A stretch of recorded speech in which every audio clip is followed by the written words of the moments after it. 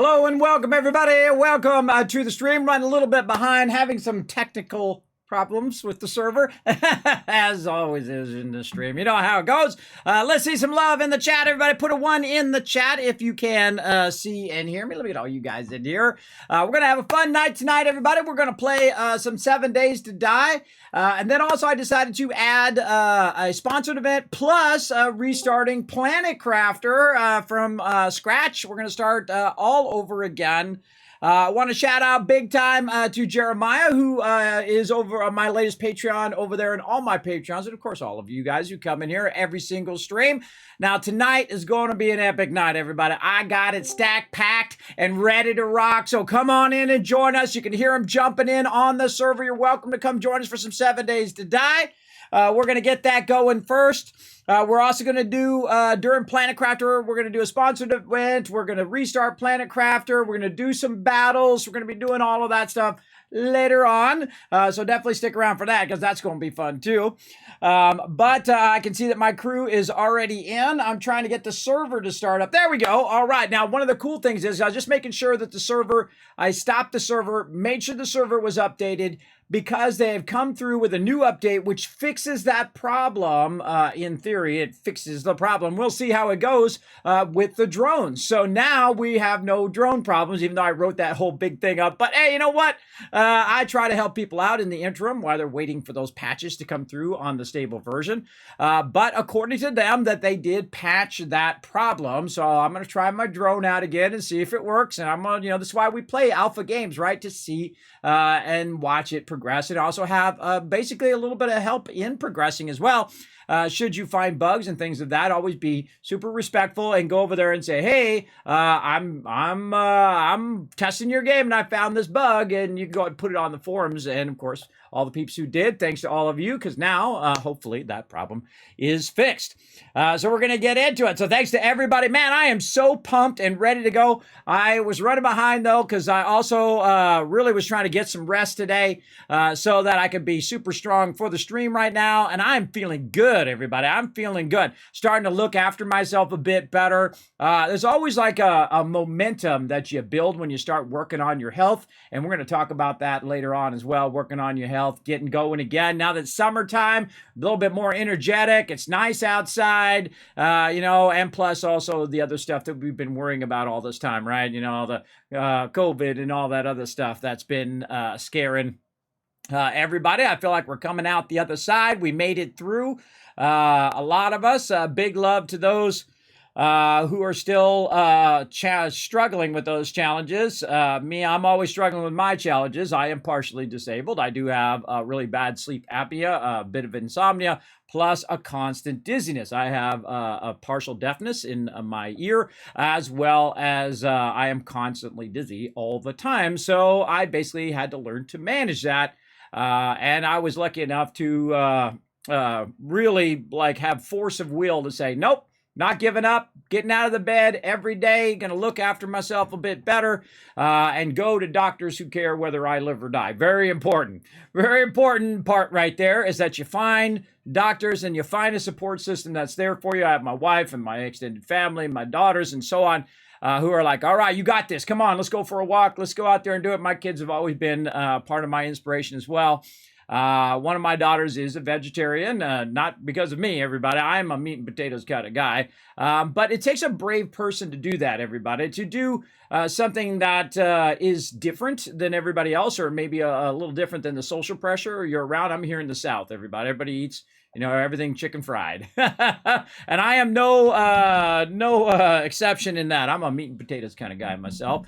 I eat a very limited amount of food, but recently I've been trying to widen my food because it makes a difference. It really does. It makes a difference in your sleep apnea. It makes a difference in I have a really bad cholesterol now, I found out as well. There's between here and here, and mine's way over here. My doctor's like, hey, stop doing that. And I'm like, all right, I'm on it. And the cool thing is about what I've done is I've lost 50 pounds, right? And we'll get into it deeper later on, but I lost that 50 pounds. And now that I know I can do it, I know that it's a possible thing for me. I know what the steps are to do it. And that's the coolest part. The coolest part is when you really know something. It's kind of like when you're playing a game, right? Maybe you're playing some 7 Days to Die and you're like, I know how to build those camps and I know how to build a Kismet Kill Box and all of that stuff. We're going to get that going on. And we will do battles later on. But when I'm playing 7 Days to Die, I got to focus on my crew. I got to focus on what we're doing. Otherwise, I get distracted. Someone dies and it's usually my fault. So we'll get into that. Again, waiting for the server to come. Oh, there it goes. Okay, server finally came up. All right, hold on a second, everybody. Let me go ahead and give out everybody the passwords and all that stuff. I might have just kept it the same. Oh, okay. Yeah, look at me. I kept it the same. All right, that's because I was fooling with the server. So let's hope that it works. That's the most important part. Very, very important. But let me say hello to all of you guys. My team, you guys can go ahead and jump in there. It's the same password as last time. I don't think I changed it, so you can go ahead and jump in. And get started. Notorious DDK, thank you for coming in, bringing that love. Hello, hello, welcome to you. Thanks for coming in to the stream. Who else we got coming in? Rotisserie G showing the love. GG's, exactly. Gonna get my health going on, everybody. If you haven't seen them already, you can see a part of my health journey over on my YouTube. I have a bunch of IRL videos over there. You can see me going to the gym and working out and trying to learn how to take better care of myself. Now, I'm trying to build a gym at my house so that I don't have to go to the gym and wait on other people. And I have just slightly a bit of a germaphobe, everybody. Not really bad, but enough to, want to not deal with other people.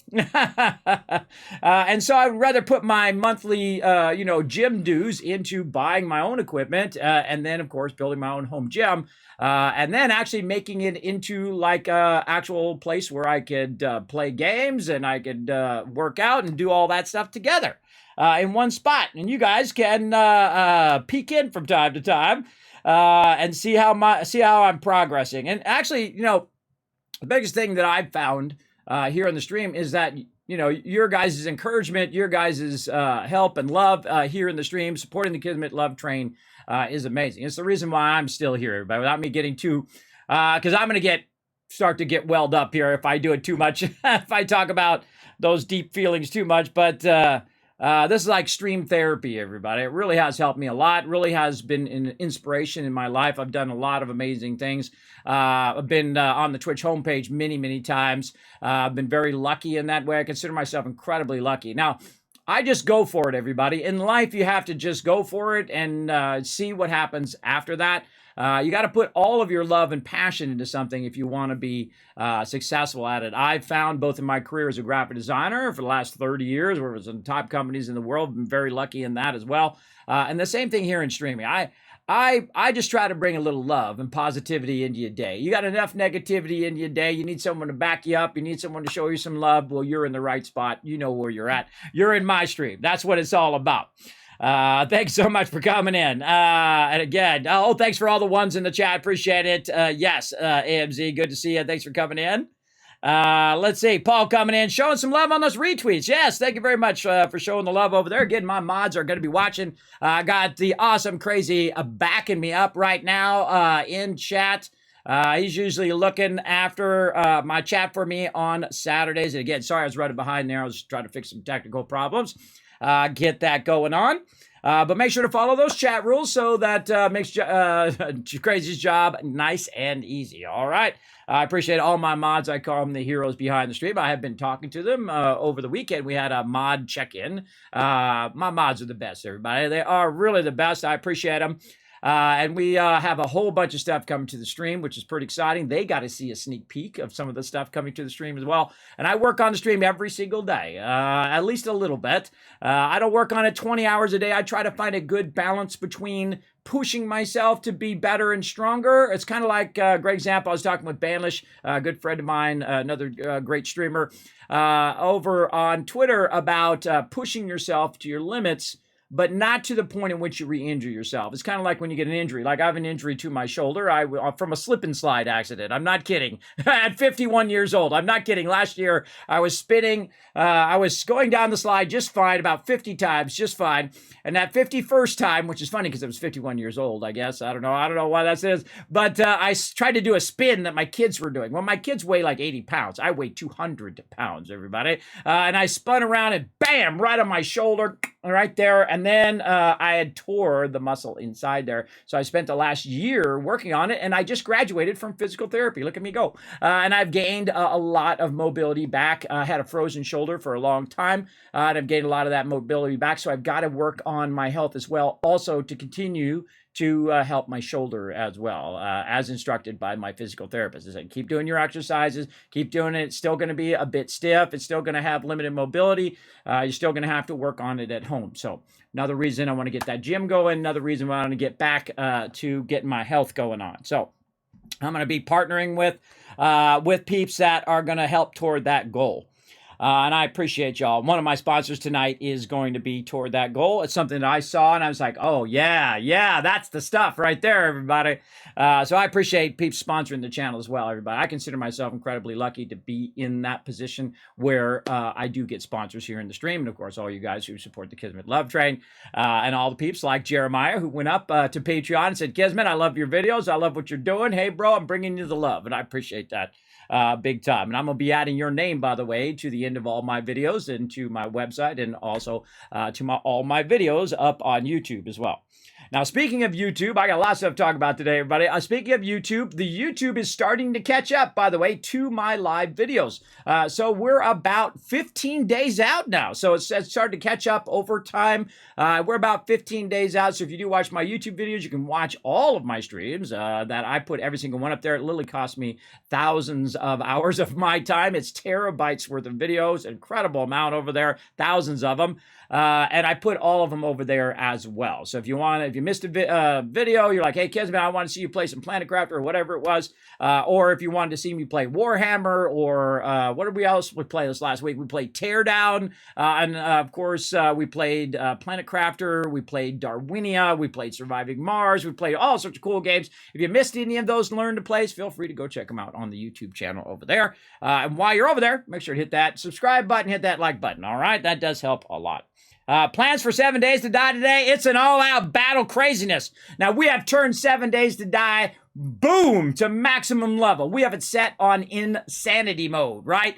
Insane mode. As hard as you can turn that sucker on, it is cranked to 10, and then one more notch to 11, because it goes to 11 in this stream, everybody, as you saw in my startup panel. If you ever noticed that on my panel, it goes to 11. It turns the volume to 11. A little Spinal Tap reference for all of you out there. So I say we just dive right into it, because I'm ready to play some games. I don't know about you guys, but let's do it.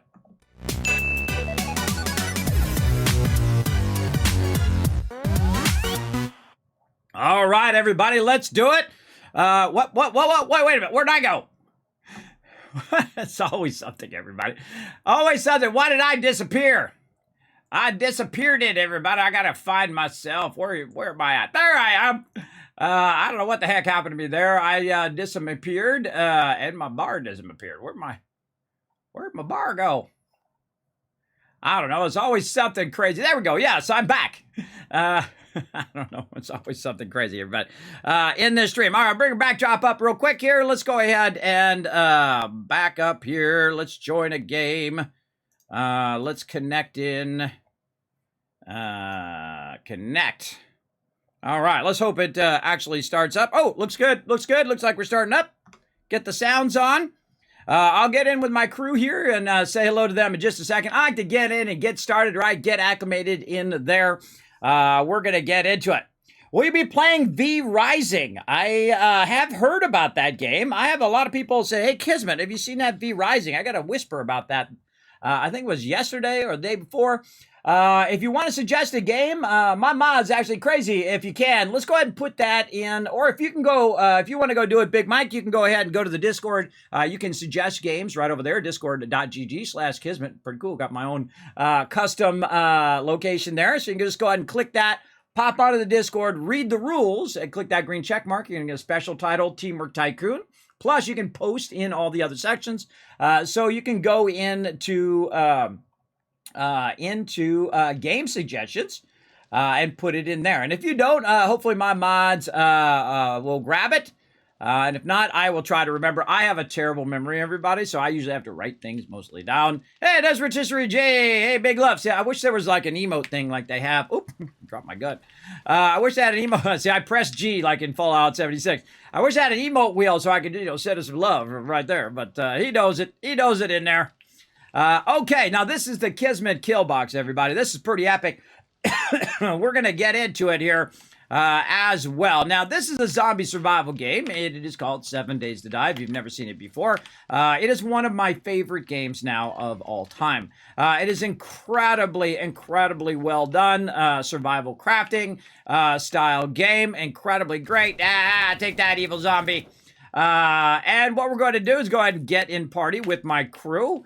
And hope that our drones and all that stuff works today. But as you can see, we're in the hardest zone you can be in. We're playing in the hardest mode. We have cranked it up to 11, right? We're going to have crazy tons of mobs coming at us. Now, this is one of my signature bases, everybody. I don't do fancy castles and stuff like that unless I'm really in that mood, but I build to be efficient, right? Use the minimum amount of resources for the maximum return on the time investment it takes. Now, remember, this is not just me, everybody. This is my crew as well. We got Alan, we got AMZ, Rotisserie G, Sita in there as well. They also have been working very hard on bringing in materials and helping build the base. And this is actually our second base in this playthrough. Now, you're always kind of still pushing forward on all of your stuff, including all of your gear. You can see that a lot of my gear is level 6, but the level 6 actually has a different range as well. So you can have a low-end level 6 weapon or a high-end level 6 weapon. You're always trying to look for a better weapon and a better bit of armor and a better bit of this, right? So that keeps you going in the wasteland, as well as you try to build up your quest lines and whatnot. And they're also, they got a bunch of stuff coming up in the next update. Now, I wasn't able to get Twitch integration working today. I was trying to get to it, but I had a bunch of IRL stuff I had to finish up. But we'll try to work in that next week here because we play every Saturday around 10 p.m. Eastern Standard Time. So we'll try to work that in next time. I was pretty close on it, but I thought, well, let's just do it proper. I'll have all the commands and all that stuff for you, so you guys can go in and actually find all those commands real easy, so you can play along in the chat when we do Twitch integration. So I was building a lot of that infographics for you guys. So we'll get that going on. So today, what we're going to do is we're going to get into all sorts of trouble today with the stream for sure. Our main thing is to get our questing going on. You're going to see 1, possibly 2 Horde Knights. Let's go see where we're at. 227. Let's check these Horde Knights over here. What do we got? Whoa, whoa, whoa, whoa, whoa. Holy moly. Look at that. 227, so 231. Not too many days away, right? That's only 4 days away. 224. Yeah, we're actually going to do Horde Night pretty quickly. Only 4 days away. Now, we're also playing at double speed, everybody. So we're playing every 30 minutes is a day, as opposed to an hour, which is the normal time in the game. The reason why is that is also a larger challenge, especially to get to day 7 and have your stuff built up. But we absolutely crushed it, everybody, as you can see by our epic base. Now, one of the things I like to do for new peeps, or for the peeps who might have missed in the past, a bit of me building the Kismet Kill Box here, and it's incredibly effective. You see we've got the trader, a gigantic city over here, everybody. One of the biggest cities I've ever seen and ever built a base by. It is absolutely massive with tons of tier 5s. And I'm going to go out here in a bit, and we're going to do some questing and try to get my questing level up. I've never gotten my questing level to level 5. I'm going to try to get it done at some point here. Now, this basically is the kill box, and it is this is a triple layered Kismet Kill Box, also a modular base as well. This is both a combination of a production base and also a horde night base, right? So the whole premise of this game is every 7 days, a bunch of zombies are going to, of course, attack your base, and you have to be in some situation to defend it. Oh, there you go. There's a Discord right there. There you go. Yeah. Is there a mod that can invite me to the Discord? Oh, you just click that. You follow that link. Pop on over there to the Discord. I have a custom thing to just let you just jump right there. Just click that link right there in the chat. It'll get you over there, and then you can go ahead and do it. Oh, Crazy's put it on there. I see Crazy's put it on there for you, but feel free to pop over there and check it out. I got tons of stuff up on my Discord, including a whole bunch of feeds of a bunch of different games that I play on stream, including 7 Days to Die and Fallout 76 and so on. So you can see all the latest news in one spot. Very easy. Now, as you can see, I've got an automated drawbridge here as well for my crew. So they just run up the little sensor there. We'll see them. It'll hold the drawbridge down. As long as it senses there's somebody here, it'll keep bringing itself down. I've also got a trigger plate so that, yeah, look at that. We're just catching some air on the way in. Nice. Also, I've got it where basically you can just hit that trigger plate and it puts it down. Now, the reason why you don't want it to auto trigger from this side is you don't want it to go down and all of a sudden the zombies be coming up behind you. You want to be watching in the direction that you're going. And so this is the top level of the kill box. This is the top level of the kill box, and again, it's in multiple layers. So the first layer that we use is going to be our production layer. Right here, these are our boxes, our drop boxes, and our finished boxes, which means it has finished ammo. Now, again, also, this is a trigger plate that triggers that, so we can go ahead and get down into our production area, which you saw. Now, I've really streamlined this base into the absolute most basic base for the biggest return, meaning that it has a basic gap. These are our supports here, as a basic gap of 5 in between the supports, so it's 1 is the support, then you go 1, 2, 3, 4, 5, and then the 6th one is your next support, and so on all the way across.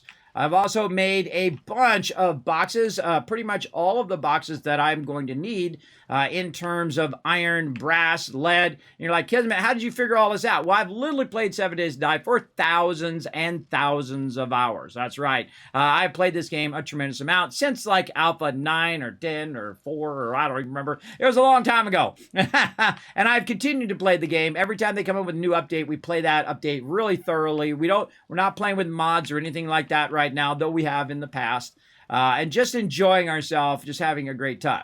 Now, these are what's known as raw materials, which are being fed into these furnaces here, and you'll see me go ahead and prep those. These are finished materials here in the center, including armor and armor mods, tools, weapons, ammo. You get the idea.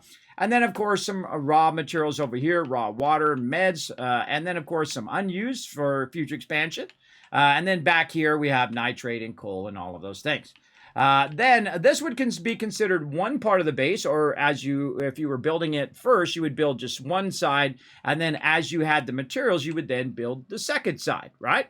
Then also what I did is I lined the base. Now, the cool thing about this, everybody, is this was like a vision in my head.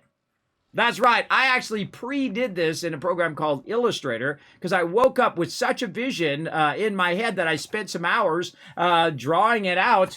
And you can actually see right there.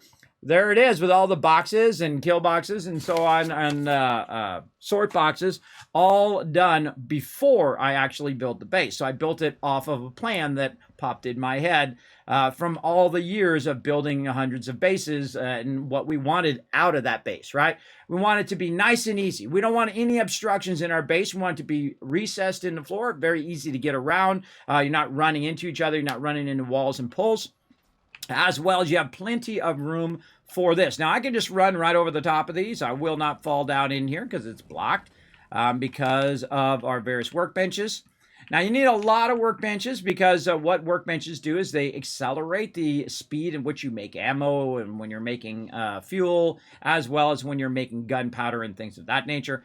So very important to have that. So that's why we built the second. So we have basically our raw materials and our finished materials section, basically our crafting side, and then our increased production side. Which is all these other ones. Now, we also have a bunch of campfires up here, including some forges just for making glass, make glasses for water and things of that nature for cooking over there as well. Now, the outer part of the kill box here, just outside the production area, is what we call the Kismet Kill Box. And that's where we can see outside, and we've seen any baddies out there. We shoot at them and we blast them, right? Now, this is actually an inner kill box, meaning that if they get to this stage, something has gone horribly wrong. Now, down here also, which needs a hatch, is Alan. He's down there. He's put our supports down below there, and he is building out a farm down there. And I love when my crew like to build as well. A lot of my crew is very much like me. They are builders and incredibly great at it. You can see he's done this. Now he's put these supports all the way down to bedrock, so hopefully our base does not fall down. But if it does, no biggie, we'll just build it again. So we don't bash on each other for mistakes, everybody. I make mistakes all the time. I expect people to be like everybody else, inherently flawed. I'm inherently flawed, and I'm sure my team are as well, just because every single human is inherently flawed. So I suggest not to jump on them whenever they make mistakes. Like earlier, my daughter accidentally dropped some food on the ground, and I'm like, don't worry about it, baby. Everybody does that. I call my daughters babies because they were babies at one point. They're not anymore, though. And I say, hey, don't worry about it. Everybody does it. I don't yell at them for spilling milk. I don't yell at them for making those type of mistakes, because everybody makes those mistakes along the way in their life. So making them feel bad about, let me put myself just a little bit over here. Making themselves feel bad, making them feel bad because of that, I think is not the right thing to do.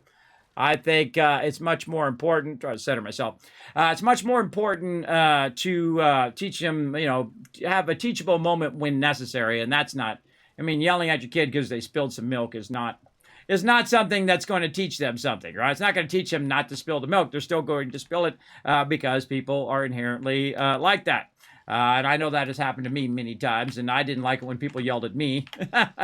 And so I'm not going to yell at them for doing that kind of human-style mistake. So, yeah. And the same thing with my crew. I expect them not to yell at each other, and I expect them not to yell at me when I make my mistakes. Thus, gives you a bit of freedom, everybody. You're not walking on eggshells all the time. The problem when you're around somebody who's always like just waiting for you to make a mistake so they could yell at you is the fact that that you're constantly in worry. You're constantly in, oh my God, if I make a mistake, someone's going to jump on me over it. And I try not to be that way. I have grown up with people who are that way, who will just bash on you every time you make a mistake, who will laugh at you when you make a mistake, who will constantly try to put you down when you make a mistake. Believe me, it does nobody any good to drag them down, because if you aren't perfect, they aren't going to be perfect either. Sorry, spoiler, everybody. That person you think is perfect is not perfect. They're inherently flawed just as much as you are. But the most important thing to figure out is, are they perfect for you? Because I've been with my wife for 29 years, everybody. I have 3 beautiful daughters, all of them on the honor roll, not because of me, because my wife is super smart. I am work hard smart. I work very, very hard at what I do, and that's how I succeed. And they are very smart. They are way smarter than me, way smarter than I will ever be. Now, this is the outer part of the Kismet Kill Box. Now, this is where the fun begins, right here. We'll be down here shooting from down here, as well as we're going to be up here on top shooting our rockets off to try to keep those bombers from getting in and breaching our base, and, of course, destroying us and destroying our base. Our base is the most important thing. That's the thing you don't want, or our loot in our base. Let me be real clear. Our loot in our base is the number one thing you don't want to lose. You absolutely don't want to lose all that hard work that everybody has worked at, right? Like all of this ammo. This is why this stuff is up high, by the way. All of these shotgun ammos and 7.62 and food and drinks and all of that stuff. You do not want to lose that. Now, if you die, no big deal. You respawn, you're back on your bedroll, you're off and running, you're good, you're GG. But if you do lose the loot, then that is the part that people have spent so much time on. But it's going to happen, everybody, because remember, this is an alpha game. Sometimes you're going to lose the loot. Sometimes you're going to drop the loot and can't find it, because usually you can have a bag, you can find your way back. But if you die twice in a row, then you've lost where you were before. So one of my tips is, whenever you die, immediately go and right-click and say quick waypoint on the map so that it is right over wherever your bag is. So if you do die, then you have a marker on the map also where your bag was. So if you die a second time, you still know where your bag was because you have your flag on it. So big Kismet tip for you there. Easier to find your way back. So we're going to get into all of that here in a bit. Yeah, does censor only from active players? It is, Rice. It is only for allied players. So it'll only see that. I'll go ahead and show you that up here. Great question. And again, we just run over the trigger here. It'll trigger it down. And if we go up here, I can kind of jump maybe, or I might have to use a box. Let's go ahead and use a box. Oh, over here. Let's go. Now, what this is this gives you frame shapes, which is one of the genius things they came up with. Remember, they came up with this years and years, like 7 years ago, everybody. A long time this game's been in alpha, but that's okay. Take your time, make it great. We don't want no bad release of games, right? We don't want people to push out games that are not finished. And then we have to suffer. But here you can see that I have it so it targets me, so it'll open up for me, and then any of my allies. It'll open up instantly, and then it will open for 5 seconds, and then automatically close itself, which is super useful. Now, I would wait for it to start to go back up first before you run over it. Wait for it to come back down again. When it does see you, then go across it. Otherwise, you won't have enough time, and it'll drop you into the spikes as well. So there we go. So we're going to get into it and get it going. So let's go ahead and get into our base. Now, again, you're going to see some epic zombie action. It's going to be coming in waves and waves and waves, set on the hardest mode, the insane mode. So stick around. We're going to get into it. Okay, now one of the things that I love to do is I love to work the forges, everybody. This is something that I typically will be doing. I am what's known as the quartermaster. The quartermaster manages all of the loot as well as sometimes the builder who builds the base. Right, now I find that most people, they like to go out and they like to hunt zombies and get the loot and bring it back. So what I try to do is I try to fill in the role that needs to be done. I do have a lot of people who play on my server already who like to build as well, so I try to accommodate that. Now, part of our server rules is that during Horde Night, you must be here at our primary base to help defend it, and everybody works together. If you are a great team player, we are the stuff, right? Well, this is what we do best, work together as a team. And again, all of the stuff that you see and all the stuff that's been built up over time with all these forges and all this stuff is a combination of all of that teamwork together. I do a lot of sitting here and working on the base, and you'll see me in the base quite often because that's my thing. That's what I like to do in this game. Probably my most enjoyable thing in the game is working on the base and keeping the resources going and basically trying to stay ahead of the curve. Of the zombies getting stronger than us, because they will get stronger than you if you start slacking off. The second you start slacking off, that's when they go, oh, okay, here's our chance to get ahead. Because there's this thing called, right up here, called game stage. Now, if you've never seen a game stage before, that is basically the toughness of the mobs. I'm at game stage 290. On average, we're probably about game stage 200. And again, I have it cranked all the way up to insane mode so that the zombies are going to be an absolute ton of zombies. I've doubled the amount of zombies that can spawn and doubled the amount of zombies per person on Horde Night, so we get tons of zombies coming in. And the higher you get on game stage, the more and more insane that the onslaught is during Horde Night. And you can actually make Horde Nights random if you want. You can actually not build a base at all and just be a wandering rogue and then just fight them off on top of some POI somewhere or on the street if you want to. That would be really hard to do solo, but if you got a crew, I've done it before. I've actually said jump down, and my entire crew has jumped down, and we've just taken them on just at the ground level, which is pretty crazy. That's pretty insane. You never know. Sometimes I'll do it like third wave. I'll say, all right, everybody, jump down. Let's do it. And get it going on. So very, very fun. So, yes. Now, we've got a bunch of points to spend as well. We'll get back to that. But we need to make sure that all of our stuff is really rocking here. And what I'm doing right now is, again, taking all this iron, and I'm converting it into forged iron and steel. That's what we use to strengthen our base around there. And so we're going to keep doing that right there. And then we're going to run out some forged iron here as well. And when I'm out of brass down here, when I don't have a lot of brass down here, I will go ahead. Oh, we got a bunch of lead there. Very nice. We'll go ahead and switch over. Now we have a good amount of backlog of resources. That's really what you want. You want to backlog as many bit of resources as you can, so that in the moment in which you need those resources, there we go. Oh, and it looks like he just fed all of those in there, except for we've got max clay there. So what you want to do in those resources, in this case, see how he's got this max clay 30,000. You want to go ahead and just double up there, so it goes twice as fast. Same thing here. We'll double up. That's probably Alan. He's a resource collector like me. I love collecting resources, everybody. It's really, really fun. Now, all of these that are in a row are basically lead forges, right? And these are brass forges, and these are iron forges. But that doesn't mean you can't, cross-use them when you need to, right? And so, again, we're going to double up on all of those. And then here at the top, we'll do the same thing. We'll double up on that. And then we'll also go ahead, again, very heavy on the forge iron. Looking good on the forge steel now. Now, over here, we've also got our concrete going, and it's maxed out. So we definitely want to keep that going by getting our cement going. Another thing that I'll do is grab a bunch of stone like this. That one at the bottom, by the way, is for bulletproof glass. And we'll just go ahead and try to max these out so those will run for a while.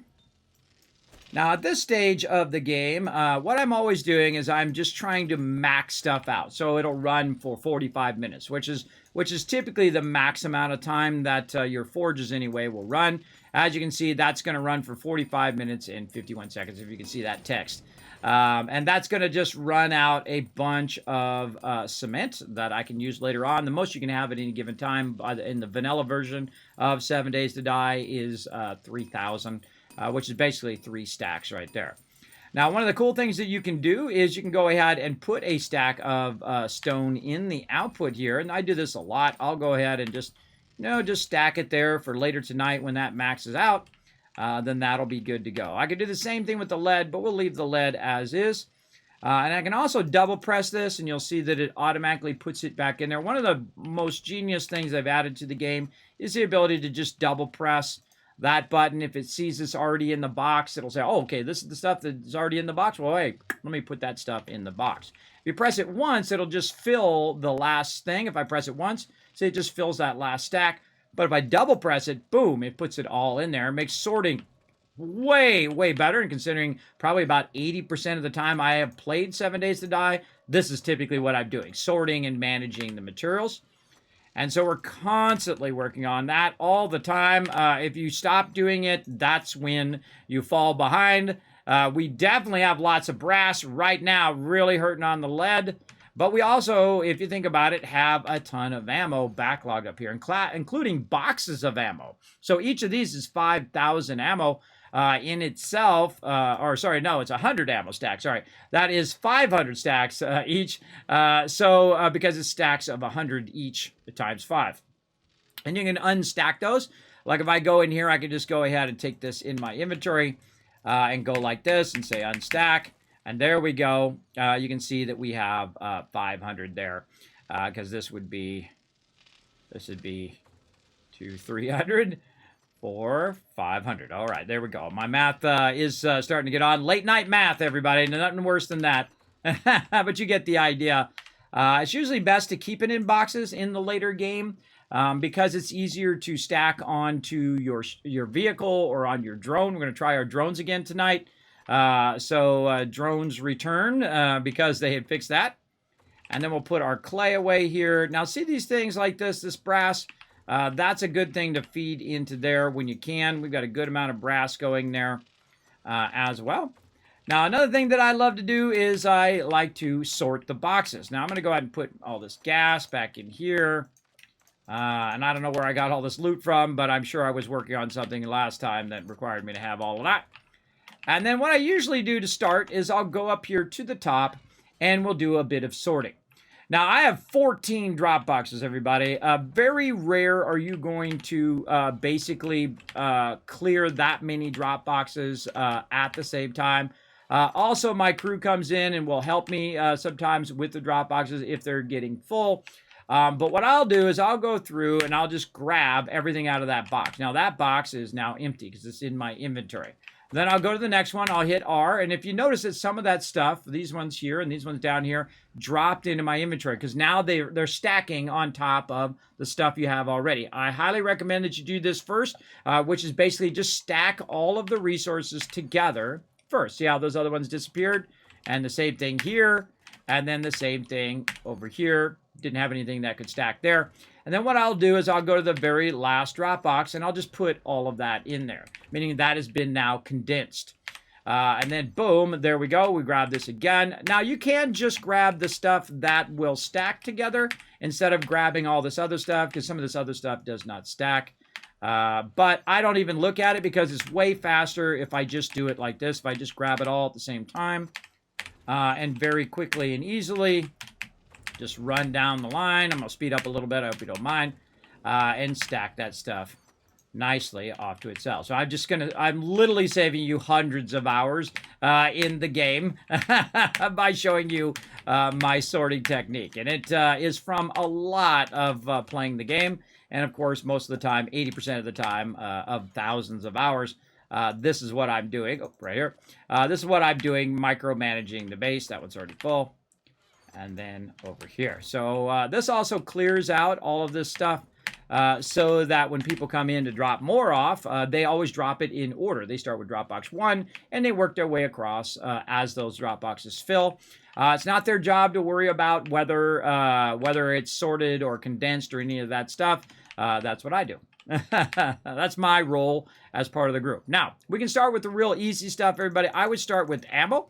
Then I'd start with these right here, which are our batteries and our engines. We'll get those. We got some more ammo here. Now, you can also sort it, so it's a little bit easier to find that ammo and find those engines and whatnot. I find that's really useful to get that going. The same thing here. We're just going to press sort. There we go. Holy moly, look at all that ammo. That's a lot of ammo there. All right.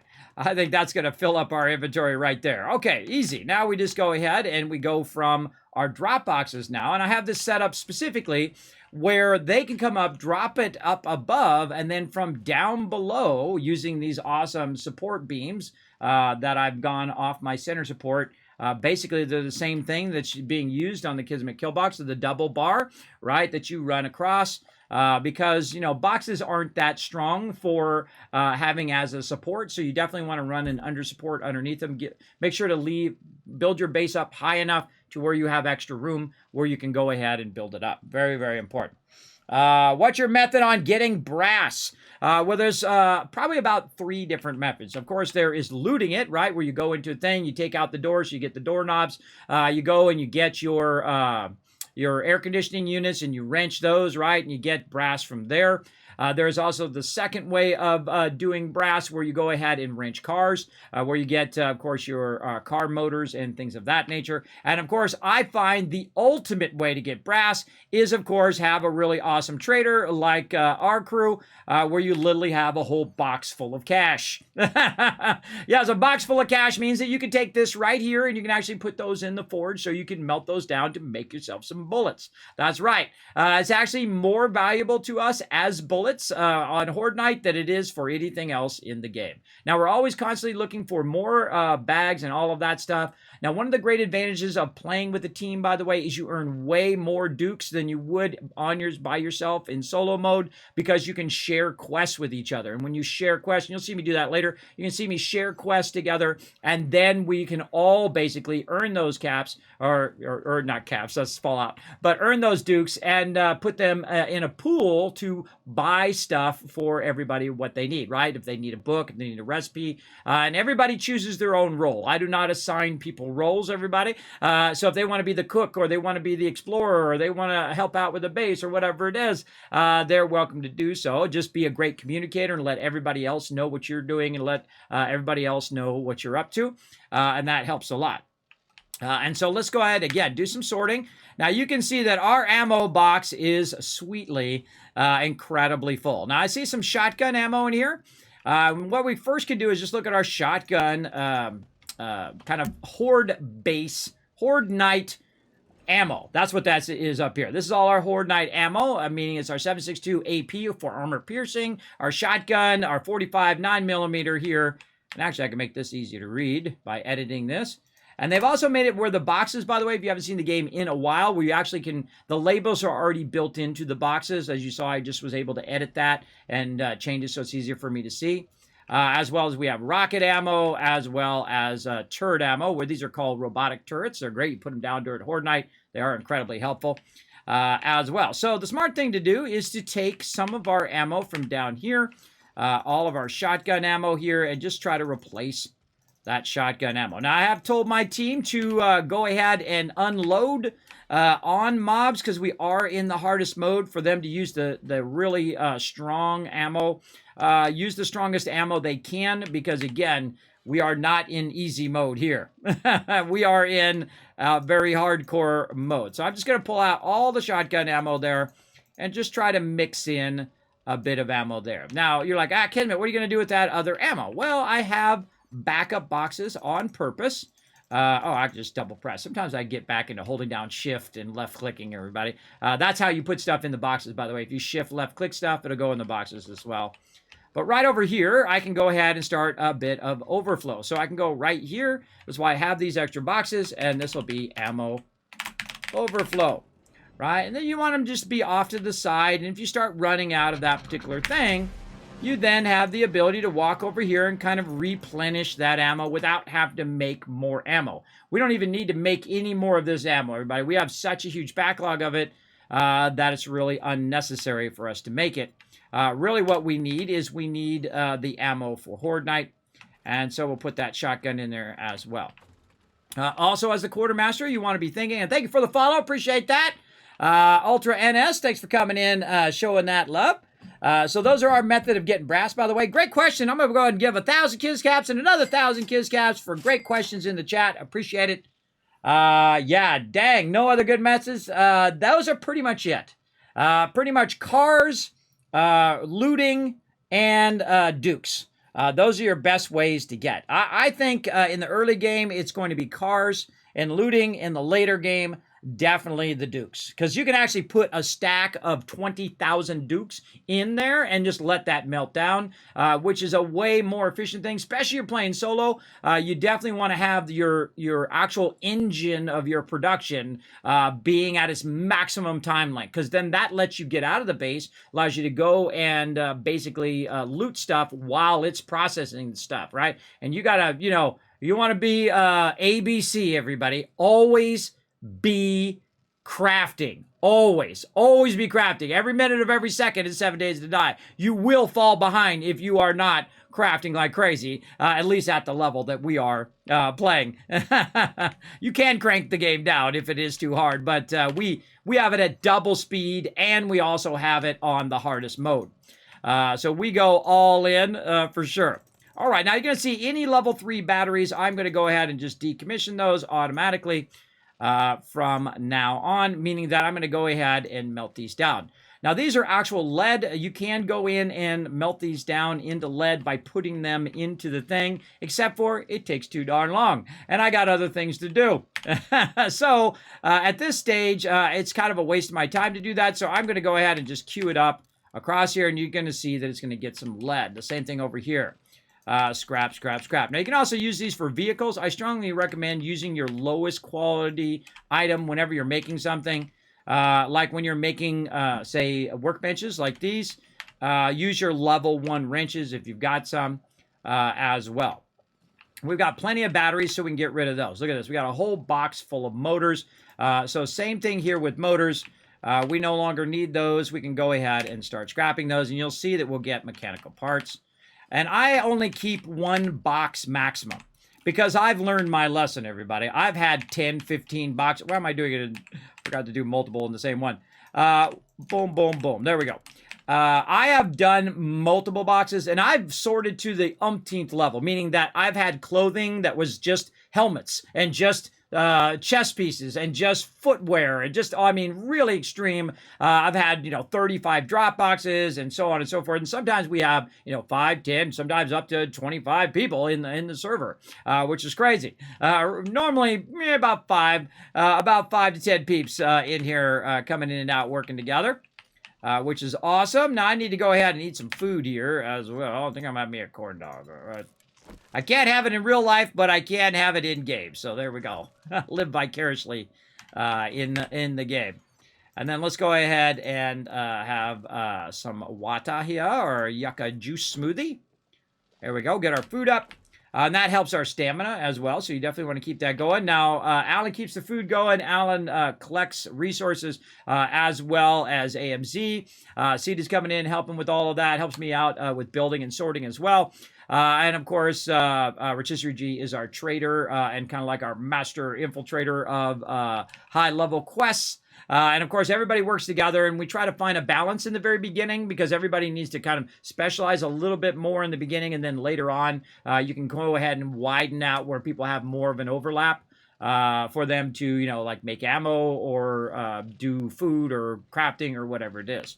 So you want to have a good ammo, and you want to communicate, right? When you're in a team, that's the number one thing. Now, speaking of communicating, great segue, let me talk to my crew.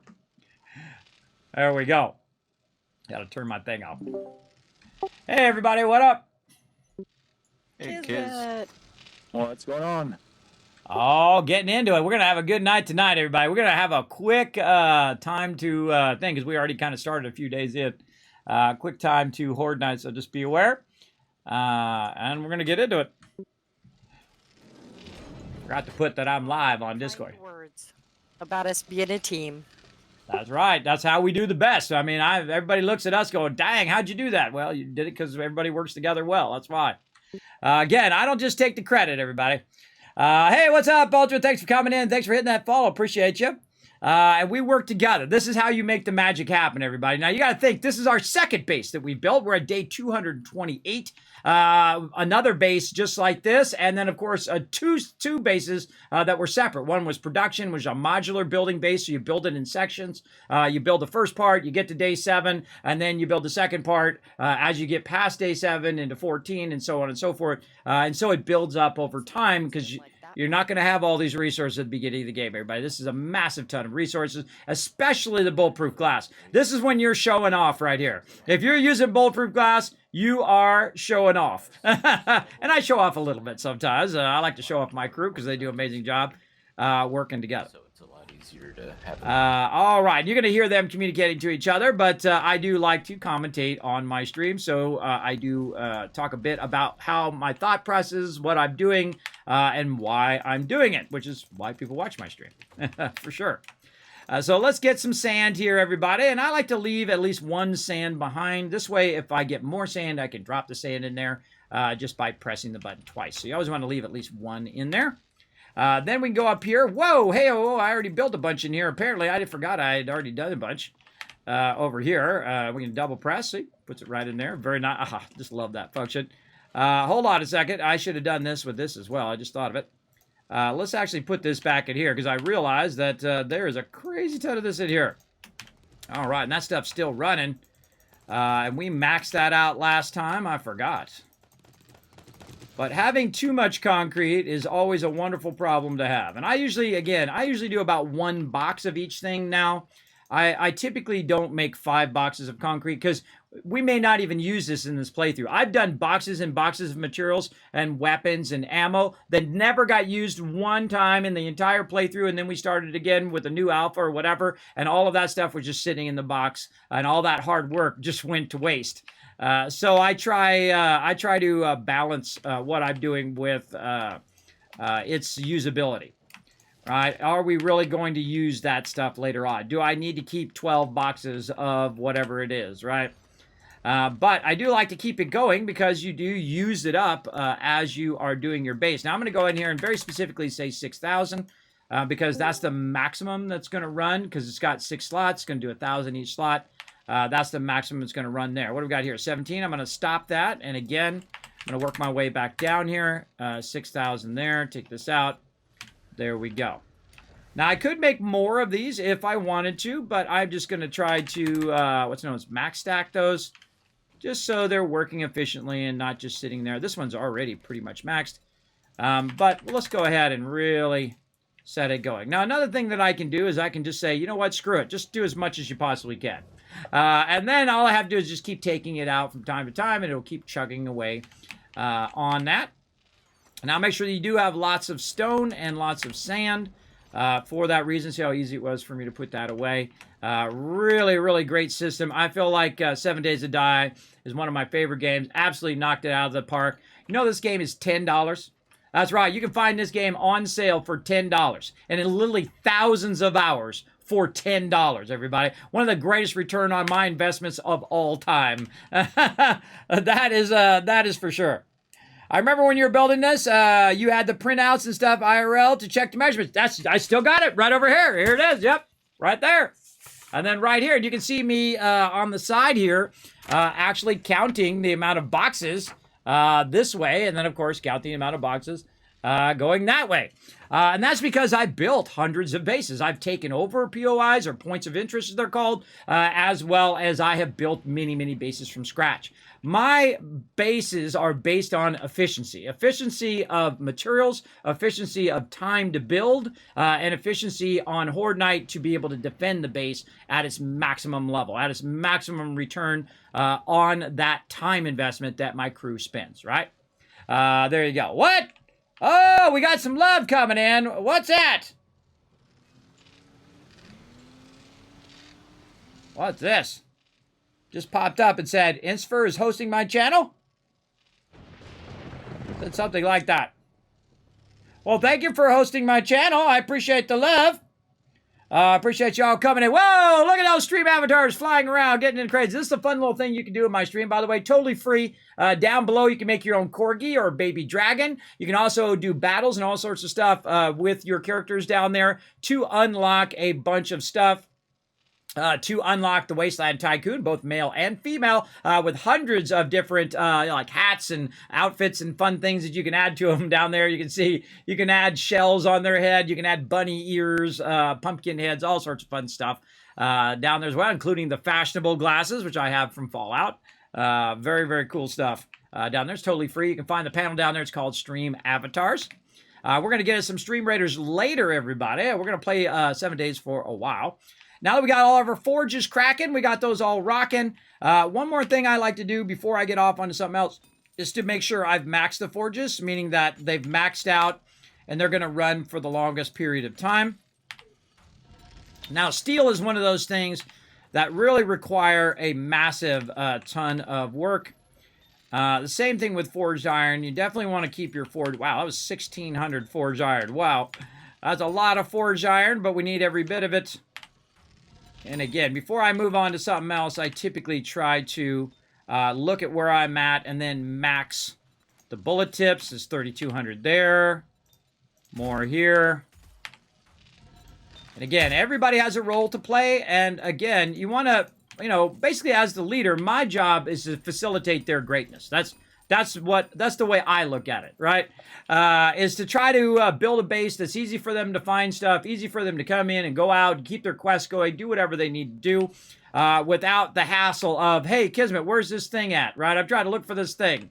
And most people who play with me, after a little while, they'll very easily realize the way that I sort and the way that I do stuff.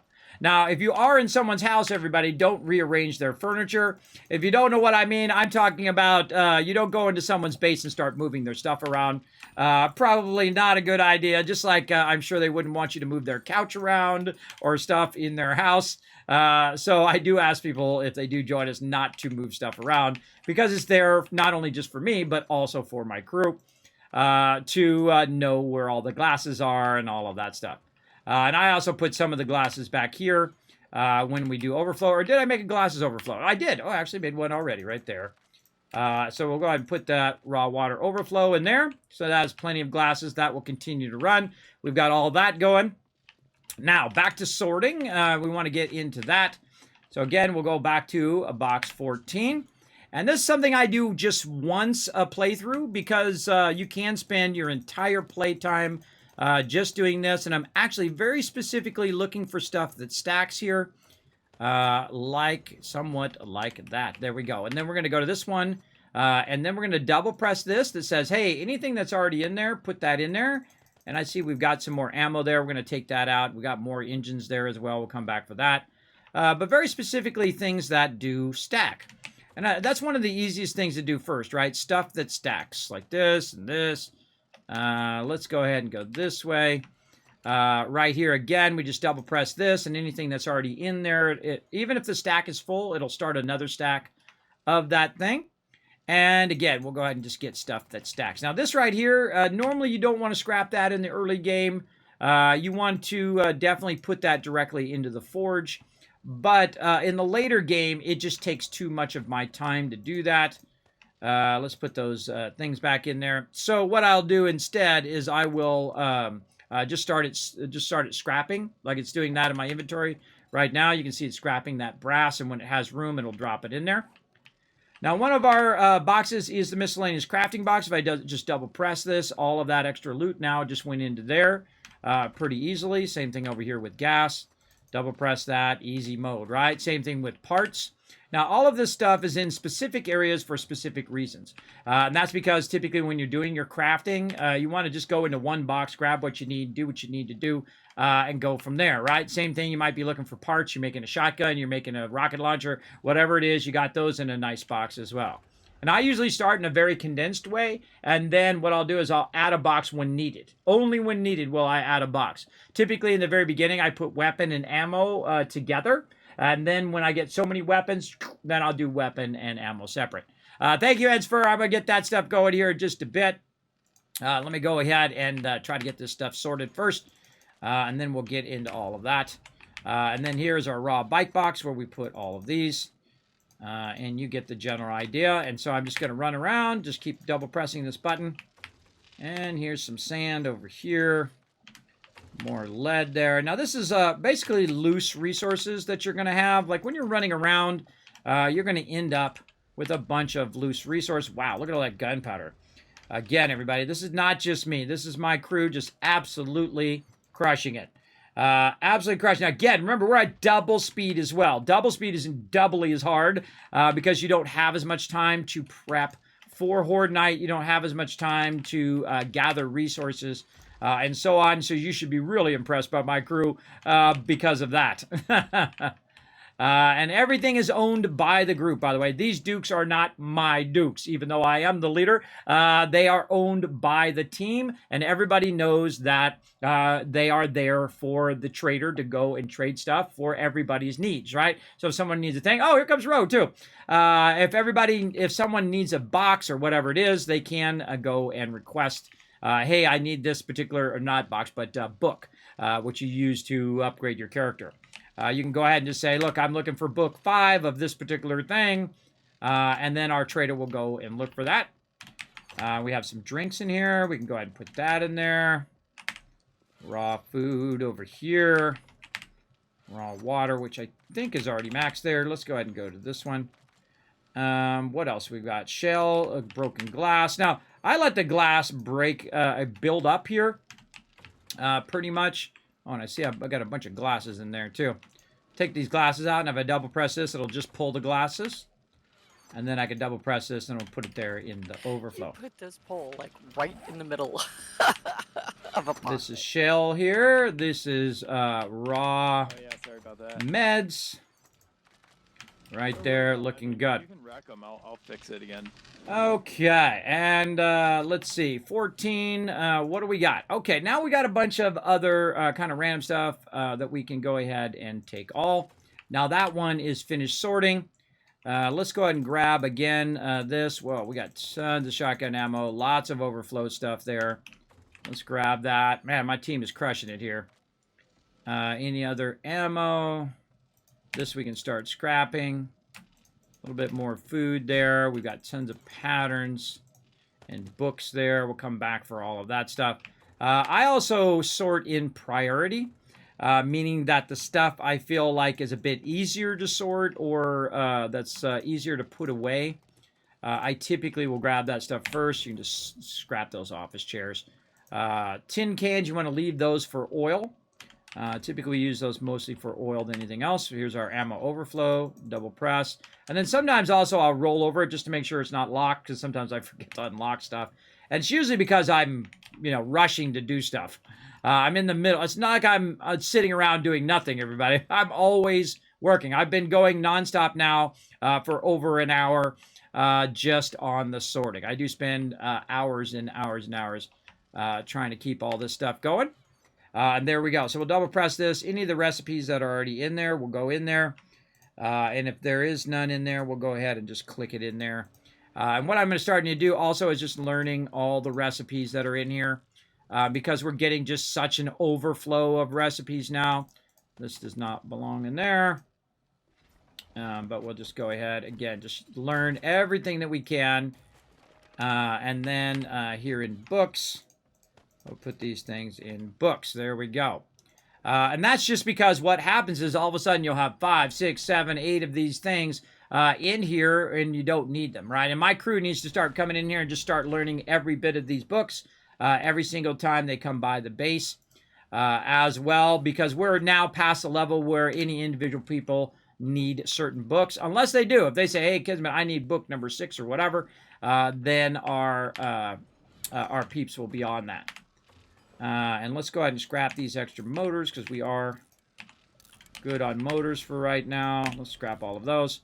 And I put it in the workbench so it'll work in the workbench and not in my inventory, so I have more room in there to work. Now, we also have a bunch of weapons. Now, you're going to actually be like, oh my gosh, Kismet, what the heck? Boom, right there. Look at all those level 6 weapons. I know, right? Epic, right? This is pretty awesome. When you see this, everybody, you know that you are crushing this game. It's fun to watch. Oh, well, thank you. Yeah, I appreciate you coming in, hanging out. Again, we are absolutely crushing it right there. When you see that many level 6s. Now, the difference between level 6s, you might have a low level level 6 or basically a low damage level 6. This is 135. This is 104, and this is 113. So this one over here, the 135, is the better of the 44 Magnum. So my team will come in and every now and again check their level 6 gun versus the level 6 gun in the box and say, oh, wait, this one's stronger. And then they'll put theirs back in and they'll take out the stronger ones. My job, again, facilitating their greatness by giving them stronger weapons, getting them stronger armor, and so on and so forth. And that's what the team is all doing in sequence. Together. Same thing with tools. As you can see, at the beginning of the game, you're just dreaming for an auger, and we have 3 extra level 6 augers just sitting in here, and a whole bunch of other power tools and chainsaws and all of that. And if we get too many of those, I will start to scrap those as well, or we'll just sell them, because that's worth 2,400 dukes right there, and we'll just start selling them off, at least the low level ones, right? And the same thing with this. This is how much damage, block damage it does, 34.5. This one does 35.8. You get the idea that that was 39.4. That's actually a pretty decent one there. Some of these are going to probably break or get close to 40. Yeah, 38.4 there, 39.4. So that's the best one in the box. I would love it if you sorted this and it actually did sorted this by damage, amount of damage, block damage. That would be a great addition to that. Let's go ahead and do parts. Again, this is what I do when I get started in the game. Just makes it so it's kind of like in Fallout 76 where I will go through and clear out my inventory. Well, this is clearing out the inventory for my entire crew. So my crew has enough room to just come back, drop in the drop boxes, boom, and then go off and do their next thing without having to go, oh my God, the drop boxes are full. Hold on, let me stop what I'm doing and do that, which sometimes you have to because it gets really, really full. All right, tactical assault rifle. Now I'm going to go ahead and look for any other tactical assault rifles. I can also just put this in here like this and then sort it and then see if there's any more. Yes, we got 2 level 6s in there, so way better than a level 4. So I'll take that level 4 out. And at this stage, sometimes we'll sell them because it's worth 900. Sometimes I'll just straight scrap them. And that's it. And then you can use those parts for making other things later on. Machine gun parts, you can use it for making the heavier machine guns. So in this case, we'll go ahead and put that into there very nicely. And then over here, wherever the trade box went, there we go, right over here. Now, again, one of the coolest things is having that overhead where you can go ahead and put stuff in the boxes so the team only needs to come in at the top, and all the people who are crafting will end up down below. Now, another thing that we want to do is we want to put over here our lower type tools. Here we go. We're going to put these wrenches in there. So as we still have the ability for peeps who prefer to use the steel shovel, who prefer to use the ratchet, to use those as well. So those are in there for that. We have our garden box, and he's building the brand new garden down below the stream down below the base right now. So that is awesome. We'll get that going. Miscellaneous crafting box here. Now, see how my crafting box is full? Now it's time to start scrapping, especially some of these flashlights to make myself some more room. Cooking pots, I don't typically leave that, even though it is a crafting item, I don't typically leave that in crafting. I usually leave that in raw food because that's like my go-to spot for those. And the same thing with cooking grills. I typically will keep them in there because in the beginning, in the early game, I typically will keep them there so the person doing the food can find them pretty easily. And there we go. We'll combine that in there. Lockpicks and gas. And this is very time consuming. Not everybody likes to do this, everybody. I love doing this. I absolutely love sorting stuff. I love collecting loot and I love organizing loot. You know, you want to lean into your strengths, everybody. If you are passionate about something, you love to do something, I find you're going to be much better at it. So again, you'll see I'm waiting on the armor right now. We'll come back for all this other stuff as well. We're just doing kind of the easy stuff right now. There we go. Okay, we've got tons of stuff. Do we need to keep steel overheads? Yeah, we'll keep it for the peeps who like to use bow and arrow. We'll put those in there. Alan's trying to get my attention. Yes. I see you jumping up and down. That's funny. I just wanted to let you know I hit a little snag with the garden. Turns out the crops actually need to be vented. So I'm gonna have to put these vents up and below here, all the way around. But then it works. Okay, like every other block or something like that, or every fifth block, or what do you need to do? Yeah. Probably every 3 to 5, yeah. Oh, that's fine. Go for it. That's fine. That's okay. We're in an alpha game, everybody. If the whole base falls down, well, hey, we learned something along the way, didn't we? And so I give my peeps the freedom to do that as well without the, you know, hey, if you break my base, I'm going to get upset with you problem, right? I give them the freedom to make mistakes. They give me the freedom to make mistakes and the freedom to try stuff. Because, again, that's what we're doing. That's why we're playing an alpha game, is to test the limits of those games as well. All right. Now, I was told to hydrate, everybody, so I'm going to get hydrating. By Insfer about 15 minutes ago, and then also words trying to tell me, hey, Kismet, you need to hydrate, bro. There we go. Hydration complete. Thanks, guys. I appreciate that reminder. Okay, so let's go ahead and keep putting in our ammo. Let's just double press this. We've got some iron crossbolts. I'm just going to take those out. Just scrap those. We have a bunch of weapons, so we'll go to weapons range. I'll double press them. It'll go in there, and then I'll sort them. When this box gets down to the last row, that's when I'll start removing these, but not until then. Same thing here with tools. We'll double press. It'll put all the tools in there. I'll sort them so they can see them. Lower type tools here. Melee weapons here. And you can see that I've got this down to a science. Absolutely, because this is a giant undertaking, everybody, whenever you're doing this kind of stuff. Now, this is basically the heavy armor, and this is a great example of the box getting way too filled.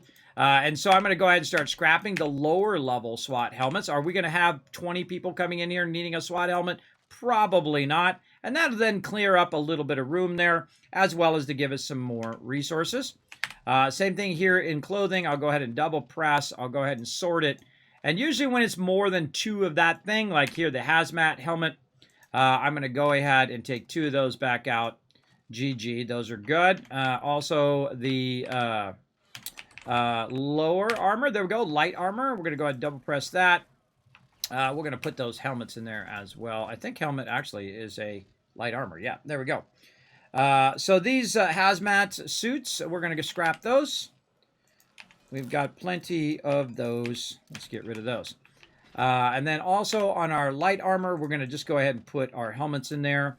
These are also light armor. And so we also have a bunch of mods as well.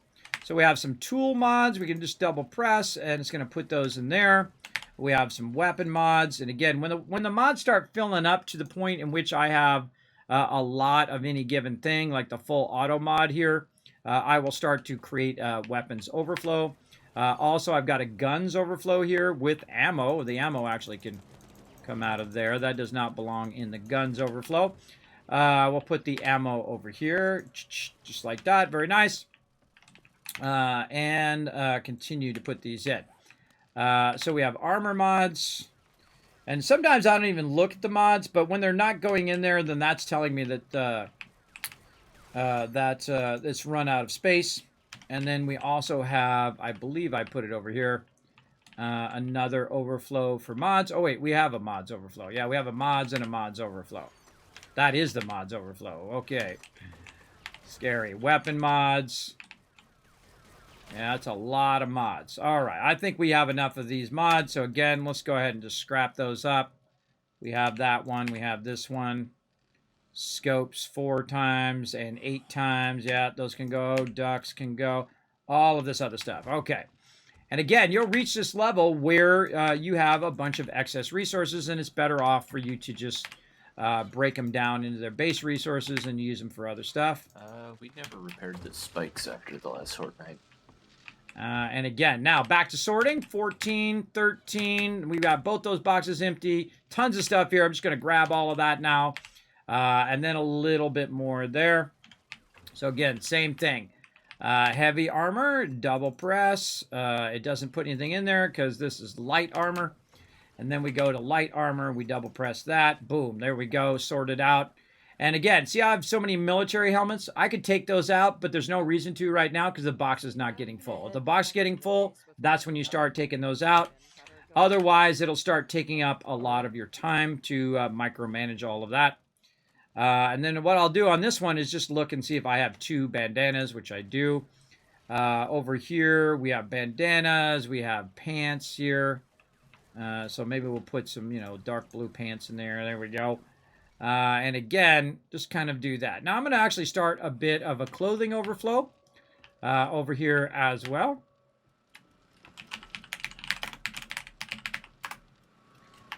Just to go ahead and put all this clothing in there.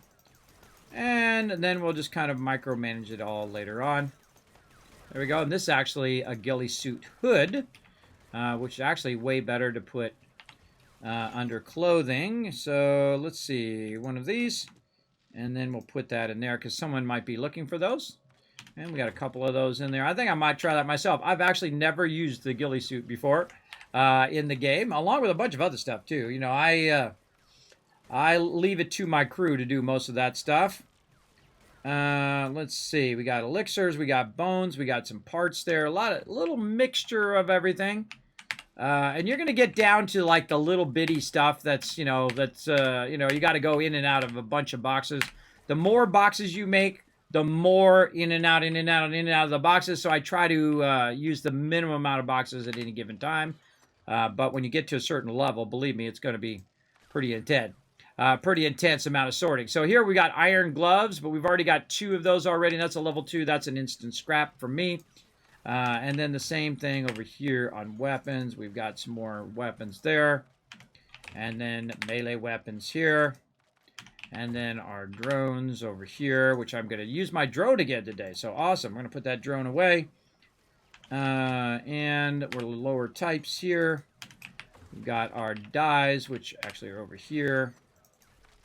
Don't have any green dye in there. It actually goes based on the color of the dye, by the way. If you have a color over here and it's not a color in there, it'll actually not go in there, which is interesting. What else we've got? We got some food. We got some med stuff. So real easy. Raw food. Double press that. Raw water. Double press that. So on and so forth. Easy stuff. Any garden stuff? I don't see any in there. And then no glass or anything running across there. We've got cash. Cash goes to the trader, so I just put that right up into there. Then we've got some nitrate as well.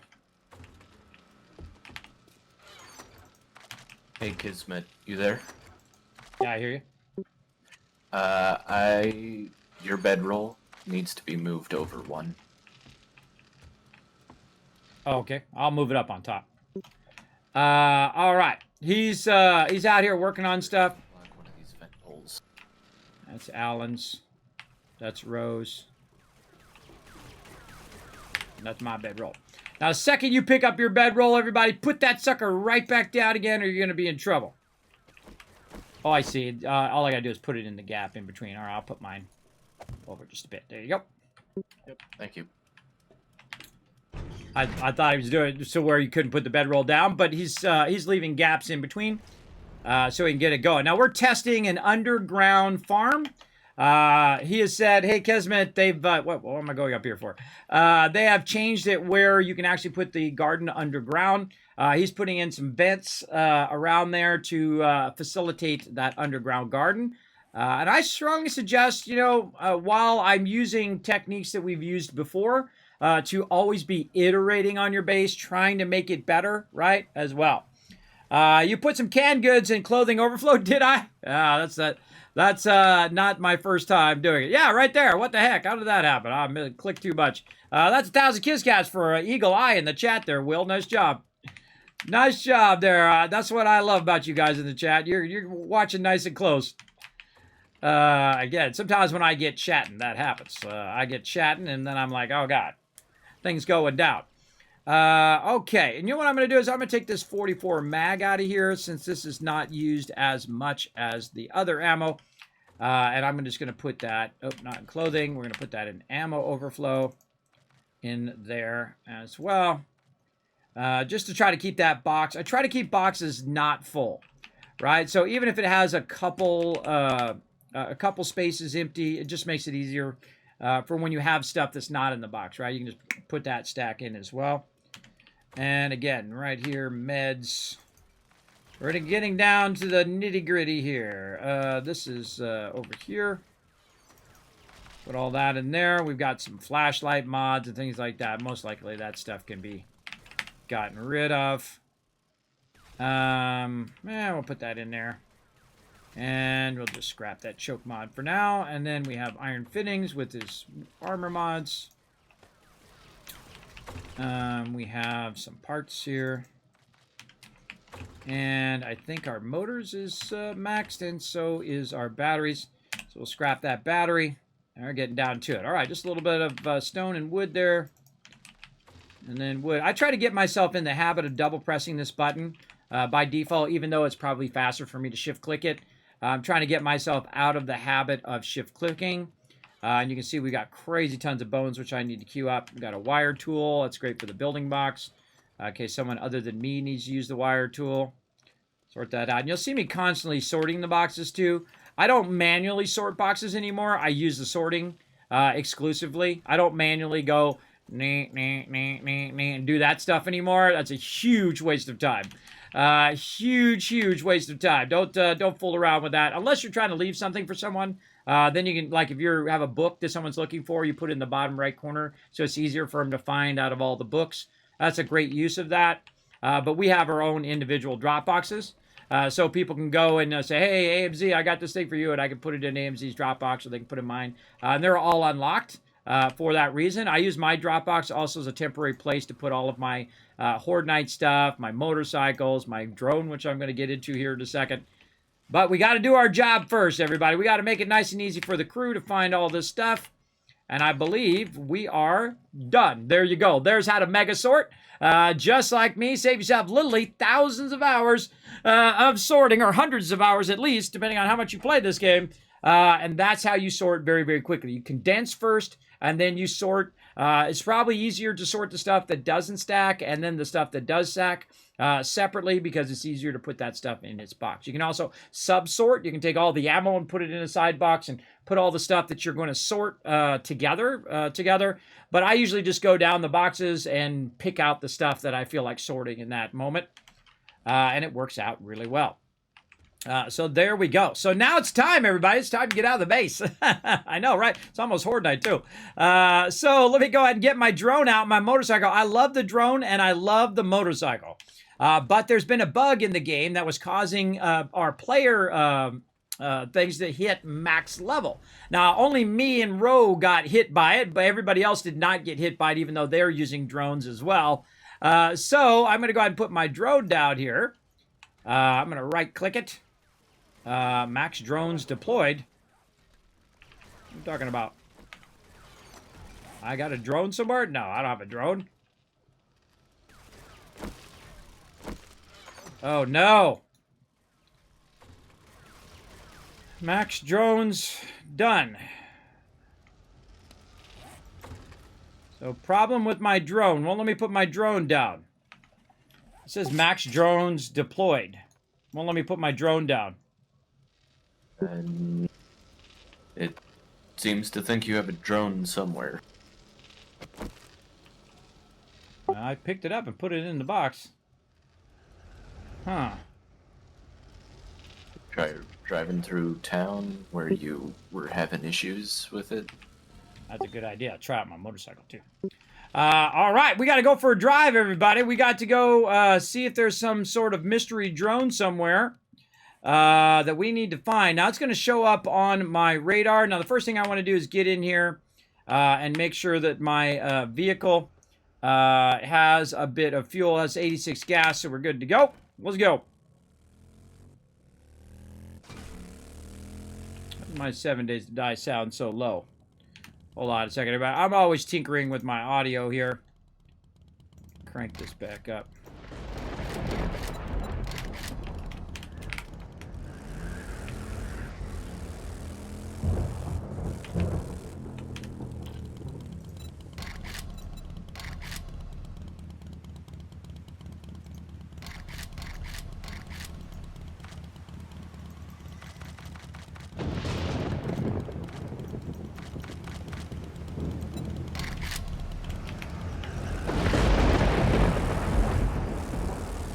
My sound's just down. I don't want it to be too loud.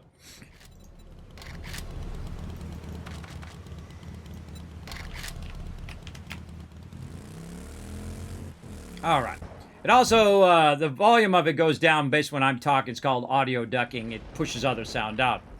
Okay, so I got to go find my supposed drone that I've lost somewhere.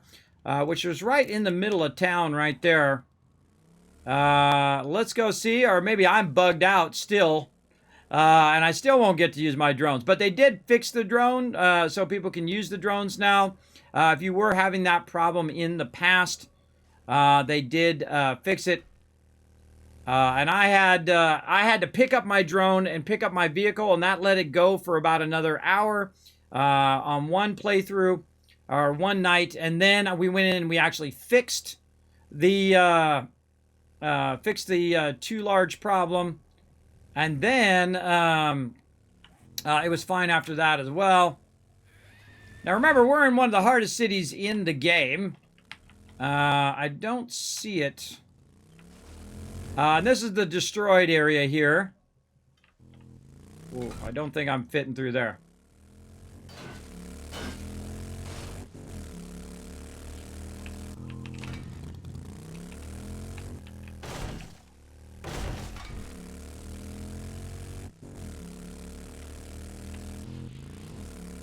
Go back that way. Oh, look at that parking. Yeah. Now it is nighttime, so zombies are going to be going pretty fast. They're going to be after me. So that's not it. Maybe it's over one more. I think it's over here. Let's go try this way. And again, I'm trying to find the spot in which I was glitched out last time. I remember it was pretty much in the center of town.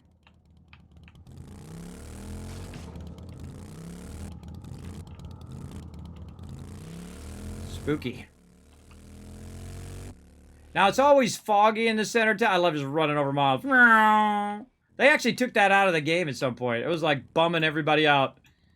All right, where are you at? Where was... Oh, I hear a bird. Dream on, bird. I'm out here. Dang it. There was a tier...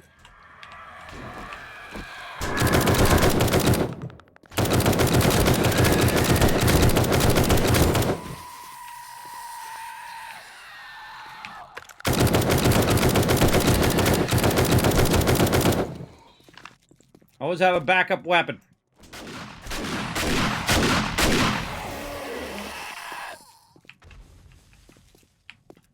Stuff going down, everybody. Stuff going down up in here.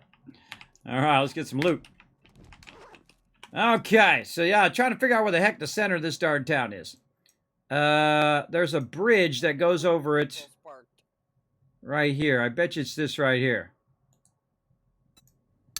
Okay, so again, part of the fun is figuring it out.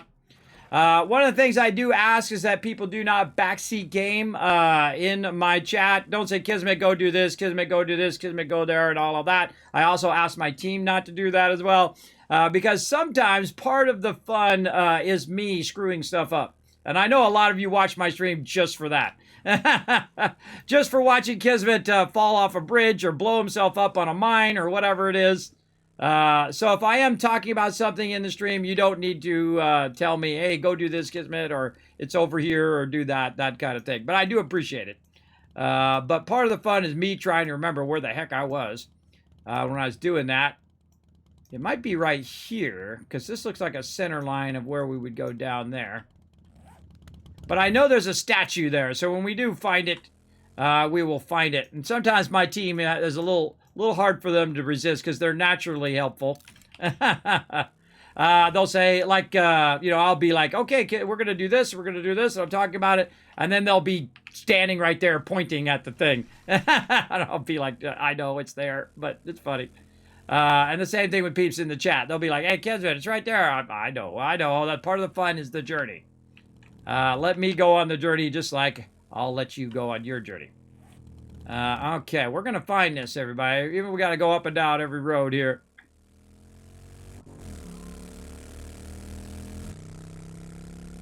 There's the aqueducts. Maybe I'm thinking it's too far. All right.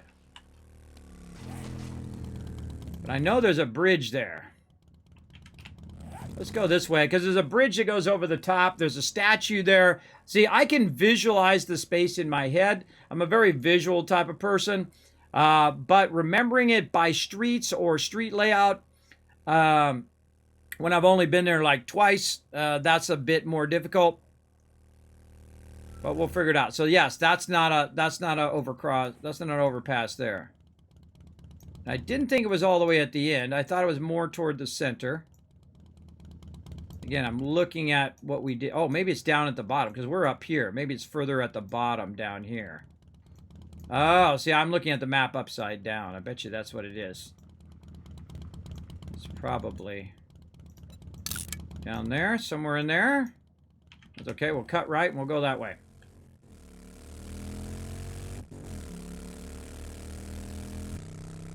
Now, there is some time that it's okay to backseat game, by the way. Whenever I'm doing what's known as a learn to play, you can backseat game all you want, get it out of your system. Whenever you see LTP in the chat, as well as it'll actually say backseat game all you want. I do play both ways, so you guys can enjoy a little bit of backseat gaming as well. Yeah, I think this is way on the other side of the thing. Yeah, we're down here now. Okay, now we're going to look around down here. Maybe this was the bridge. God, I know there's like a statue there.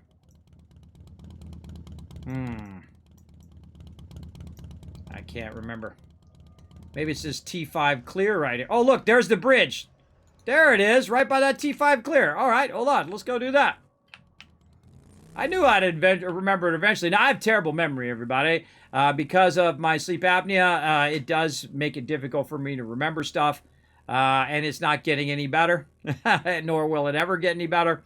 So I just do the best I can do, right? That's all you can ask of anybody. Don't expect people to be perfect. Nobody is. And don't bash on them when they're not. All right. Okay, there it is right here. There's that bridge. See, I remember things visually. See the bridge? And then over here, there is a statue.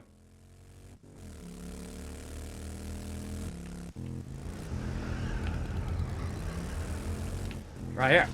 More of a globe. But you get the idea. So yes, I was doing this, and then I was glitched out at this tier 5 right here. So this is where I had a problem. Now, it should show up in my radar. If it does say that I'm glitched out. I think I might be just screwed. Yeah, I think I might be screwed on the drone.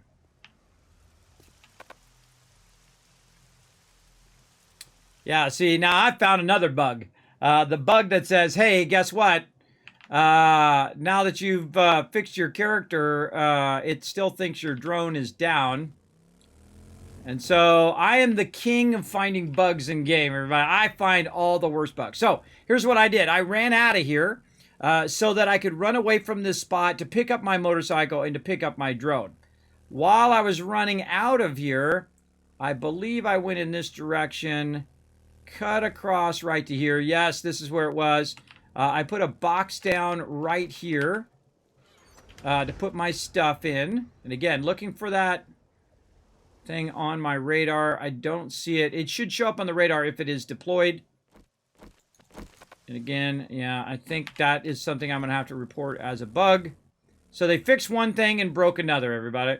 And then I did run a bit further down to about right here as well. Yes, looks like no drone. Well, such is the way it goes, everybody. Max drones report. So now we have to look up max drones deployed, because I know I don't have a drone down. Because I picked it up and I literally have it in my hand right now. Max deployed. Let's do it again. Drones reached. Oh, look, it even came up as a search option. Let's see. Let's go to Reddit and see if we can solve some problems. Now, if you know how to solve this problem, everybody, just let me know in the chat. Server restart may clear it. That's something I actually did before we even started. I restarted the server, but we'll give that a shot. I appreciate the feedback as well. One more Kiscaps, one more retweet for more Kiscaps, everybody. Feel free to go ahead and follow that second link, or that last link right there. Click that last link, hit that like button, hit that retweet button, and Crazy is going to give you guys 1,000 Kiscaps toward giveaways. You know, I've given away 100 copies of 7 Days to Die out of my pocket. I absolutely have. If you missed out on that, I'm sorry. I'm sorry that you missed out on that. But I do give away thousands of dollars of free stuff here in the stream. Literally hundreds of games every single year. So make sure to be gathering as many of those caps as you can. I have an issue 820 where I use the drone, pick it up later, and now anytime I try to place the zone, max deployed reach. I also scrapped the original drone and tried another with no luck. Anyone else have a possible solution? Problem I posed was a solution by giving other people wife admin, having her type clear JD.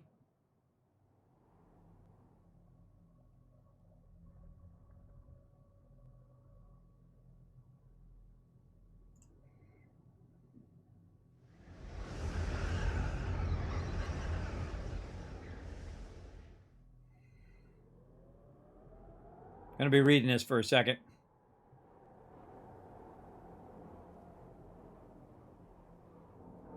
Oh, I love reading these comments. My girlfriend had the same problem. My wife had the same problem. A lot of people play this as couples. Just standing in the middle of nowhere. Glad no mobs are attacking me right now.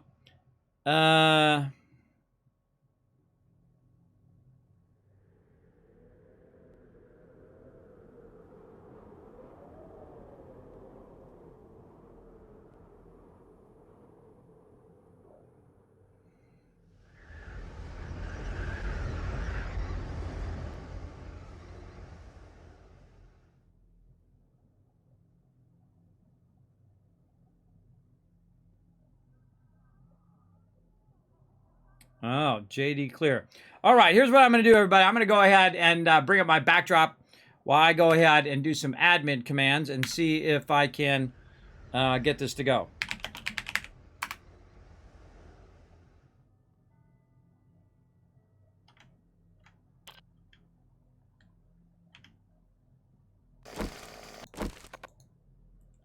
Nope. Didn't work for me. Didn't work for me. Hey, Ro, you there? Yeah, I'm here. Oh, there's another one. Putting down a drone. Okay, I'm gonna. Drone's working just fine. Okay. I'm gonna go ahead and mute them for a second while I try to solve this problem. Okay, let's see. Again, backdrop. Let's try a different command. Let's see. Oh, that's an unknown command. Yeah. Okay, it's always something, everybody. Oh, man. So yeah, that's not working for me. Let's try something else. Let's try something more up to date here. Let's see on the server itself.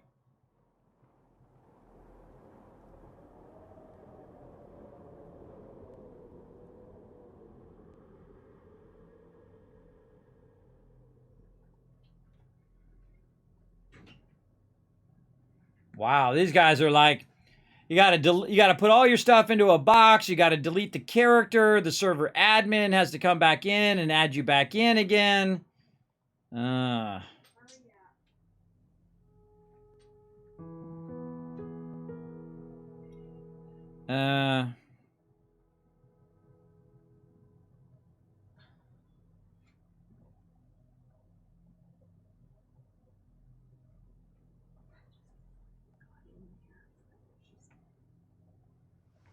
this is from May as well.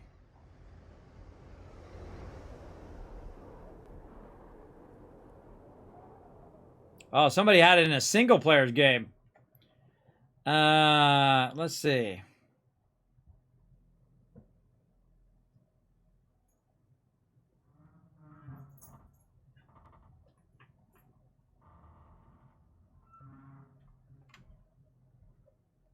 You hear that noise? It's weird.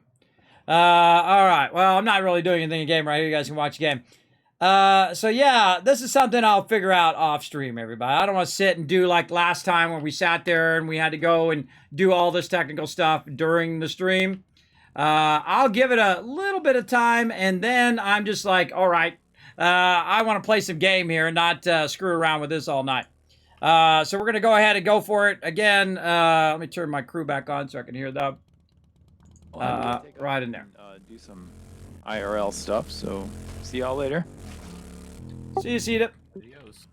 All right. So back to the base, right there. So what it's saying is, hey, Kismet, you've already got your drone down. I know I don't have my drone down because I picked it up, but there was a problem with me getting disconnected over and over and over again. And normally you could see your drone if you do have it deployed. There's an icon in the bar up there. I know there's no drone in that box, which is what I was looking for. I can also look in my vehicle, which I don't have anything in there. I can also go back to the base and see if I have one there. But other than that, again, I don't like to really do a lot of technical stuff on stream because that stuff literally takes hours and hours and hours sometimes. Like, you know, last time we were taking people's profiles out and doing all of that. I would much prefer to do that stuff off stream. So I'll try to find a solution by next time, and we'll actually have Twitch integration by hopefully next time as well. So when I get my drone, you guys can send zombies after me. All right, look at all my stuff here in a nice big parking lot. I got all that stuff in there.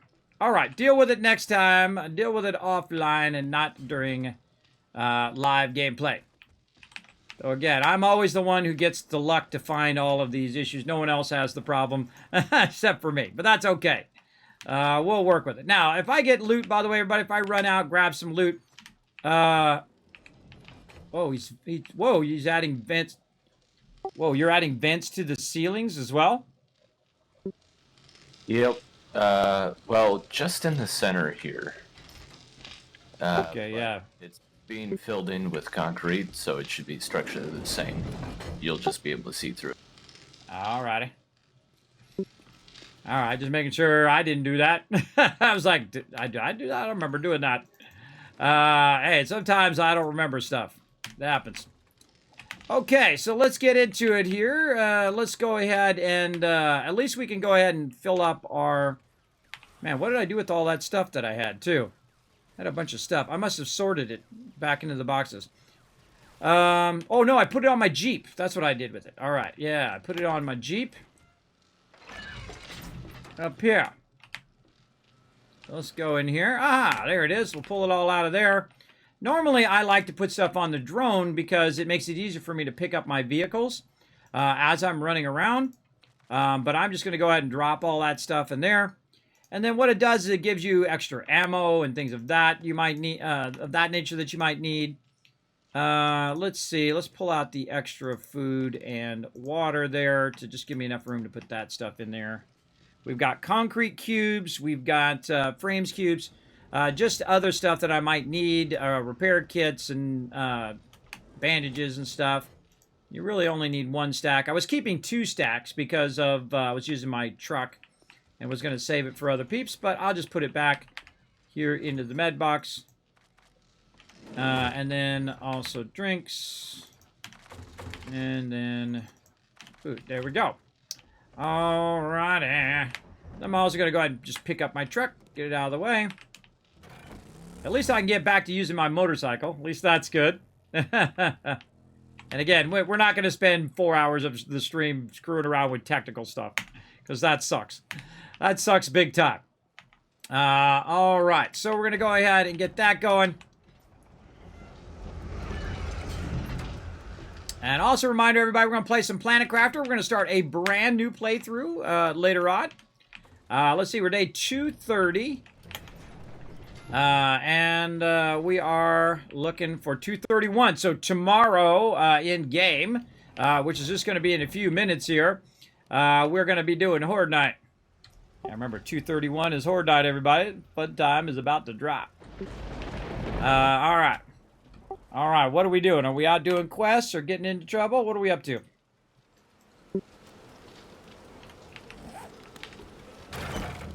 I'm just doing a trader run to see if there's anything left that we need, because we were all doing other stuff at the time, so I didn't bother with quests. All right, awesome. I'm going to go do my little level 2 quests. Oh, I see someone's got a tier 5. I'll take that one. If anybody's up for quests, just let me know. I'm going to start a few, try to sneak one in here before Horde Night. All right. Now, again, being a great communicator is an important part of being a part of a team, everybody, whether you're playing a game or whether you're in real life. Important to communicate what you're doing, what you're working on, where you're going, all of that stuff, so everybody knows what's up. So I'm going to go over here, and what I can do is I can actually share my quest here just by clicking this and then saying share quest, and I can share that with everybody else, and then we can also do the quest together. So I typically will ask peeps, hey, do you want to do quests, or are you doing quests, just to try to see what everybody's up to. Now I'm going to take some turret ammo out. I'm going to take out some ammo for all of my other stuff. I probably should just start by being smart here and repairing my weapons right off the bat. There we go. Let's get all that done. And you can see I've got ammo in my bar. The stuff on our server, the bar does not drop. So you always have your weapons. You always have a little bit of ammo as well. It just makes it easier because we are playing at double speed in insane mode. You will die. That is just a given. Just keep that in mind. Just have lots of ammo and don't be skimpy on your ammo. Have 2 weapons at least so that you, instead of reloading, you can switch weapons, clear as many mobs as you can, and then if you have to, retreat a little bit or retreat around the corners, you can reload without them wailing on you, and then you're good to go. Now, another thing you want to bring with you whenever you go into a hostile situation, of course, is your meds. So I'll keep these meds on me, but this med is typically the one I use in a big emergency. If I have a lot of mobs on me, I'll watch out for that. Good idea to keep your food and water nicely maxed out right there. And I'm really going to go to town on this food and water today. You might also notice that I have 220 health down there and 220 stamina and 200 health. That's because I haven't died in a little while, but you never know. You never know. Now, I also have some perks that I can go ahead and add here before we get into the battle. I honestly don't remember what the heck I was working on before. Let's see. Miner 69er, broomstick for my shotgun. Machine gunner, I think, is what I was working on. Yeah, that's what I was working on. So get my machine gun up. There we go. I am the ultimate machine gunner. Look at me go. And I can always tell because I have 1 into it. Iron gut, same thing here. Let's go ahead and get that. So we use less food and water. That's now maxed out. And since I already have it as 10, I can just keep doing these. Pain tolerance is great because you have an iron chin, no chance to get stunned. I'm not going to get stunned now. Living off the land for collecting stuff, well insulated so you can handle different environments. Huntsman is for when you're collecting meat and bone and leather and stuff like that. And it's great because people can specialize in there, and you can have a good balance between all those particular specializations as well. So let's get into it.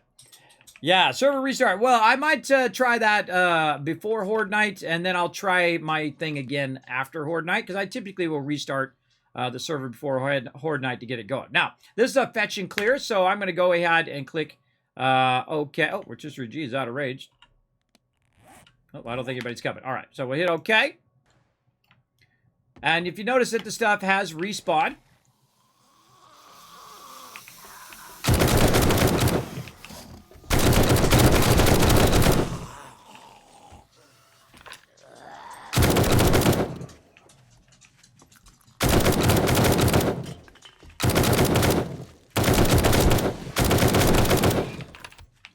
Now, if you notice I'm using this weapon and not the shotgun, the reason why is because, again, like I told my peeps, this is insane mode. You don't want to be fooling around with mobs now. Mobs are going to be coming harder and faster and tougher. You're going to get more mobs, stronger mobs. So you definitely want to not screw around. So basically, you'll see that I'll use this gun for range, right? So, to wipe out mobs. We're thinking they're going to sneak up on me. Now, if it's too loud, let me know, everybody. It kind of feels a little too loud now. Let me crank this back down. About 30%.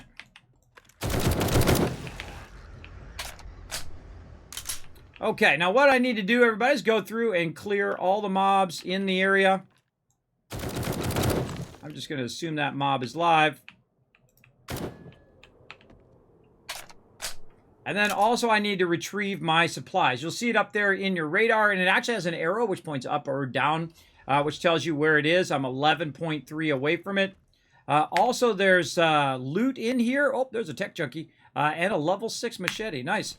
And so you definitely want to loot as well, especially in the earlier levels. Right here, you might want to give that a little bit of thing to remove the outer part of it and grab some stuff. I typically don't loot anymore because my crew is doing such a great job. I'm really just trying to get the thing done. So I've cleared all the mobs now, as you can see by the check mark in the upper right-hand corner. And then all I need to do now is find the supplies. And it says, hey, your supplies are down from where you're at. And so down I go. And it says my supplies are in this direction. Now, even though it says I have cleared them, I never listen to it. I always assume there's going to be more mobs. Even though you've cleared the area, more mobs will come in from outside the actual point of interest and try to get you.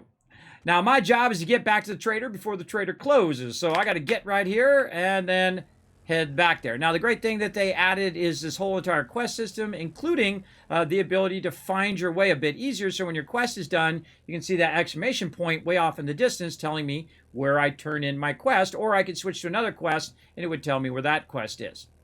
And I've never gotten up past, I think level 2 or 3 is the highest I've ever been on these quests, because typically I'm working in the base doing stuff in there. So I'm going to go ahead and head in here, and let's see what our choices are. 344 for getting a pistol, or do I want bandages? In this case, we have plenty of pistols and whatnot. Normally, I would choose the pistol, but let's just make it easier on our peeps who are making the meds. Just grab a bunch of bandages for the crew. Now, this is actually real-life Joel, by the way, who is one of the devs of the Fun Pimps, who make 7 Days to Die. One of my favorite characters over there, and favorite characters in the game as well. Let's go ahead and see, do you have any more jobs? Now, this is a nighttime only. Restore one. Another fetch and clear. Pretty close. It clears zombies for tier 3. So I'm at tier 3 right now. I usually pick the one based on how close it is, right? So I'm just going to go ahead and pick that one. All right. Now, I've got till about 20 or 22 or so to get my booty out of here before it literally kicks me out of here as well. Now, of course, hey, thank you for the follow. Appreciate that, Sufia. If I'm getting your name right, if I butcher your name, feel free to let me know how to say it right in the chat. I butcher everybody's name. It's part of my charm. Big time. Oh, looks like he's adding a lot of vents here. A lot of vents. Oh, this is cool. We're learning all sorts of new stuff today, aren't we? We got to put some vents around the outside there so we can have our stuff down below. I don't really like openings in the primary main base, but I seriously doubt anybody got to get up here and get down in there. Plus, we're going to upgrade all of this with steel anyway. And all those vents, you can just go ahead and use that steel in the steel box and just upgrade all those vents to steel just to make sure. All right. And so I've got a bit of stuff. So look at me dropping stuff in the drop box and stuff. Me all bringing in loot. Look at that. They've already put a bunch more loot in there. Awesome. Now, one of the things I do, too, is I typically have, like, the first row with loot, and then I know anything past that row is the stuff that I want to drop in the drop boxes. So there we go. We might be able to get another one in here. I think we can probably get a second one in. Let's go.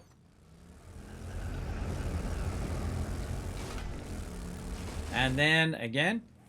All right, heading out for another quest. I'll share it with you guys. You want to join me, just let me know. Now, usually we go as a team to do quests, but everybody's working on some stuff. Alan's working on his stuff. Everybody's doing other stuff right now, and that's okay. I really like this house. Makes me want to take over this house. Typically, what we do is we bounce back and forth between building a base from scratch, which is what our base is, and our original base, by the way, where we start on day 1 from a base from scratch. That's very hard to do, as well as then we'll flip and we'll take over a place. Oh, here comes Rotisserie G. He's going to back me up. Hey, appreciate the backup. All right. Now, Rotisserie G is our trader and our ghillie suit master, as you can see.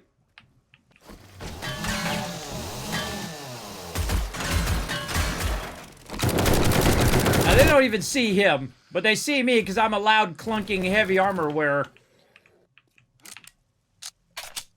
All right, now our job is to go in here and just kill all the mobs, which is fun. Now, typically what I do is I let one of my crew go first, and then I'm watching their back.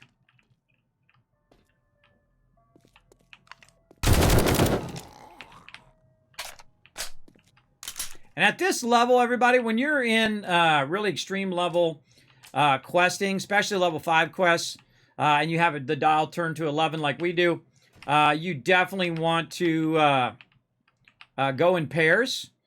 Because a lot of times they spawn mobs behind you. I think they do it on purpose. You don't want to block doors, though.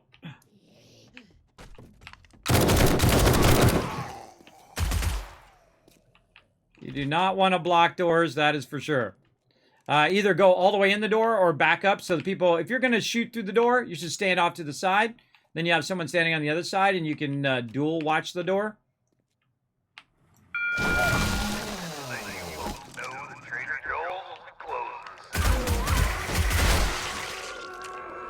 Doing a little door blocking there with Rotisserie G. Make sure to move all the way through. I realised just as you said it earlier.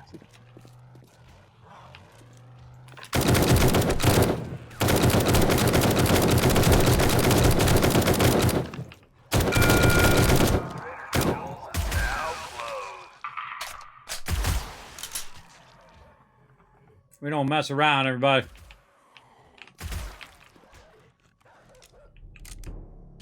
I hear a dog somewhere.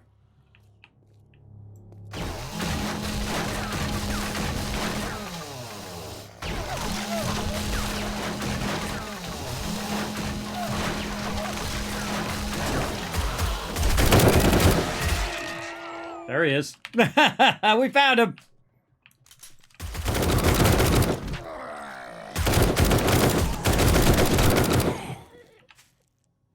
Now, I told them to start using the AP ammo as well, everybody. Also, I let them loot because they have a higher loot level than I do, though I have built mine up a bit now. I typically will let them loot because, again, you want to let the people loot who are going to have a tendency to get the higher amounts. Also, I have a breach shotgun, so I can just breach like that, and then you can just walk in. Got to be a little careful because I actually sometimes make holes in the ground. And that's not good. Way up right here, too. Weirdly, the thing is awkwardly the wrong way. Ah, can't get up there. Make me a block.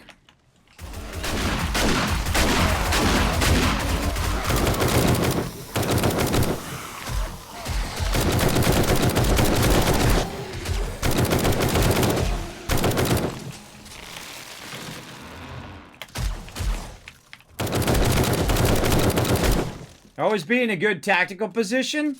All right, we got your back to the wall, making sure nothing can get behind you. You can see I was in the... Whoa, look at he was crawling. I've never seen those cops crawl like that before. Cool. So I was in the lower position there, and I was trying to get up on the block, and then a bunch of mobs started coming at him, so I had a crossfire position for where he is. Always be thinking about where you're standing when you're with somebody else. If it's just you, then you can stand wherever you want, but... when you're with someone else with a team, always be looking at that tactical position. Get the high ground. Man, this place is big in here. Crouch through there.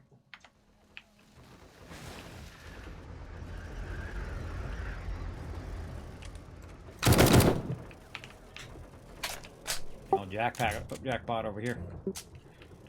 That's the good stuff, everybody. Now, we still need to clear the areas. Not sure where the rest of these mobs are. Don't worry, I've got heavy armor. I've got plenty of ammo. All of those goodies as well. So I'm going to go ahead and double back. Maybe in here at the top level. We haven't gone yet. Whoa, jeez. Holy mackerel. Do you see my mouse move on that one? God, that guy scared me. That's why I don't play scary games, everybody. Holy mackerel. Scared the heck out of me. While he's looting, I'm going to go around and get into some trouble. Jeez. I know you guys are clipping that right now. Like, yeah, Kismet got scared. Ugh, it gets spooky in here sometimes. This is the only, like, semi-scary game. This is not, like, scary, but it can be when the mobs pop out of nowhere like that.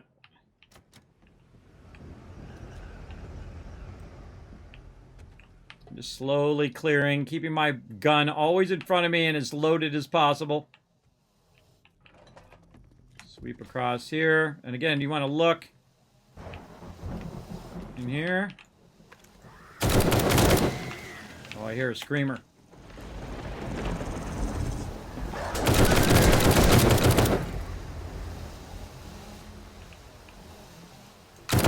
I just assume there's people in the closet. You're never disappointed. Oh, and that's it. All right, that's clear. Okay.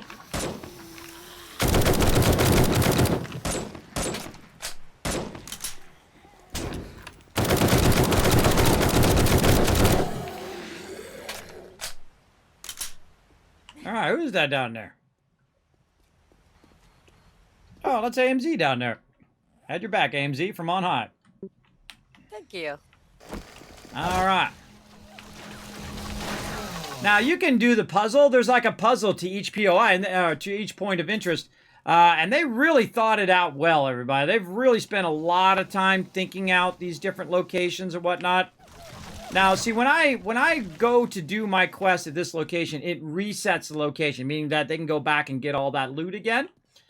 From that location, which is great. Now, the trader is closed right now. You cannot be in the trader. It'll automatically kick you out of the trader. The trader is invulnerable, so mobs cannot destroy the trader, which, of course, would make the game super easy because you could just get in the trader, and then if you could get in the trader, you could stay in the trader, and then they can't destroy the trader, and you could just stay in there during Horde Night, and the game would be, like, easy mode.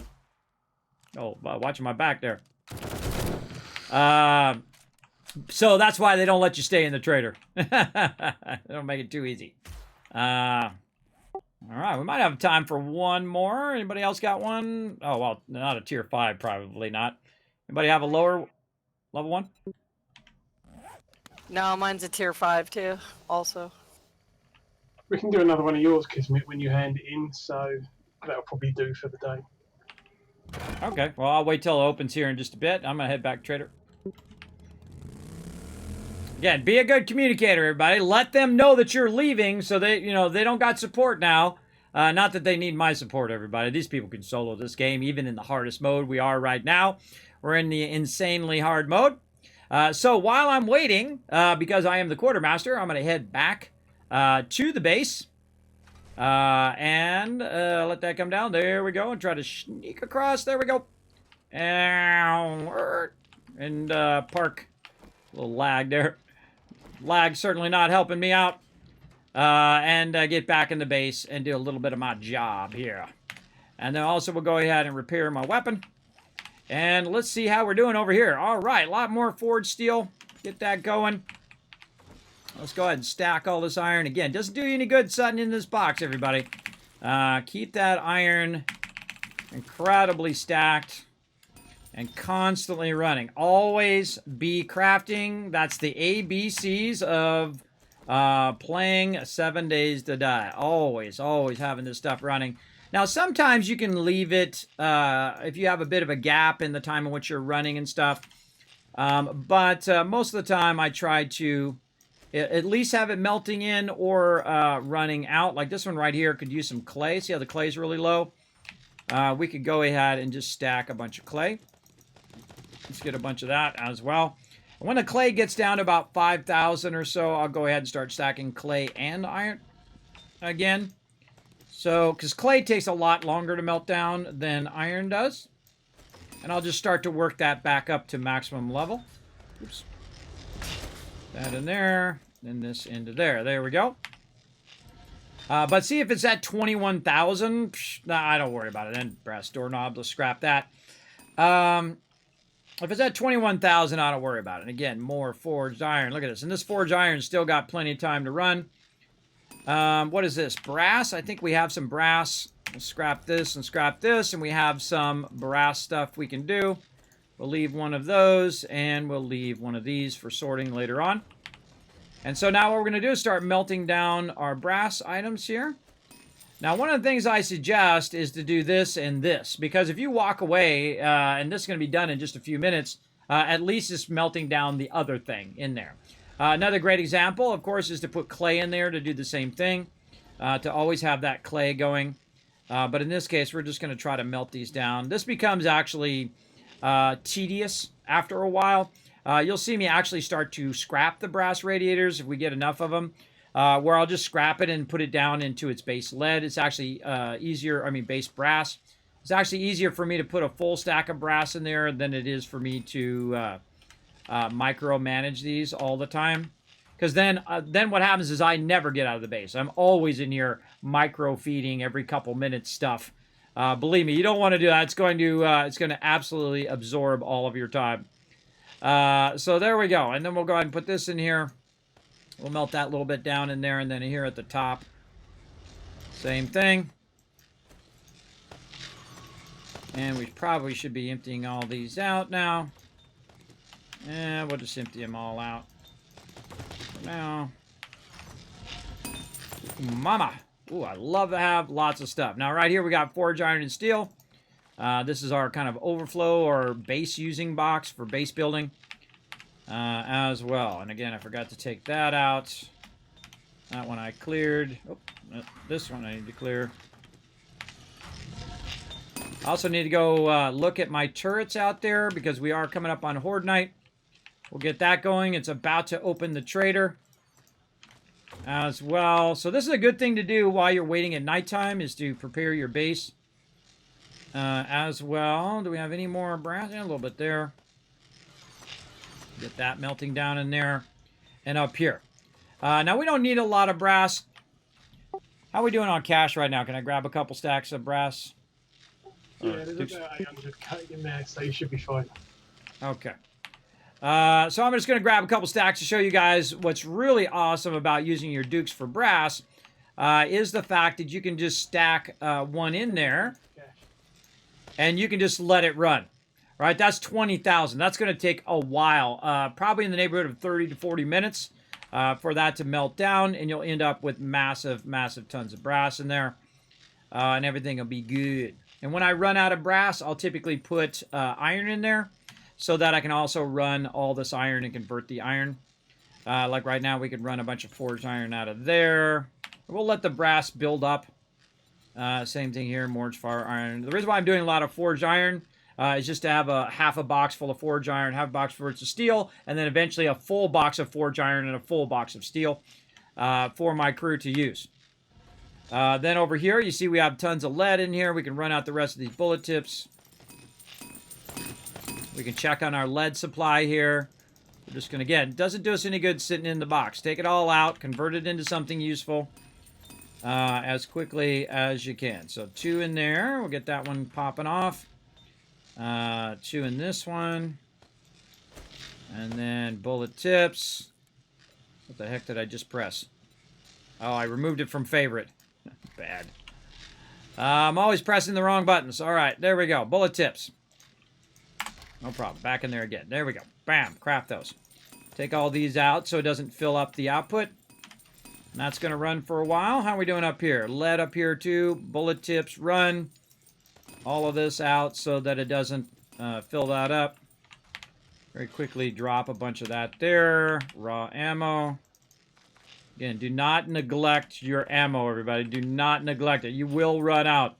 And we're going to get to a point where we're literally using thousands of ammo every single horde night, and that can burn up our ammo very quickly.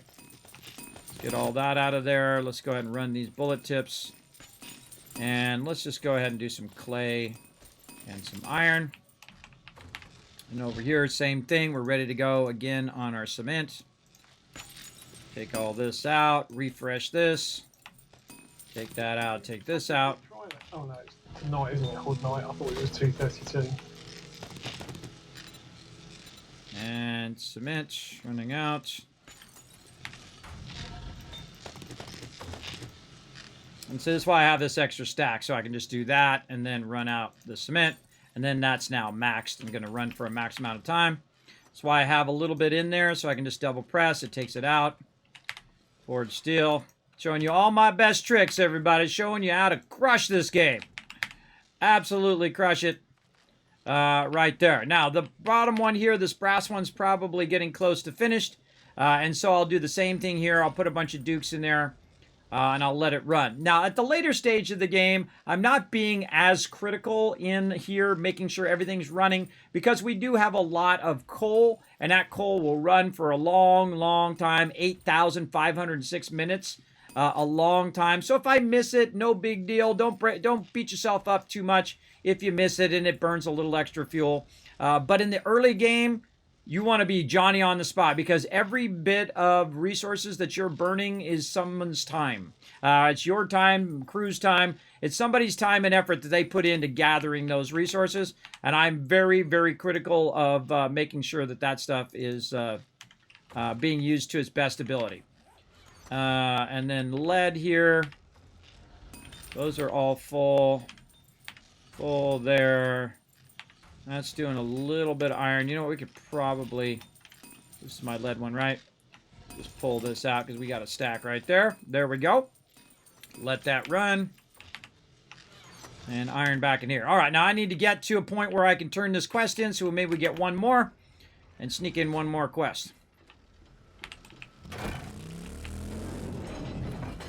This is why we have our base right by the trader, by the way, because it's real easy to run over here and turn stuff in. And now, for the next 45 minutes, that stuff's going to be running. That's called multitasking, everybody. Going to get it going. Did you try the admin clear, JD or JD clear? I did try that, but it's not working for me right now because I don't think it thinks I'm the admin right now, and that's okay. I'll work on it later on off stream because, again, I don't want you guys to have to sit here like last time and watch me do that for hours on end. Again, solving technical problems is not that exciting to watch, I think. What's this guy? Oh, there we go. I did E. Let's see. Clear zombies. What's the closest one? 145. Clear zombies. All right. Except... I like the clear zombies because you're not, it doesn't take any finesse. You just go in and shoot stuff. All right. Share another tier 3.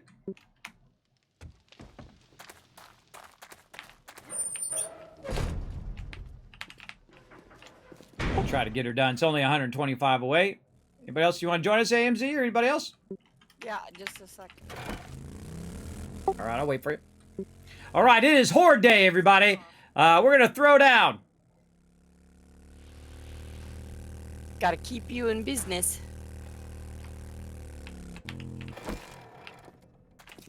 Oh, there's a wild one over at the cornfields. You know, I still got to do my Elgato pedal, everybody. I still haven't got around to doing it. I do have a pedal where I don't have to actually keep holding down the Alt button. I could be using my pedal down here. Test my pedal. You guys can hear me? Yep. All right. Still haven't installed my Elgato pedal yet. It's sitting in the box over here. I got to get that going. I have so many things to do, everybody, that literally it would take 5 of me to get some of this stuff done. But I'm trying, pushing forward on as much as I can. For sure, for sure. Answer wants me to do ad time. I'm going to do that before we do a break. We're going to do a break. We're going to do a break before Horde Night. We're going to do this one, then we'll turn it in, and then we'll do a break, and I'll restart the server. Okay. So yeah, I'm going to definitely try that later, Enforcer, for sure. Ready? All right. Yep, good here. All right, active. All right, all we got to do, go in and kill stuff. Let's do it.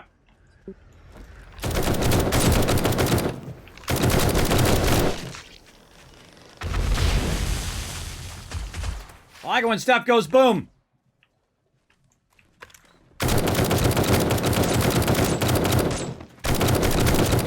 Ah!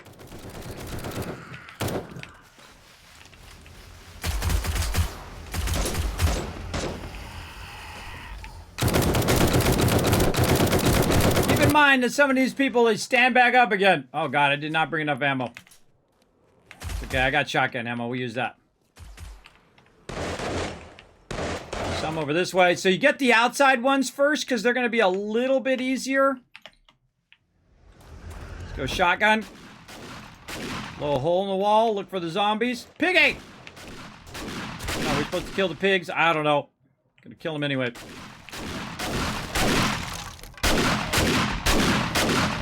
Find them before they find you.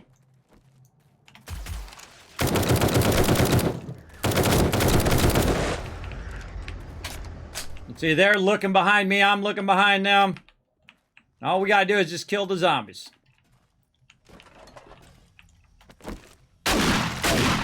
I don't open doors, I shoot doors. And again, you see that I won't loot. They'll loot and get 10 times much better loot than I'll get. But you'll see me do that in a later game. I'll get all my stuff up eventually. Clearing that area, then probably up above. I don't see any more outside areas.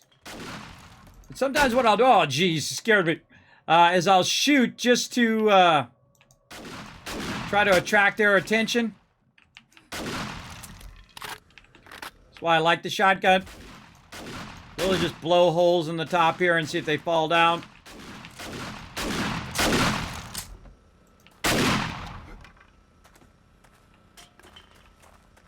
I've got a bad feeling about this. Oh.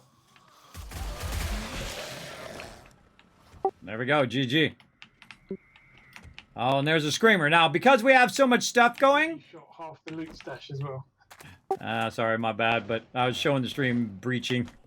Just having fun. I think it's not going to hurt us, though. We got plenty of loot.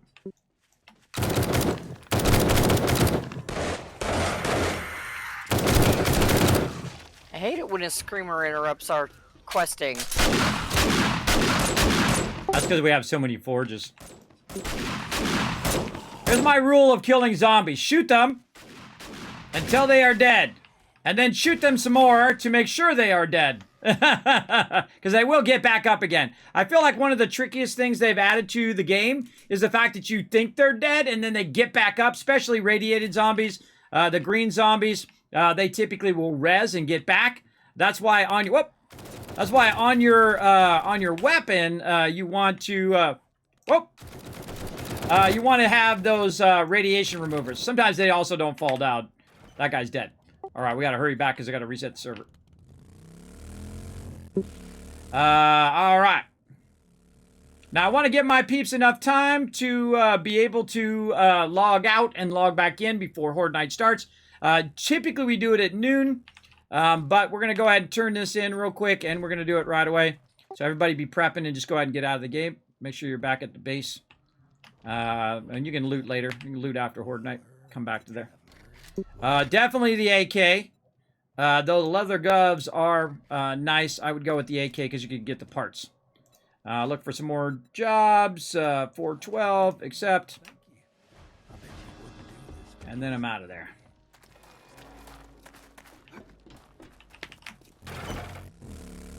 They're going to turn that in. And then we're going to turn this in. Now remember, we're going at double speed, so the time's going to go by really quick. Now you're going to settle in, everybody. Get your popcorn, get your drinks. This is what it's all about. 7 Days to Die getting fired up here.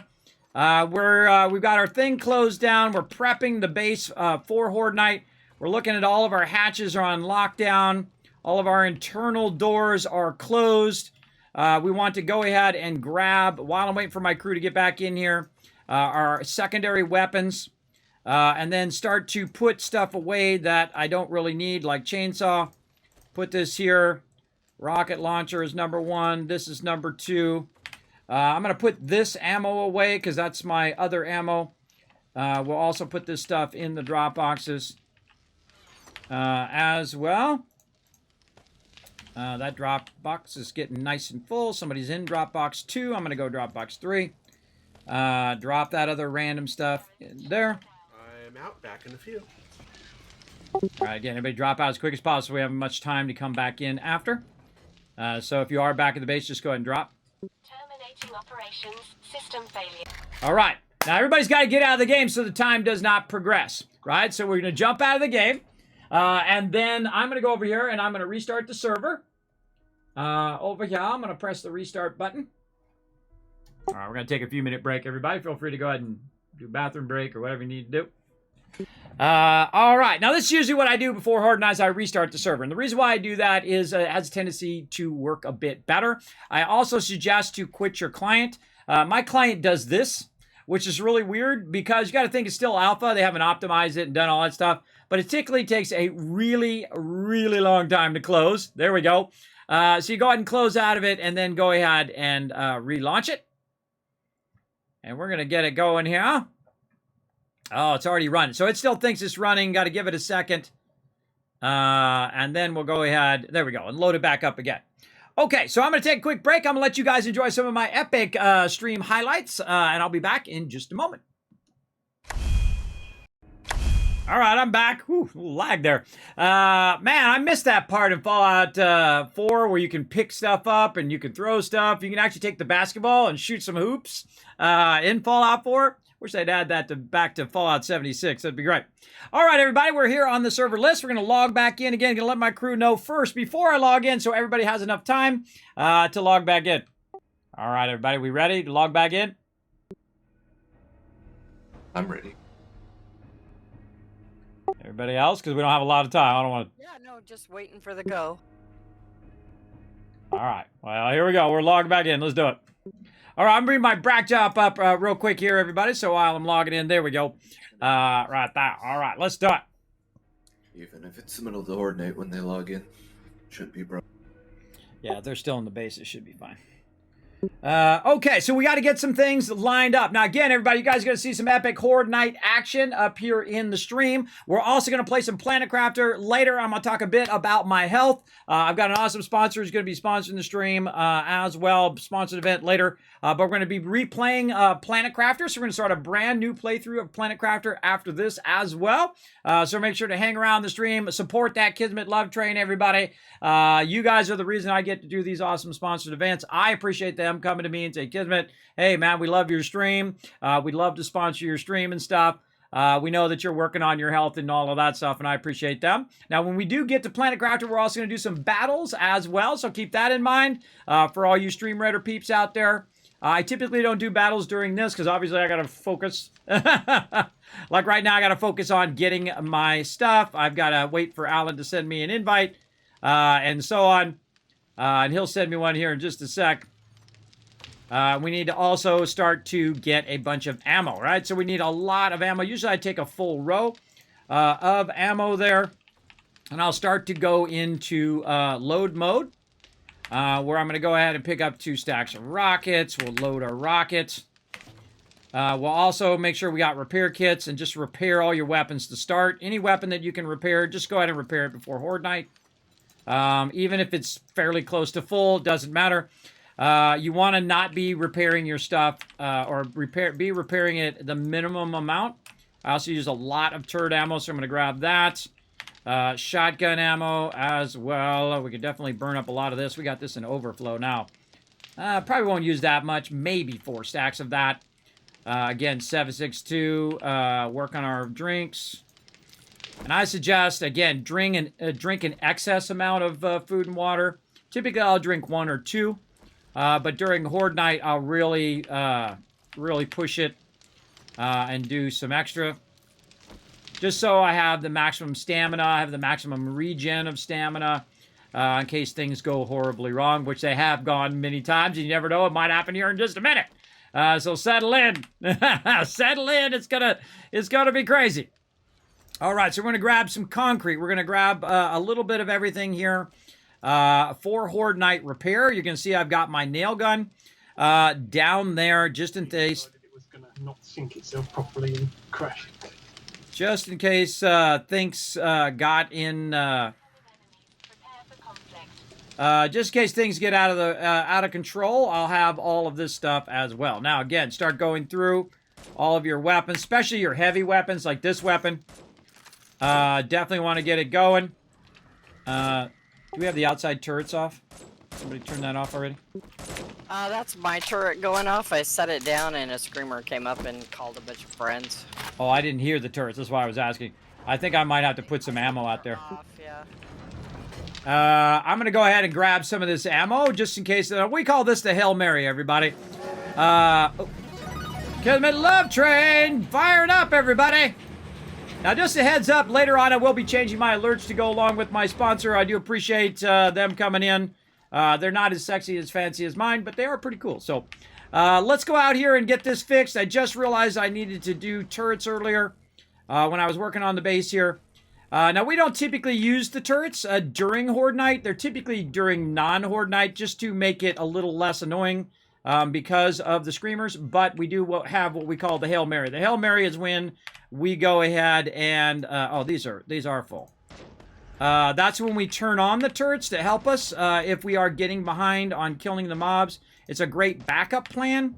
You can also use them on Horde Night if you want to. I typically find that it makes it a little too easy. And let's see if I'm going to break my leg for Horde Night today.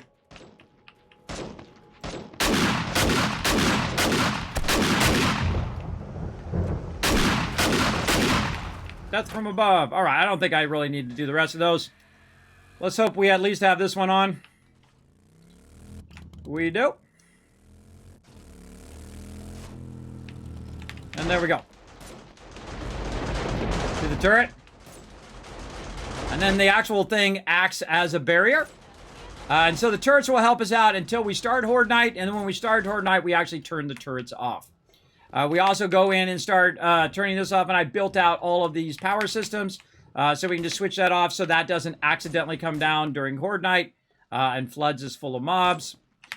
Same thing over here, a lot of prep. Oh, and we're going to do a contest in the chat for you guys to have a chance to win some more Kiss Caps. Let me get that going before I forget. Let's get it going here. Which way will the mobs spawn, everybody? Here's your chance to win some caps. Now, remember, you can go !bet, and then you can choose north, south, east, or west, whichever way you think it's mostly going to spawn. And then you can bet up to 1,000 Kiss Caps, and you get... extra Kiss Caps for following the channel, subscribing, all of that stuff. Basically, they are my kind of loyalty points. Feel free to throw it in the chat right now. Just follow everybody else, what everybody else is doing, just like crazy right there, !bet. And then he bet 520, which is funny because that's actually what his name is. That's a good one, Crazy. I like that. All right, I got to put these bullets back. Don't need to carry these around. Now, during Horde Night, we close down that door, as you see there, that sliding door. And then we use the other entrance over there. There we go. Take that out.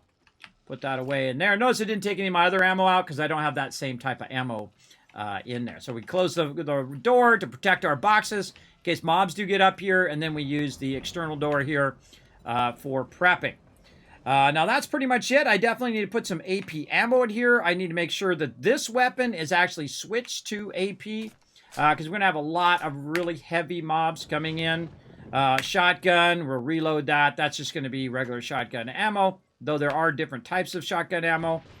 For my turret, I leave that as a always armor piercing, no matter what, even when I'm running around. Now we got our secondary turret filled, and we're ready to rock, everybody. It's time to throw down. So get ready, everybody. Here we go. Ha ha! This when it gets fun. It's going to get fun up in here. Now, while you're waiting, everybody, make sure to also show the stream some love by going out, clicking that very last link, getting some more retweets on over there. Let's see how we're doing on our retweets over here. Let's see how we're doing. Now, oh, we're at 5 already. Now, I'm actually going to do another retweet when we get into Planet Crafter as well, and give you guys some love. I'm going to save you some money, because saving money is making money, everybody. Also, a great way to help out your health. We're going to get into all of that later on when we get to some Planet Crafter. But we're going to do this, and then we're going to do, I think, another Horde Night. If everybody's up for it, if they're not up for another Horde Night, then I'll switch over. It's really up to them. We'll see how they feel around that time. Whoa, took that guy's head clear off. Incoming enemies. Prepare for conflict. Okay, so now it's time to go ahead and switch this off. Oh, someone already did? Okay, so we switch this off in here. This is for our turrets, right? So I have a kind of master kill switch. Which kills all that. We close all exterior doors. We stand on the south. Everybody should be on the south side. It's about to start. I got to make sure I'm in group so everybody gets the resources. South over here. I'm still loading. Let me know when you're in, so I can get you an invite. All right, this is why we work so hard, everybody. This is the moment why you work so hard in game. Is why you're working to build up your base, while you're doing your ammo, while you're out doing quests, while you're doing all of that stuff. This is the moment. And if you haven't done enough of it, you're going to get wiped out. If you've done enough of it, it's going to look easy. And you're going to see that my team makes it look easy. Looks like south. Or is it west? Ooh, that's a tough one. That's a tough one to call right there. Ooh, I'm going to say more south than west, so whoever chose south. Oh, nobody chose south. Oh, what a bummer. You know what? I'm just going to go ahead and refund your caps. Since that one was actually hard to choose, and nobody chose it, I'm just going to give you guys your caps back. Whoa, look out, bird! Okay, time to start deploying the turrets. Let's get them down. Let's get them doing their thing.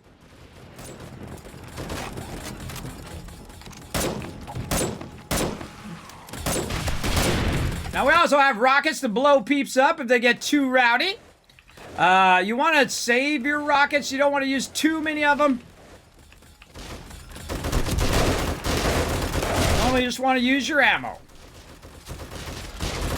And let your defenses do their job as well. Work on the high priority targets. Your cops here, because they do blow up. Don't let them blow up on your base. Watch out for bombers. Bombers are the biggest threat right now for us, because they can breach the thing. The drone is in the way. It happens. Ow! You will pay for that. Again, you see I have one on this side and one on this side, since they're kind of coming in from the corner. So it'll watch in both directions. Most people, by the way, if you are a base builder, most people stand in the corner. And the reason why they do that is because they can see in two directions at once. But it does do a lot of damage to your corner defenses, so keep that in mind. Definitely want to work on your larger mobs, your irradiated mobs like this.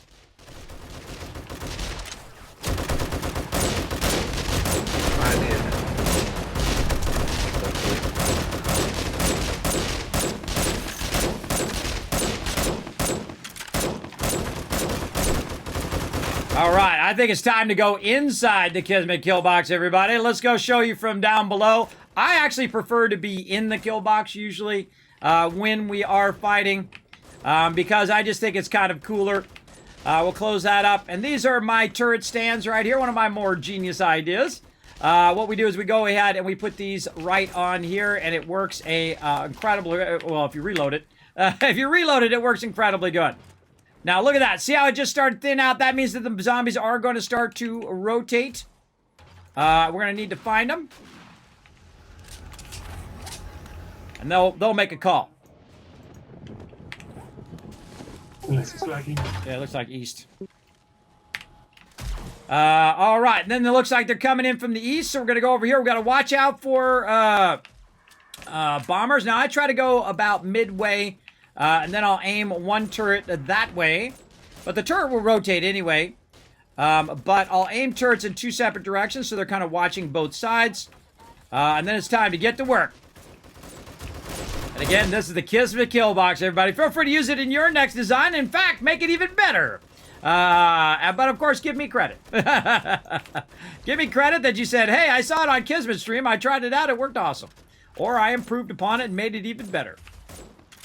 Now we got peeps up on high and we got peeps down below.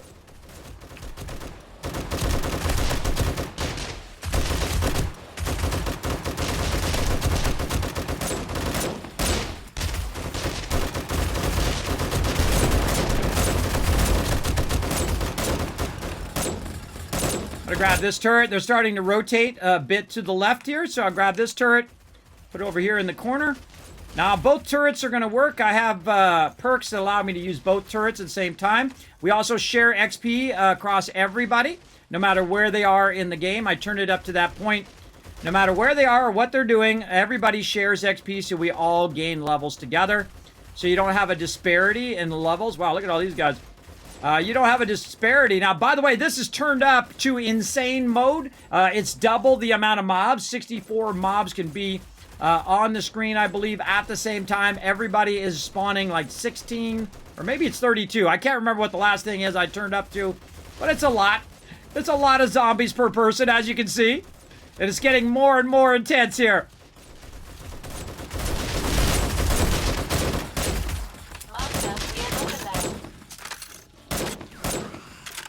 Get these big guys.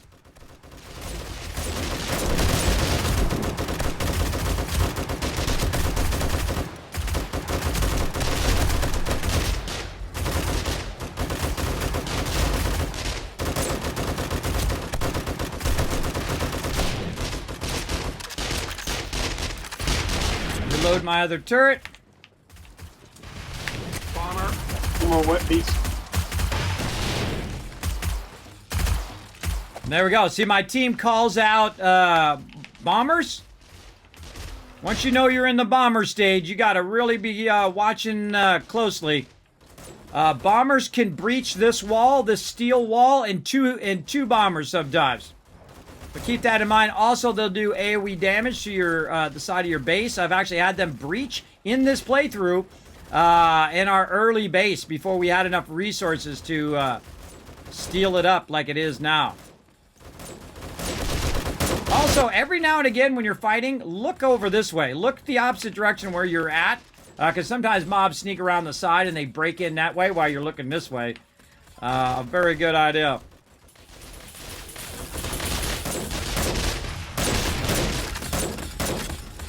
Those turrets. Every now and again you want to look at your turret suit. Whoop! Oh, I did not have a thing. Good hit. Awesome. I had him.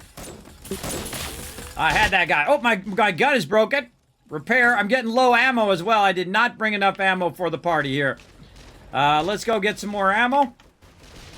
Rose coming down. I'm going up. Open the ammo. Get in there.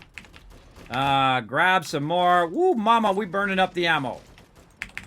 We're gonna have to make a bunch more. All right, let's do it. Okay, you always want to keep this closed, though, because you don't want your stuff to get wrecked. Down the turret. I do keep these closed. For sure. Now, also, we've got our nighttime, are longer. So that Horde Night goes on longer now.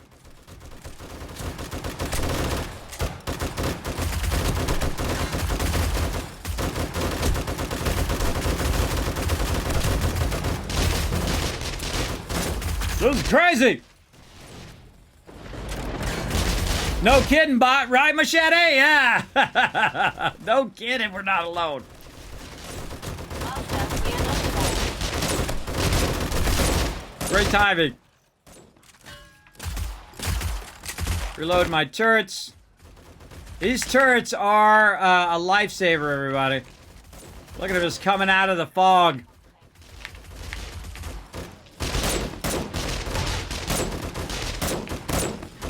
Right about there.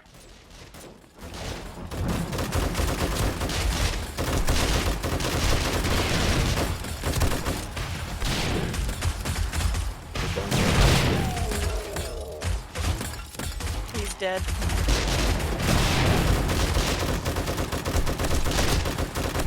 Now see, they're shooting rockets from up there. I'm shooting rockets from down here.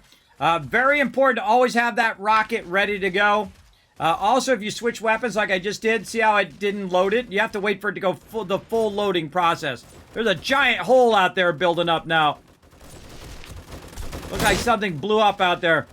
Oh no, there's a giant hole building up out there.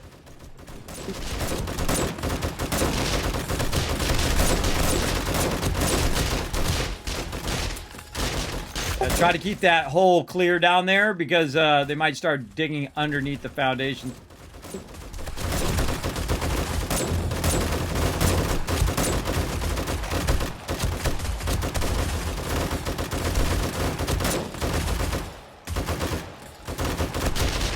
We're making this look easy, everybody. This is a lot of work, a lot of prep work to get to this point. Oh, and they're just coming in again.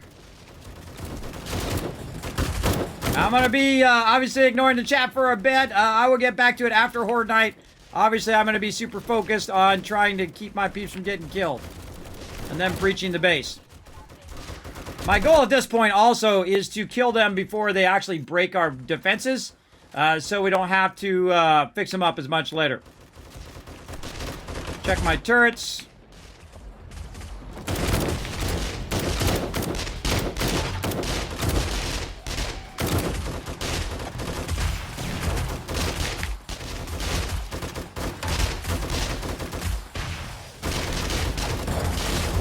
I like it, by the way, when it just non-stop goes the whole Horde Night. I like to just keep going and going and going. Now, another advantage of cranking it up to the insane mode that we're in right now is that everybody's getting lots of XP.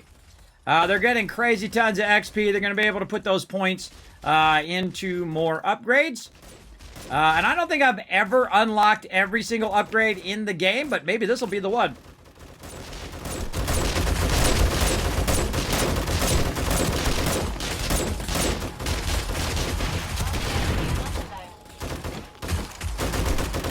Got to reload.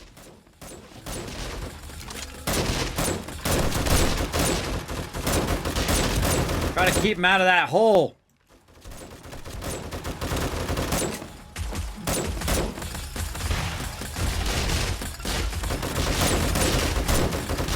My sensors have picked up something. Prepping to jump down and rush that hole.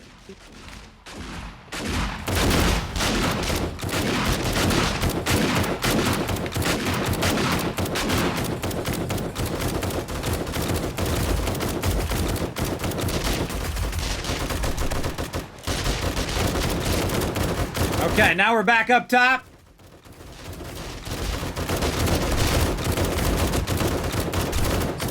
When's our daytime over again? I forgot.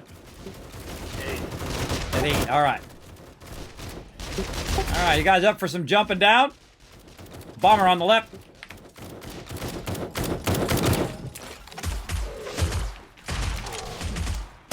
North side. I'm downstairs as well, just cover.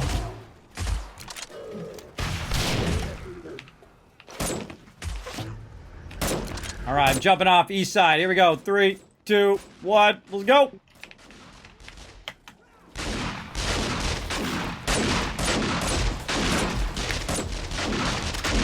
All right, this is part of the fun, everybody. Pushing your limits. Getting down in the fray.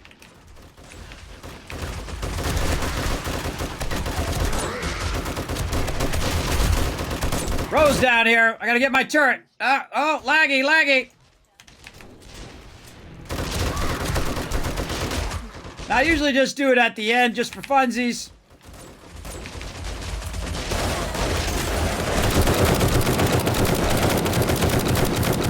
Just to kind of give everybody a little extra fun.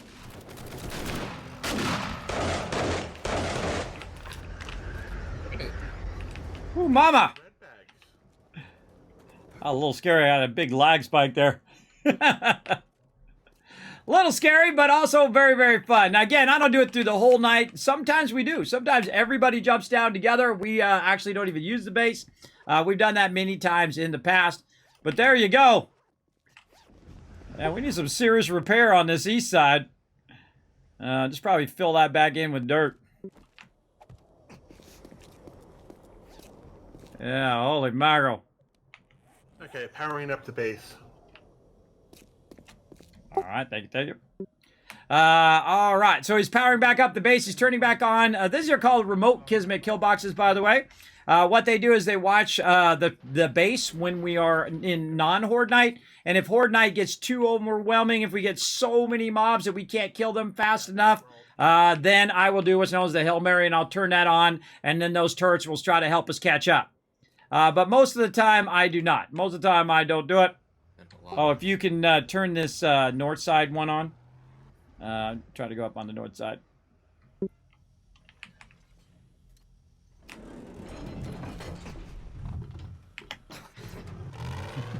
Tried to run me over. Sorry. Sorry, Ro. Tried to run me over, bro. He tried to run me down. There we go. All right, and then we open this back up again after Horde night. I just kidding with him. And then we put all the ammo back, right? We put all the, look at that. Look how much ammo we used, right? We put all the unused ammo back in the boxes for the next time. Didn't use too many rockets there, but I kind of feel like our rockets might be getting a little low there. Everybody still has to put theirs back in there, though, before I check it.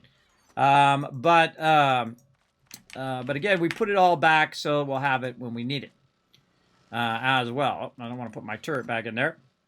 Then I'll go ahead and put all of these kill box repair back in, just in case things go horribly wrong. And then repair kits. So go ahead and pull a stack of that. Put this back in, and then go ahead and repair all my stuff for next Horde night, so I don't have to do it then. And just make sure that we got everything repaired. And then we'll go ahead and switch from this mode. Do we want to go for another Horde night? We can do. It depends on if you wanted to do your sponsored stuff a bit earlier or not, so you're not streaming too long. Oh, that's okay. I'm going to go all night long. So if you guys are up for it, since it didn't take too long to get to the first Horde night, it'll be like probably in about 3 hours, so about 4 a.m. So let me know if you guys need to run out. That's fine too, but I think we should go for it. I think it's going to be pretty fun. And then after that, we're going to do some Planet Crafter too, everybody, to have some fun. Okay, now when I'm in non-Horde night, I take my second turret, I put that away. Rocket launcher, heavy weapon. I don't typically use those when I'm running around. I put my shotgun as number 1. Then I go ahead and take my stuff out of here. Where the heck is my stuff? That's weird. Oh, what the? I think I just put it just for G's box. I knew there was something weird there. All right, that was the wrong box. This is my box. Okay. Putting that in there in the proper box is hard, everybody, because I know because my auger and stuff was not in there. All right, so auger, chainsaw back. Let's go ahead and try the drone again since we restarted the server. Let's give it another try. Let's hope. Let's hope and pray I can use my drone today. Nope. It's okay. I'll fix that offline, everybody. Again, we're not going to spend 3 hours screwing with that. Doing mod commands and admin commands and all of that stuff. I'll do that off stream. For sure. We don't want to spend all the time doing that. Okay. And let's go ahead and get anything else that we need. Some turret ammo, some shotgun ammo. He's out there blasting a bunch of mobs. We have a lot of extra ammo in here as well, so let's stock up on that big time. And then over here as well, we have some ammo overflow. I'll start pulling some from the ammo overflow. We'll put that back. We'll put this in here. We'll switch our weapon back to standard ammo. Yeah, look at out there. It's like someone's chasing him. Oh, he's out there flattening that out. Nice. Who's that out there? It's Alan out there fixing that thing. He's out there getting that going on. And again, let's go take a look at how he's doing down here. He had to add some vents. Wow, he almost dropped it on the base. Oh, look, it is growing. Yeah, look, it's growing. Very impressed. Always knows where we are. Yeah, I don't know why they don't do that all the time. Why are they dropping away from us? Why don't they drop right on us? Because we're scattered sometimes, so it tries to. It just picks a person to get near, and it drops it. I know, but you think you could just like put a flare or something, or put a smoke screen and say drop it here, right? Hey, I'm calling new add-on or mod. Okay, so these are all food plots. So what he's doing is he's starting with some corn seed here, and what we're going to do is move our food from our previous base, which we made a big, gigantic, elevated, what I call sky garden. It's up off the ground with all of these plots.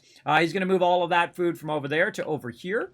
We're doing a test of the ability for us to bring the food underneath the base and how to do that. And so he's working on it right now. We're trying to innovate on our base so we don't have to put it up above. We don't have to put it in a separate area. We can put it below the base. Now, I'm not a fan of building below the base because I've had my bases basically become unstable. Hey kids, It is? did you notice where there was farm plots missing in the basement? Yeah. So the garage door on top of the base is in the way. It is currently sitting right on top of the vent, and that's blocking my ability to put crops where those farm plots are missing. Oh, can you move the vent over? Can you make another vent? One more step back? Well, I mean, the problem is this level. Either we got a box on one side or a chem bench on the other. Yeah. Well, then we'll just skip in those particular zones because I'm not moving any of this stuff up here for sure. But I don't know if you can make more vents, I guess, up here. Maybe you can widen the vent and maybe that'll help you width-wise. But I'm going to leave the boxes and benches as is. Yeah, so that's a problem. We could move the door out one. That would work too. Garage door. Hold on, turrets were going off. What door with what? If we move the garage door out one, so rather than where it is right now, where these signs are. Oh, you want to extend it out one? Or I'll come look. He wants to move the door out. See, I'm always up for suggestions, everybody, and whatnot. This was incredibly hard to get this door in here. It's sad where these signs are currently. That would work too. Yeah, I see. Yeah, this is incredibly hard to get in there because you have to put everything in first and then put the door in last. Yeah, and then I've got the touch plates there. I've got the things there. Let me think about it. All right, so we got to move this up because this is acting, because this actually goes back 2 blocks because this here also is part of this. So you got to leave this open to put this in here. I highly suggest if you are using these rolling doors to put the rolling door in last. Otherwise, it won't let you put the blocks around it. What you normally do is you put the blocks around it, then you put the door in. I need to move that forward so you can get the vent, but actually, I'd have to move it forward too, because this one behind here, you can't put blocks in either, so it would have to be 2 forward. If you notice behind thing, because it actually takes up that space behind it if you try to put a block there. Okay. One of the people who has skill in smelting, perhaps I'd like to get some steel crossbow bolts. So if you could do the steel arrowheads for me. All right, I'll get it for you. Let me think about that for a minute.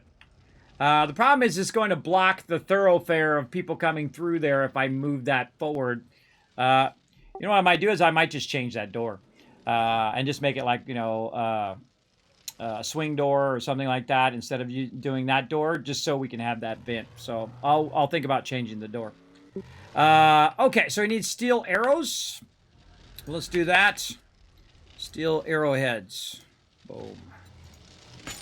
All right, I got a bunch of them in the bottom forge. I thought I actually had some earlier. Did you find them in the raw ammo ones? I put some away. I found 51 in there. Oh, okay, yeah. I do remember how many. But I got them going in the bottom one, so those should run for a while, about 900 or so. Okay. Tell you, when peeps ask for stuff, it's my job. It's what I do. I make stuff. I work on that stuff. So here's what we're going to do, everybody. I think the smart thing to do is just pull this thing. So the first thing you want to do is roll the door down. And since this is not powered, it's just a roll door, I have to roll it down and then I have to take it out.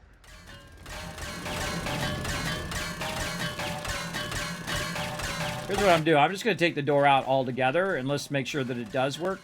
And then if it does work, then I'll put another door in. So, I mean, I'll move it forward by one and put another door in while you're testing it. Well, so when I was drilling the hole for the vent, the door broke. So I was able to test it without the door there, and it does work without the door there. Oh, you took my door out? I see. It was an accident. I see what you're doing. I see you over here breaking stuff. No, I'm just kidding. It's okay, man. It's okay if he does that. All right. Again, this is why we test stuff, everybody. You don't want to be so heavy-handed that you're not letting people try stuff. Right? So he's already tested it. It already works. Awesome. We don't have to have this kind of door here. I just did it for cosmetic reasons because it's cool because it rolls up. But I definitely don't want to move it forward by 2. It already is a bit forward. I'd already had to move it forward by 1 more than I wanted to in the first place. And if I move it forward by 2, again, it blocks the thoroughfare. So if I just move it forward by 1, it should be fine. Now, the annoying part is, of course, doing all of my signs again. But it's not that hard because I can just copy-paste those signs and move those signs forward. So we'll go ahead and modify that a bit. We'll also go ahead and get some nails in here. We'll get some wood over here. We'll go ahead and make some more signs. And this time we'll just make a bunch of them. Not 100, but 25. So we have a bunch extras in the future. Those signs, by the way, can also be adjusted to different sizes. So you can make big signs, bigger signs, or really big signs if you wanted to. I haven't done the sign for Tycoon HQ yet.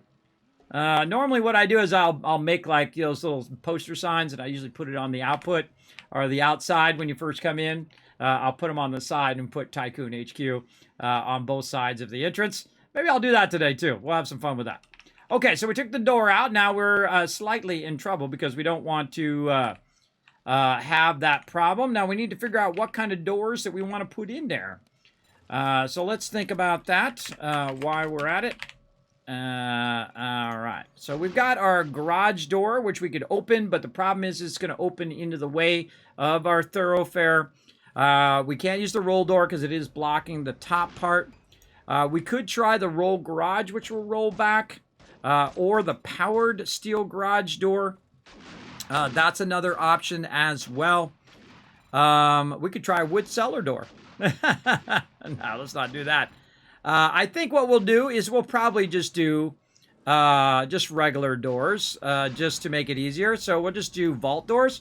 I think I have some of those already there, and we'll just keep the doors open, and then it'll make it easy for multiple people to come in and out of there. Let's see what we got in the building box. We have a bunch of vault doors right there. So easy.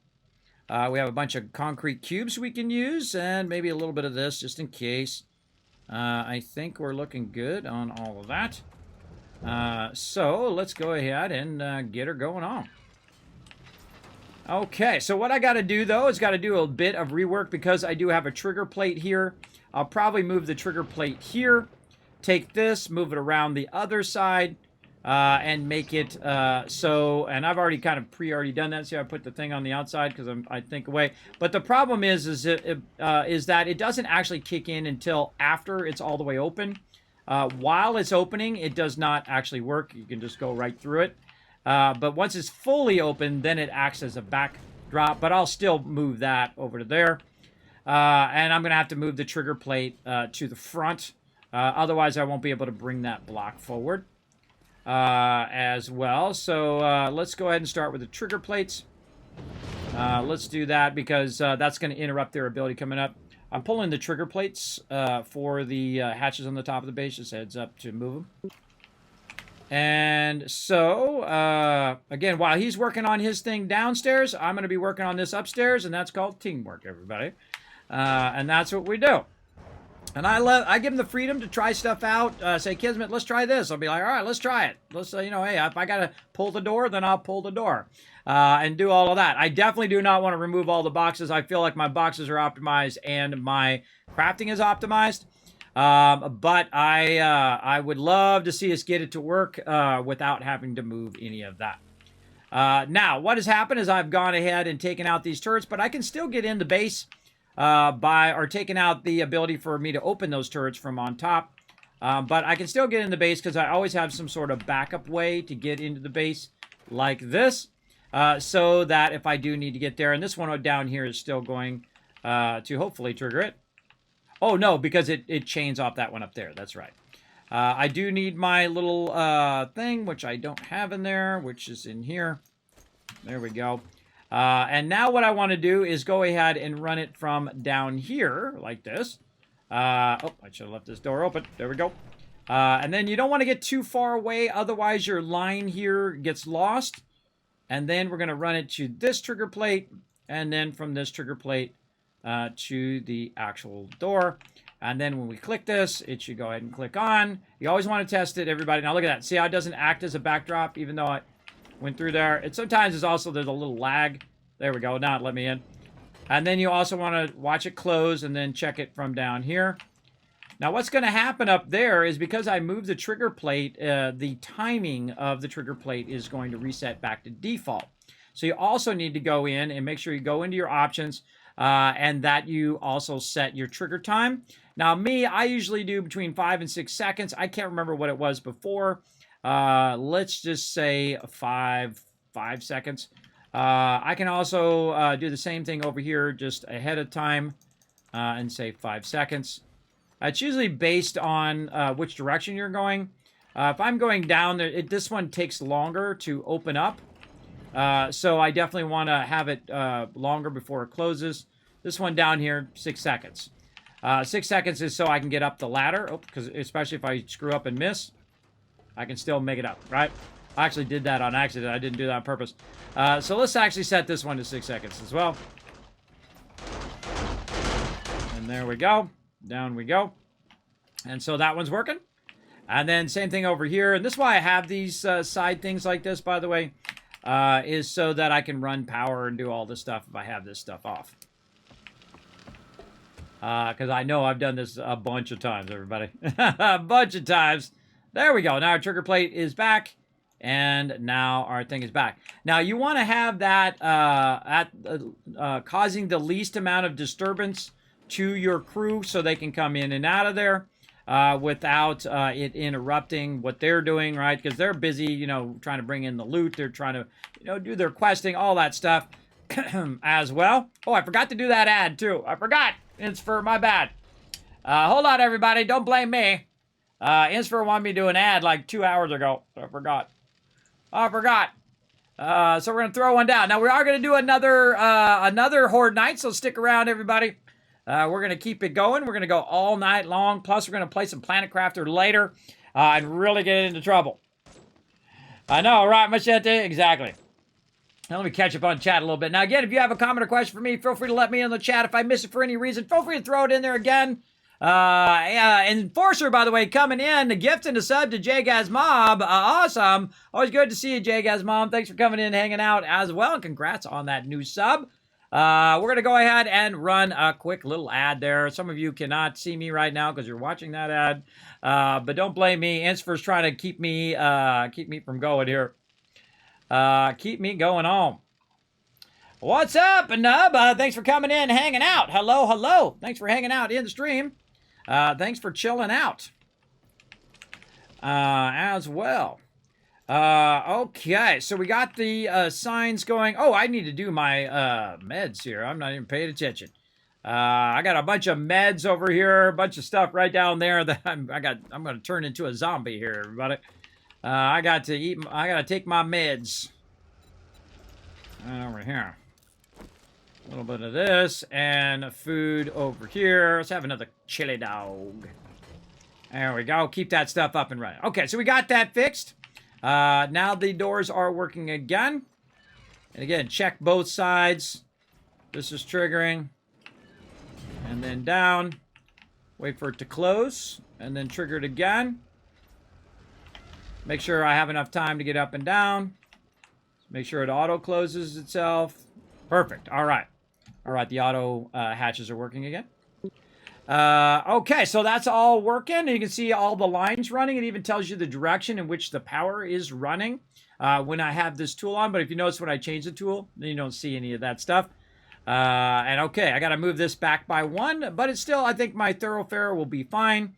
Peeps will be able to get through without this blocking them. And we'll still have our vent. First thing we want to do is just go ahead and move our signs back. Actually, we can just put them down here. One of the things that you can do also is, as you can see, they've added, if you haven't played the game in a while, you can copy the shape, but it already has the shape of it. But you can also copy the rotation of the current thing so that we know that they're in the right direction. Oh, or not. And copy shape. And then right click. There we go. Ooh, lag. And then we can go ahead and take the Horde Knights. Now, obviously, we're already past 217. We're now into 233, which means 238 is going to be Horde Knight. So this one over here, I don't really need to worry about. I'm just going to take that one out. There we go. And then we're going to go over here, and we can go ahead and edit this. Now, sometimes what happens if you hit the button, poof, it just like takes away all your text. It can be a little frustrating. I'm just going to go ahead and highlight it, copy it, close it, leave it there for now. And then go over here and type Horde Knights without capitals. Horde Knights. And then paste it in there. And you're going to see that it's not going to show them all. So I'm going to start to delete them until it starts to show the Horde Knights. And there we go, 238 and so on. And then I'll go ahead and just do the same thing again. It's going to kind of remember where I just had that. And if it feels like putting it down, come on. You got this, bro. Does not want to put those down. There we go. This one. There we go. Acting a little funky today, but such is the way it goes. And then we'll go ahead and we'll paste these in here. 259, so 266, 273. Right there. Now, what I'm going to do, instead of going through and, you know, taking half of those and putting those in there and doing all of that, all I'm going to do is just move the rest of these down just to make it easier. So I'm going to select all. I'm going to copy, go down here, Control-V for paste. And so next one, Control-A, Control-C. Edit with an E, Control-V. And that just saves me a lot of time of retyping those. Like so. And then I go ahead and take those out. Like that. And then we can go ahead and just use our actual concrete blocks. This will save us some time from upgrading it. We'll go ahead and copy the shape. And we'll copy the rotation. And if you notice, these blocks are actually going on the outside, which is why I had to move my foot plate out of there. They're actually on the outside of that area. And so we'll go up like this. Like that. Marking a nitrate area there. Copy rotation. Same thing here. trying to move that door out one more. I only mark them if I'm gonna use Then we should probably think about putting our doors in first.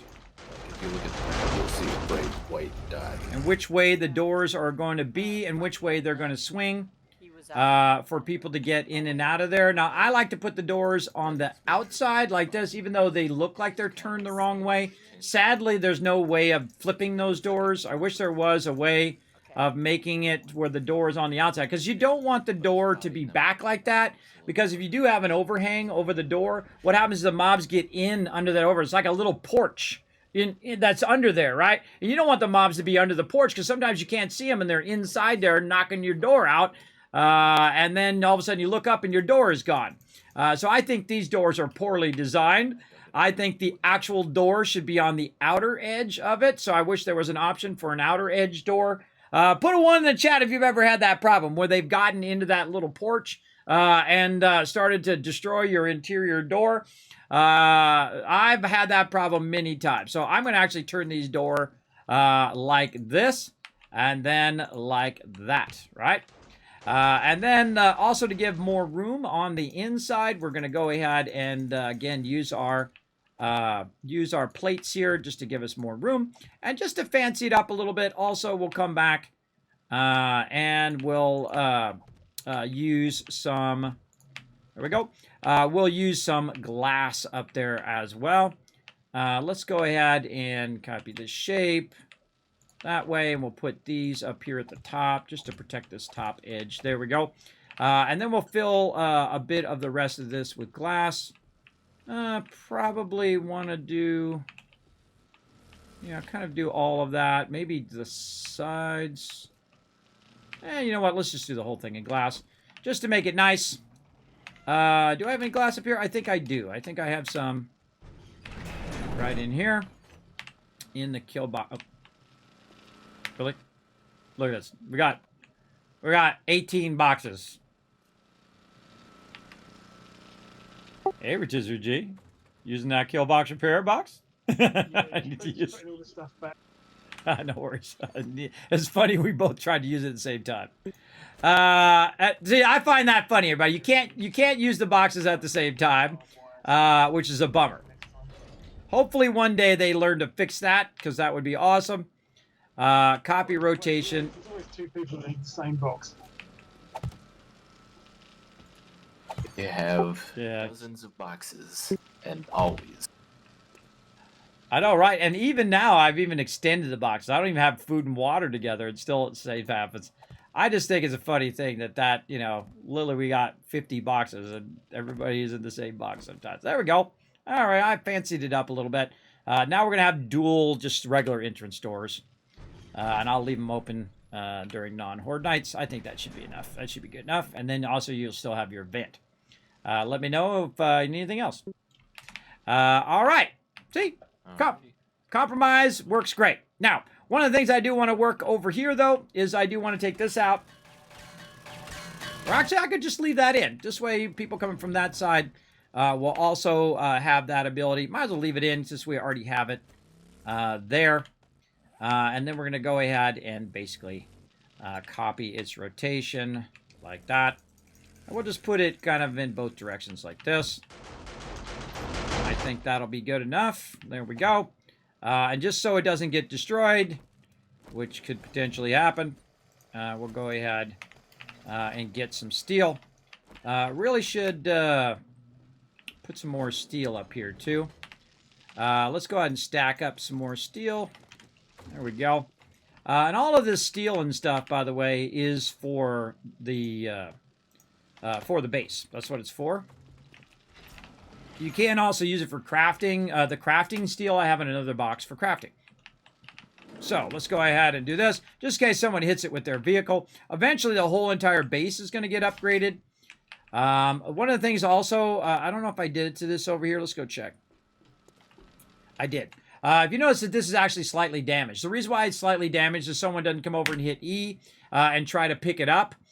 Because you're so ingrained in your brain to hit E whenever you're going in and out of a place that what can happen is your actual turrets can get, or your hatches can get picked up, your doorways can get, all your power doorways can get picked up, and stuff. So I typically will go in and readjust it. Now, also, when I don't like the power lines, I'll also go fix those. Like these two power lines right here. These ones aren't so bad, but I'm very tempted to go down and run them straight down and then run them across. It also loses power when you do that, just a little bit each line or each time you put in a connector. But very tempted to do that. But I got other things to do. I got other things to work on. We got to go back down here and check in on our forges again. All right, so great suggestion by my awesome team member, Alan, to try something new there. Oh, I'm dropping stuff. Bad, bad, bad. No dropping. Come here, you. There you are. All right, now again, look how quickly that iron got melted down, right? So we want to go ahead and keep that running. Now, I don't necessarily have to run out the iron, by the way. I can just let it build up and then at some point run it all out. That's a faster way to keep yourself going in the game. So you're not stopping and starting every 5 seconds to do this. See how our brass is looking. Again, look at that. It's still going in there. We got 20,000 brass in there. Now, we used a lot. What we got over here? Oh, I'm dropping iron all over the place. What the heck? Kismet dropping loot. Bad Kismet. We've got a bunch of ammo in here. We're doing a bunch of bullet tips as well. You can see my thing's getting full here. Hold on. Let's go ahead and offload a little bit of this. Like that. There we go. Now, my team and I, we kind of split back and forth on making ammo of different types. But one of the ammos you're always working on, I find, is 7.62. You need to have a lot of inventory space here. Let me go and put this iron back for now. There we go. You got to have a lot of inventory space if you're going to queue a bunch of this up. And so I try to get as much as I can. Yeah, there I go, dropping stuff again. As much as I can going. And I try to also bring full stacks when I go to do that. Let's sort that out a little bit. Got a bunch of bullet tips. So what I'm going to do is when I'm doing ammo, I'm going to do it here in the center as well. 7.62. And we want to do AP, but we want to do box of AP 7.62. So it takes up less space and we can make more of them. There's 35. Let's grab all this random stuff out of here. That starts to build up in our boxes over time. And put that where it goes. And then over here, same thing. Look through all of these. And me and my team kind of switch back and forth on... he's making another one there. Switch back and forth on clearing these things out. Because sometimes people get distracted or they forget and the stuff's in there and they don't take it out. But... usually I find most of the time if I leave it in there, I can always circle back to it later on, especially if it's Horde Night or something like that. Definitely can do that. Really only need one stack of that in there. Let's see. Not enough gunpowder, look like. So more gunpowder.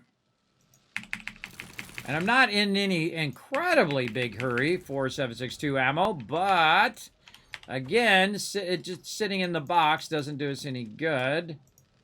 Let's go ahead and get some bullet tips from the actual forges. Look at that. And take that out. And queue up a whole lot more. Can always be crafting. Always, always. Alright, so we got some 7.62 going there. It's going to take about an hour and a half. We've got some more 7.62 going here. Now, what I can do is I can split up these boxes. So I can say, you know what? Let's just make it run for 30 minutes, right? So let's say 10 is going to be 42 minutes. 42 minutes sounds good. So we'll just put 10 there.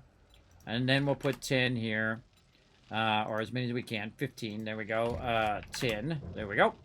And just basically, instead of it taking several hours, it'll only take so many minutes because we have so many. That's why we have so many benches. So it just goes faster. So that when Horde Night comes up, we're not in a lurch saying, oh my God, wait a minute, we don't have enough 7.62. You always want to be actually doing gunpowder. Gunpowder is probably the thing that takes the longest. We're actually doing it at a slower pace, but it's taking less resources. and that's okay. That's okay when that's going on. So we got that one going. Actually, probably come back and stop that one and get these all going around 40 minutes. So we'll do 5 more here. And we'll do, we get away with 10 here. 110. There we go. 42 minutes there. And then we'll start to work on these other ones over here. Typically, by the way, these ones in the center are for making mods and for my members to make stuff. But when I'm in a hurry, or if we're doing ammo, I'll do it down the center. Now, I also, before I use up all of the bullet tips and all of that, we definitely need to look and see if anybody else needs any type of ammo, right? If they need anything else, and we're going to come back and fix these forges. But again, you don't want to just assume that everybody's using 7.62, which they're not. They're also using 9mm over here, as well as 44. Hey, bye, Crazy! Thank you very much. Everybody show some love to my awesome mod, Crazy. He's heading out for the night. Appreciate him big time. I know Caveman Mox also was backing him up in the chat. Appreciate you, Caveman Mox, for backing him up as well. So show him some love, everybody. These are the peeps that keep the stream and keep the chat so awesome. Appreciate it. All right, let's put some of that stuff back away out of my inventory. We can go ahead and put that in there. Electronics and other items. Well, actually, that's not electronic. This is this in here. Okay, we could probably 3 and 5, and I'm still looking for take out some of that stuff. pistols 5. Okay, so we got that going. We're going to do more ammo. And all the rest of that ammo looks fine, so I'm just going to keep doing box of 7.62 here. Automatic weapons 5 and Night Stalker 2. We're really going to get a bunch of gunpowder here. Could use Pistol Pete 1 and 5, and then I'll be done on Pistol Pete. I'm guessing none of them are in the actual base at the moment. No, none of the ones I need. Yeah, actually, let's just keep everybody, every time you come back to the base, just learn every single book that you can out of the box, and let's just buy every single book at this stage since we have so many dukes. So every time you go in the thing, you see books, bring them back so every single person can learn every single book. That's my big goal for this. Every person has learned every single book in the game. And then when we get everybody close to having all of them, then we'll do individuals. But you can still tell them individual ones if you want. But again, basically just buy every book. All right. Well, garden level 1 is done. Are you Awesome. still needing rotten flesh for farm plots? Not at the moment. We do have hundreds of rotten flesh that could turn it to probably another couple hundred farm plot. Okay, I'll stop harvesting then.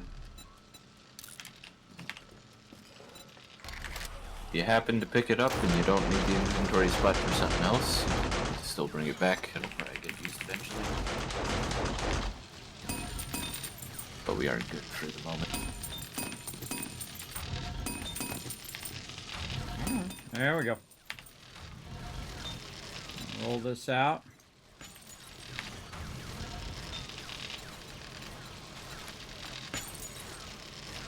Okay. Again, just using those bullet tips up. We're going to roll out a bunch more bullet tips there. But we want to just queue up as much of this as we can. I do like to leave some of these open for people to use.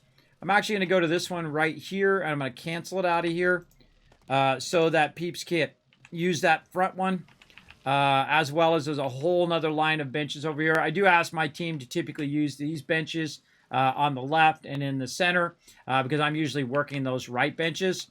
So if they want to queue something up, like ammo, they can go ahead and queue it up in here as well. Yeah, lots of ammo in there. We'll come back, pick all that up here in a minute. But I typically am working all of these benches as often as I can with ammo or stuff for the base or concrete blocks or frames or whatever. Constantly working. Now, there's one in the very back. I'm just going to do the rest, whatever I have left over. And I probably could get a couple more in. And again, letting it run as long as you can is the key to maximizing your time in the game. Now, again, stick around, everybody. We're going to do another Horde night. We're going to do another playthrough of Planet Crafter as well from scratch with a new update, the Crater update, which I think is going to be super, super fun. Can't wait to get that going. Of course, also got a sponsored event as well. All about my health, everybody. Going to work on my health. That's why I'm here. That's why I'm streaming, because I had to take a step back from being a graphic designer and working all the time and being focused on all of that because I had to work on my health. And I've been working on it for 7 years and will have to continue to work on it as long as I want to stay alive. As long as I want to be alive, I have to continue to try to make good choices about my health. As well, and you know, I got a lot of issues to focus on about my health there. All right, bullet tips. We don't have enough bullet tips. We are good right there. Okay, so let's go ahead and put this stuff back in there. Let's sort that out nicely, and then we're going to go ahead and basically just take a kind of what you call it? What do you call that? We'll take a census. There we go. We're going to take a census of how we're doing on our gunpowder. Gunpowder looks good. We have a bit of it queued up. It's queued up across all of that. That's looking good. Yes, very nicely stacked out. These are currently not doing anything. Some of those are not doing anything. I'm going to go ahead and grab this out.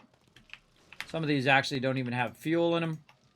I feel like even though coal lasts for a long time, you don't want to waste the coal. So when it's not working, you want to turn it off as well. And then when they come back, they'll see that it's off and then know that that one needs to be queued back up. See, the lights are going off. That's how they'll know that it's not doing anything. We need to requeue some more gunpowder. It has come. These are all finishing. And then we'll just turn these off for now, so it's not wasting the time. That one's still got 16 minutes. We'll let that run. Turn that off. This doesn't have any fuel in it, so we're going to need to put more fuel in it. We have a lot of coal. And you know, I had forgotten, everybody. I'd forgotten coal was actually a thing that you could use. I'd forgotten. It's been so long since I used that coal. So we'll turn that on, let that finish. That's got 86 minutes. And we'll turn this off. So again, we have plenty of coal. It's not that big a deal if it runs over. No biggie. But if I do see that it does need to be done, I'll give a heads up. And then I will go ahead and just turn those off temporarily. And then she'll come... manage that. AMZ is doing our gunpowder and doing an amazing job at it. So we'll let that run. We'll put the gas back in there as well. We'll put this AP ammo up here for Horde Night. Man, I'm feeling rock solid today. Speaking of my health, everybody, feeling good. I rested for a while. In fact, a little too long for the stream. I woke up. I was like, oh, God, stream time. And then I was trying to start up, and the server wouldn't start up. I was having all sorts of technical issues, but got that going. And now here we are. Okay, so let's get back to feeding these forges. We're going to start with some iron, maybe some clay here. Let's get that as well. Let's see how we're doing. So this one's looking fine, but you know what? While we're in here looking at it, let's just go ahead and top it off. And then go ahead and tell it to do some more steel. And I'm just backlogging a bunch of steel so that I can upgrade the base. But it's not a high priority right now for me to upgrade the base with steel. Because it's typically on the top of the base. Eventually, I'm also going to upgrade all of the exterior of the base to steel as well. But for right now, we need to get this going on. But these are typically my steel ones here. We'll go ahead and queue up a bunch of that for 30 minutes or so. Oh, already got that going. And so those are all good to go for about 30 minutes. We're still just absolutely crushing it here on the brass, so let's run that. It's going to be 4,000 of that running out. We could probably sort this so all the clay stacked together. Put that in there, work our clay up while that is finishing. This here, more brass, more bullet casings. Get this. Again, stack that clay. And then since we probably don't have any more direct brass right now, I could use some dukes, but really not hurting for it at this moment.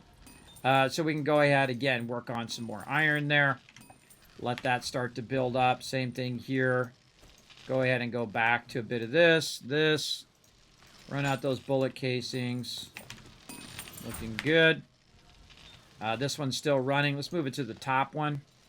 Run out those bullet casings, and then a bit more clay. And that's just so that it'll keep running while I'm busy doing other things. Because, you know, I like to get out of the base every now and again, too, just like my team. And quest with my team, I find that incredibly fun to get out and hang out with them. Now, this is lead, and I think we've used most of the lead. Yeah, we got one left there. Might as well use up whatever little bit we have left. And go ahead again. Same thing here with some clay. Right there. Same thing here, clay. And then this one with iron. And top that clay out. Put in the iron.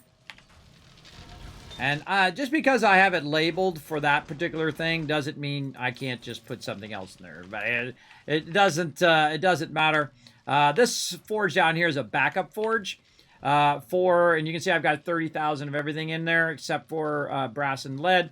And that's for bulletproof glass. And I don't really want to use my lead right now because I have enough bulletproof glass. But I will need to put some lead in there if I actually was going to make it.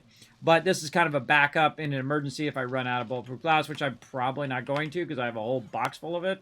All right there. But that's its role. That's why it sits there like that. And then we're going to go ahead and take this back out. Now we're on our stone stuff here. Let's go ahead and get our stone out of here. There we go. A bunch of stone. Like that. And we're just absolutely crushing all of this. Max that out again. Run this out. That's going to run for a real long time. Same thing here.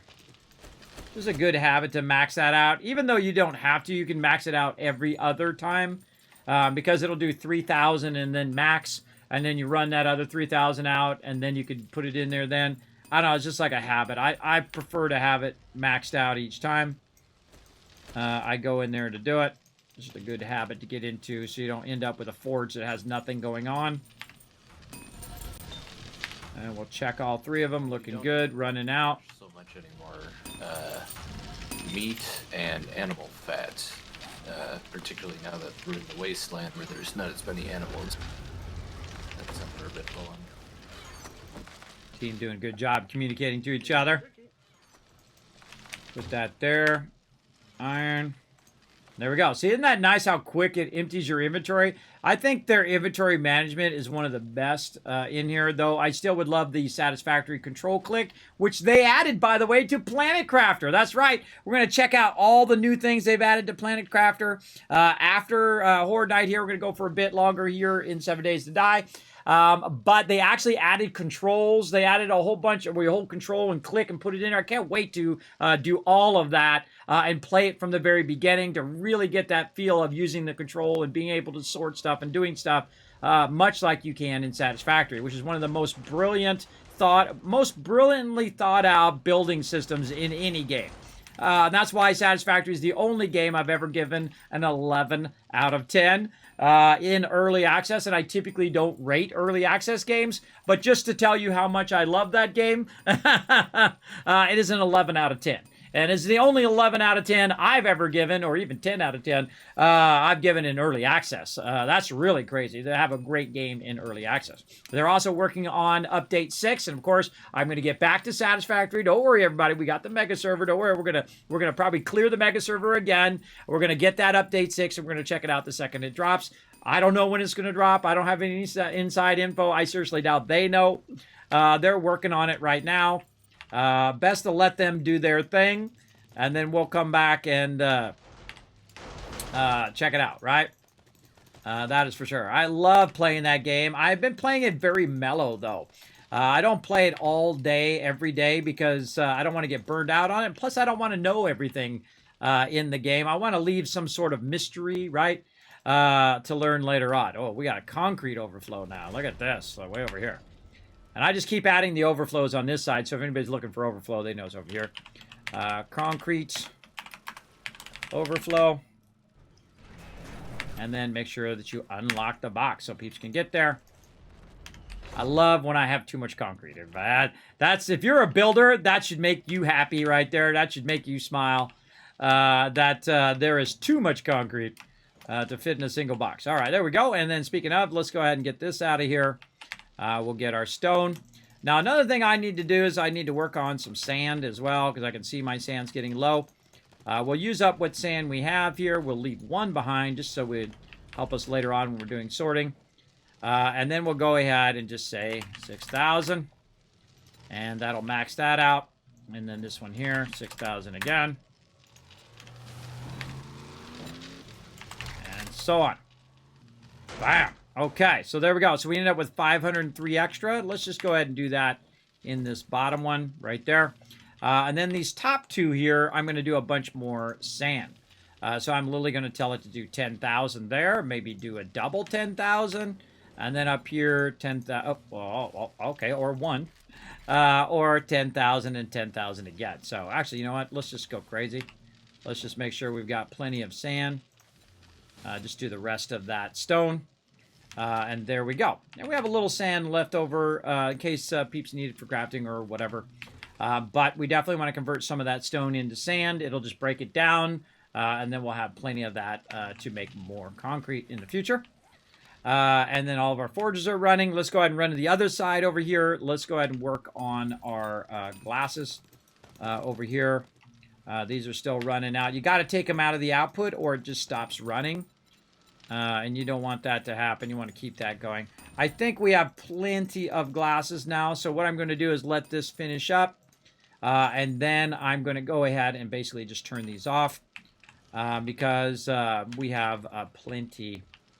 This should be raw glass. Now that I think about it, it'd be a much better label for that. And then we have a massive overflow of bottles here. And then a bunch of them in here. And so on. You don't need 12 boxes of that, everybody. 2 boxes is probably way more than enough. 1 box is probably sufficient as well. Okay. A little low on clay there. Looking okay. Plenty of iron. Brass is always a struggle. Lead is always a struggle as well. Stone, that takes a while to collect that stone, by the way. It definitely takes you some time for sure. Okay, so all of that stuff sorted away. Now we can go ahead and get back into prepping for getting into some quest fun. What else did I want to do here? I think we're ready to go. I'm about ready for some more questing here. I'm going to get prepped if anybody's up for questing. And so, probably only 1 turret. Yeah, sure, I'll join you in a bit. All right. All right, sounds good. All right. And I'm going to start stocking up my motorcycle over here. Now, I would love to get my drone back, but I got to figure out why my drone is broken. For some reason, my server access is as the god admin that I am. By the way, I could just give myself everything, by the way, and I give my crew everything. But I feel like when you take the challenge out of a game, you take the reason for playing the game in the first place away. Sorry, you're talking to me. What was that? We've got a couple of tier 5 quests now as well, if you wanted to do those. Oh, yeah, I'm totally down. All right, you see I've got a little mixture of everything. I don't like bringing smaller stacks of stuff like this. Yeah, I'm currently finishing up a tier 5. And you probably don't need 2 soils in there. Trying to kind of get an idea of what I really want to bring. Not using a lot of turret ammo. We could take that out. And that'll leave us more room for 7.62. Trying to work on my 7.62 stacks, because I go through a lot of 7.62, and we have a lot, right? Again, if it's just sitting in the box here, it's doing nobody any good whatsoever. So I'm going to heavy stack my character with that 7.62 and use it for killing some mobs and getting peeps some XP. Well, we want to do this one again. And then put those in there. Again, don't do a small stack. Do a full stack if you're going to put it in there. Same thing with the shotgun ammo. There. I forgot to put my rocket launcher away. Yeah, tier 5 clears right here. Or wait, that's the one I'm on. Over here. And rocket launcher back in there. I don't know why I pick up my rocket launcher, but there you go. And so now I've got a bunch of 7.62 on my character. I've got a little bit of robotic turret ammo. I might want to do more turret ammo. Yeah, let's do some more turret ammo. I don't think we really need that much, but, you know, we've got a bunch of iron. Let's go ahead and just kind of queue that up over here. Robotic AP, robotic turret ammo. Let's do boxes of them. We'll queue up 8 more boxes there. Just because, you know, when I feel like we're running low on turret ammo, and if I'm going to grab the turret ammo from the box, I should be also crafting a replacement for that turret ammo as well. And so let's just bring in that. It's probably good enough. And let's put all this other stuff away. Clay and iron. And so on. I don't need to carry a bunch of signs around with me unless I feel like making some signs. I don't need to keep some bulletproof glass on me. Oh, wait, I'm going to put it up here. In kill box repair. There we go. Shotgun ammo. We certainly got a crazy ton of overflow on shotgun. So we put the little stack away, and we'll bring the heavy stacks in. Oops, I didn't put that away. I just put it in my thing down there. Get out of there, you crazy. Oh, there's no room in there. That's why. All right, now I'm going to have to pull some stuff. Turrets. These are switches. This is all electrical. That shouldn't be in there in the first place. And we probably just scrap that door out of there. I don't think we need to keep a wooden door in there. Those are easy to make. And we'll put these over here in electronics. Oops. This one. Take that wood out. And put the wood back in there. Okay, what else? Our actual turrets here. Those in there. This is all your electronics. Where you can do your timer relays. You got, you know, powered doors and... got to get on my battery banks. That's the one thing I haven't got to yet. A lot of shotgun ammo. Need even more 7.62. All right, we're ready. I think we're ready. Let's eat some food and do all that stuff first. Hold on. Let's really food up. What are we at? All right, let's double. Let's double hit that. Get that water up. Let's hit our food up here. Now, it's vitally important to start on your food as early as possible in the game because it does take time for it to grow, and then you have to reap it. Then you have to go and also make the food. There we go. Make the food as well. My brain stops a lot like that, everybody. That's sleep apnea for you when I'm sitting there going, That's my brain not functioning properly. But I do what I can, everybody. All you can do in life is try your best. Oh, you know what? Do I have some actual gas in here? There's a question. Putting gas in here? I did not. Oh, my God. Oh, I did. No, right there. For a second there, I was like, that is totally not like me, everybody. I do not like to leave the base without the ability to put gas in there and to repair my stuff and whatnot. And probably should keep the gas on me so I can use my auger and chainsaw. All right. All right, I'm ready to rock. Let's do this sharing quests thing here. Share quests. I'm getting their quests. Again, this is probably one of the best things in the game for making dukes, is that you run around with your crew. You guys ready?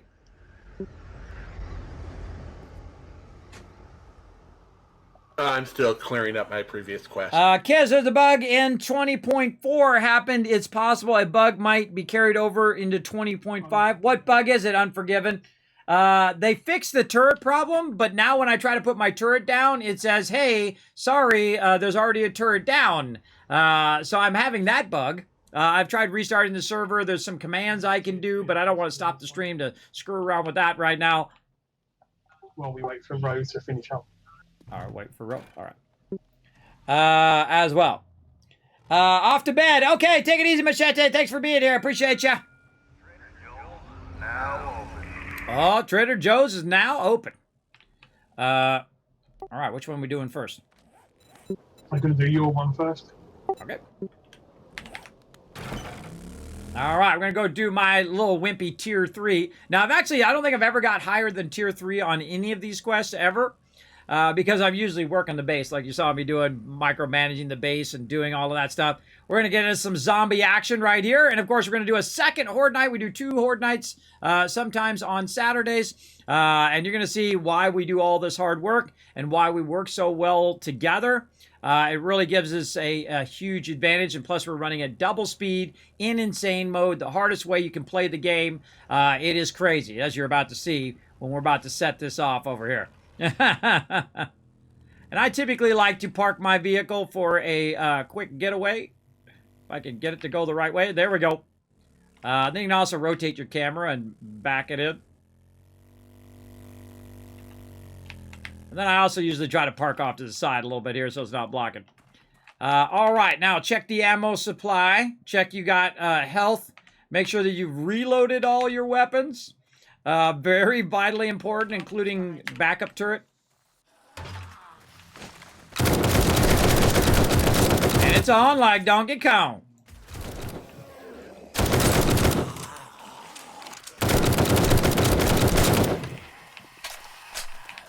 Always rotate, because you never know what's right behind you. Like that guy. And the trick to killing zombies, shoot them, and then shoot them a couple more times to make sure they're dead.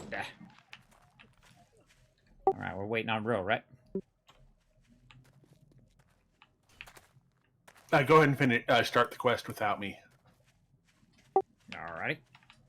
Man, I really want to get my Elgato pedal going. This pedal sucks that I've got. It's a cheap pedal, and it works, but you have to really press it down really hard, and the Elgato pedal has like different level springs, so it's not as hard to press down that particular pedal. And also it has 3 pedals, so you can have the middle one as a footrest, which is what I really need, is I need a footrest for when I'm sitting here at my computer. I actually use the back bars of my table. All right, here we go. All right, we got to find our supplies. Where are we going? I think we're going in through this way.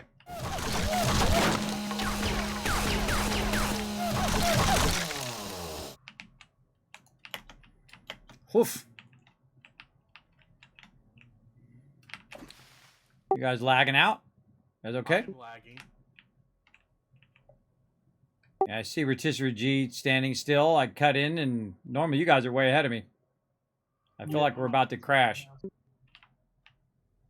Yeah, I'm not able to pick up any loot at the moment. Dang it, I just cleared the roof. All right. I mean, I can move around, but it looks like everybody else is frozen. Like AMZ is trying to climb something right now. Oh no, I'm up on top. I don't know. Yeah, I don't think you're really up there. Try to, because if you look on the stream, you still are in the garage. I think that's a lag out. I think the server's either going to crash or we're massively lagged out, or I'm lagged out. I don't know. Yeah, No, we're still pretty lagged out. I think it's catching up now. I'm not. Oh yeah, we should be catching up. Yeah, there we go. Now you just disappeared, AMZ. All right. Okay, just trying to find our supplies. All right, here we go, everybody. Just simple one. Now, see, I could use my chainsaw, but you know what else I can do? Just use my shotgun.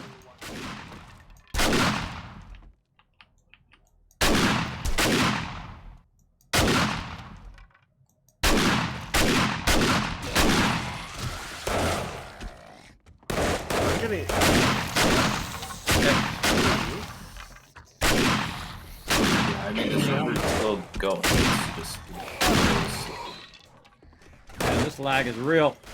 This is how you die, everybody. This is how you die when too much lag. Let's take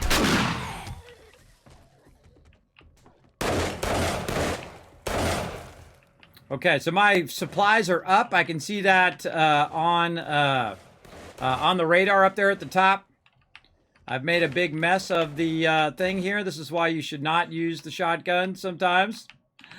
Because it does make it harder on your crew. But when you go to reset this POI, it'll fix all of that anyway. I really think that I'm on the fence whether it should reset the POI or not. But you can always find alternate methods to get by as well, like this. You can also put blocks back down to protect that where you blew a hole into. And then mine's still up again. Yeah, and I'm trying to look for the way up onto the roof. Now, I can just basically make some blocks and get up there. But you can also try to find your way there as part of the puzzle. That is the game. Each of these places are designed for you to try to figure your way up into there. But you can totally just nerd pull it like this. And just get up on the block and then jump and then drop a block. Very much like Minecraft. And bada bing, bada boom. But there it was right there. Oh, hey, this is our old base.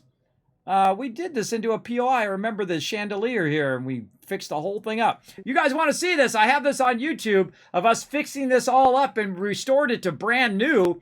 Absolutely one of my favorite builds that we did. Oh, yeah, I remember that now. This is our base. And then down there at the bottom. For you, those who were around at that time, remember that when we restored this one with the chandelier? Yeah. I like this. I POI here all the time. In my single-player worlds, I'll seek one of these out. I like it. I like the fortified basement. Yeah. Oh, man. It's like all of a sudden it had that flashback there. Cool. All right, let's go down and we'll take a look. Now, one of the reasons why we chose this particular base is because it had a big open area here that we opened up. We took out all the stuff and we opened it up. Whoa, look out. We opened it up so that... Thanks. You should look on the stream. You got that coming out of your face. Oh, did I? That's funny.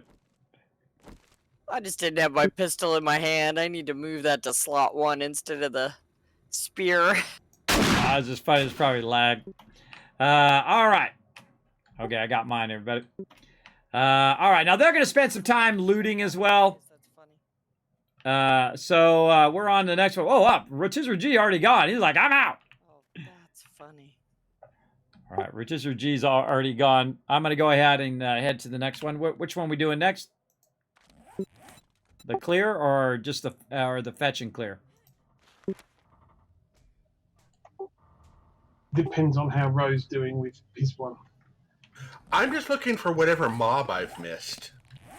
You want to come over and help you real quick, Ro, and we'll hunt him down, then we'll go on the next one. Actually, that's right next to where the tier 5 clear is. At least the one I've got. He has to finish his and hand it in before he can do that tier 5. Yeah. So yeah, let's just go help him real quick. We'll just go to Ro and find that last mob. Let's go!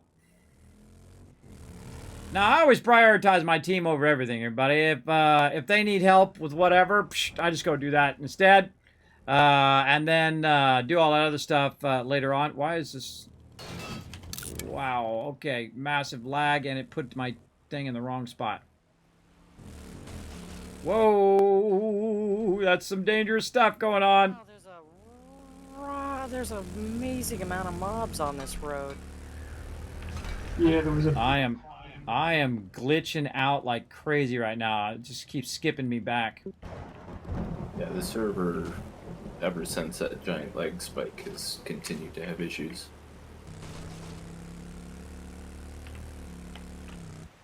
Oh god, I'm gonna fall through the world. Drive in a house that's not... Yep, falling through the world.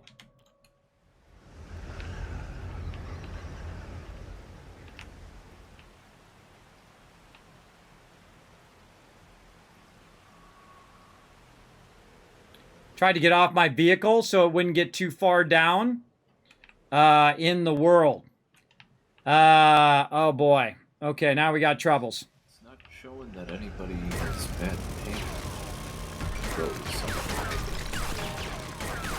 Yeah, the world has a crack in it where I am. I can't get. It looks like I could go through, but All right, everybody log out. That's just it slow loading. Yeah, it just made me fall through the world. But then it dropped me back up, and my vehicle is now in the ground. So yeah, I just log out and we'll restart.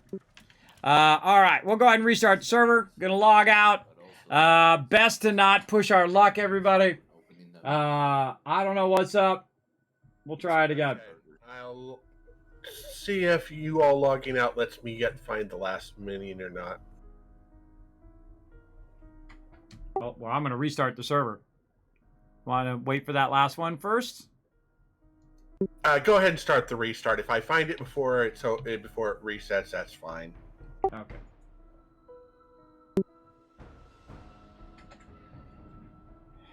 Yeah, it's sometimes that'll happen, everybody. Remember, it is an alpha game. It's not the server's problem most of the time. Mostly it's the game's problem.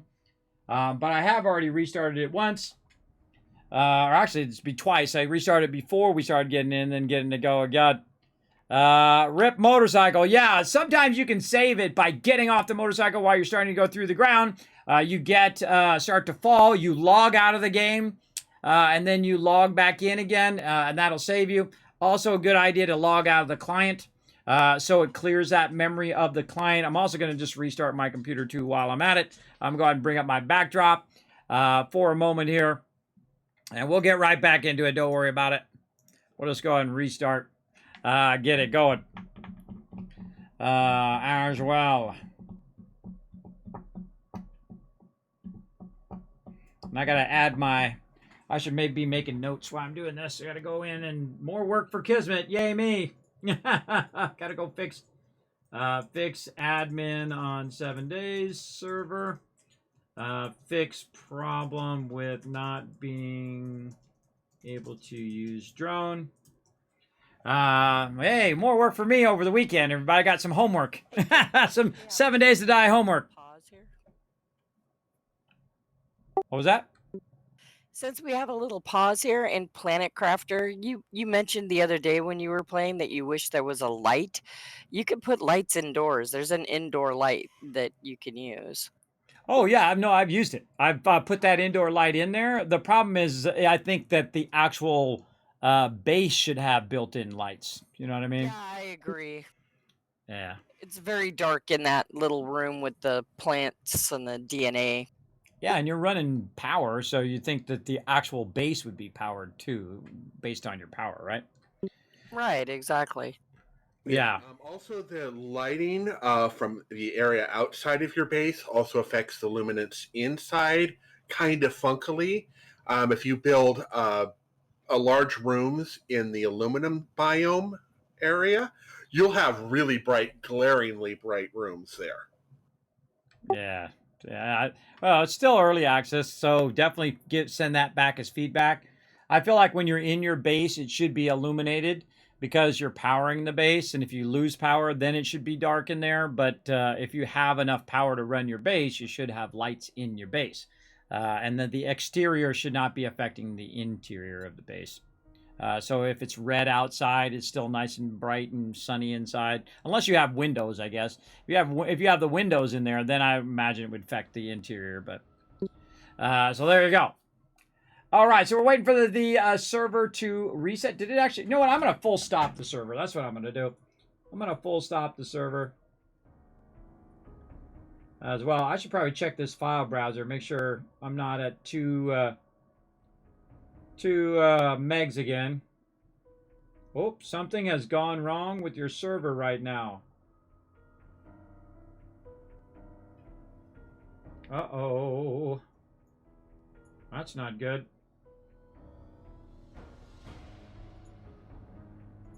Oh, maybe this is a server issue. Hold on, everybody. Server problems abound. Back to website. Ooh.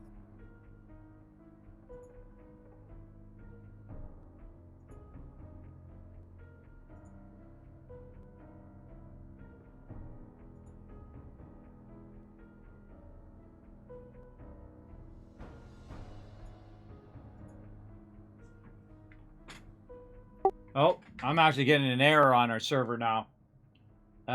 This might be something up with the servers. Hold on, I'll check in on it. All right, I gotta buzz my peeps over in Nitrado. That wouldn't surprise me too much based on how the lag was just maintaining.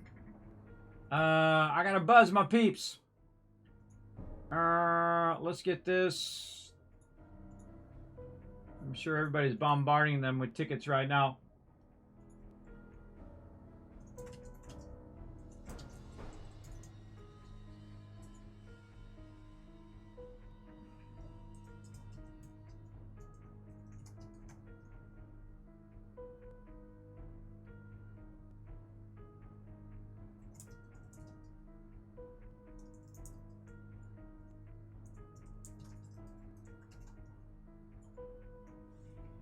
I don't know if he's still there too. He might have already been gone. I might want to close that ticket and start another one.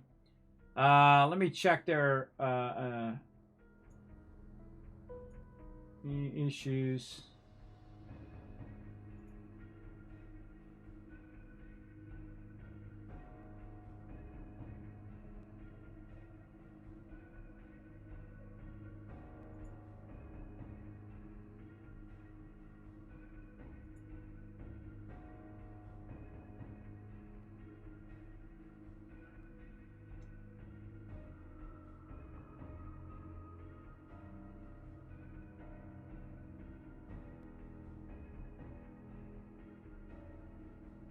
Oh man, I gotta do some other stuff too. Man, so much stuff for me to do. Make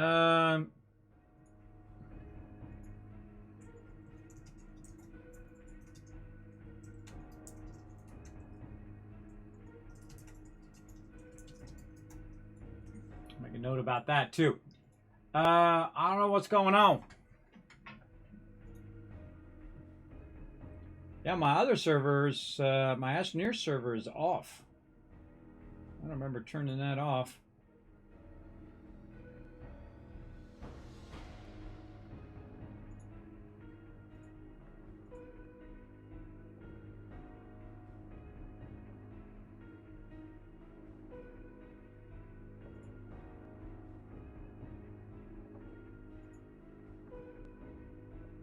I wonder if they're doing like maintenance or something.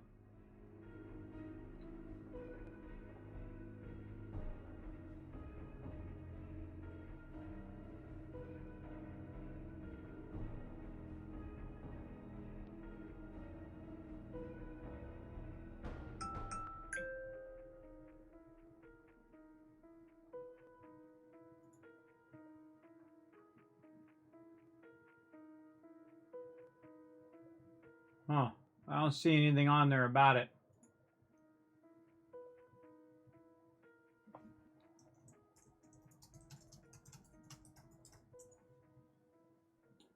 I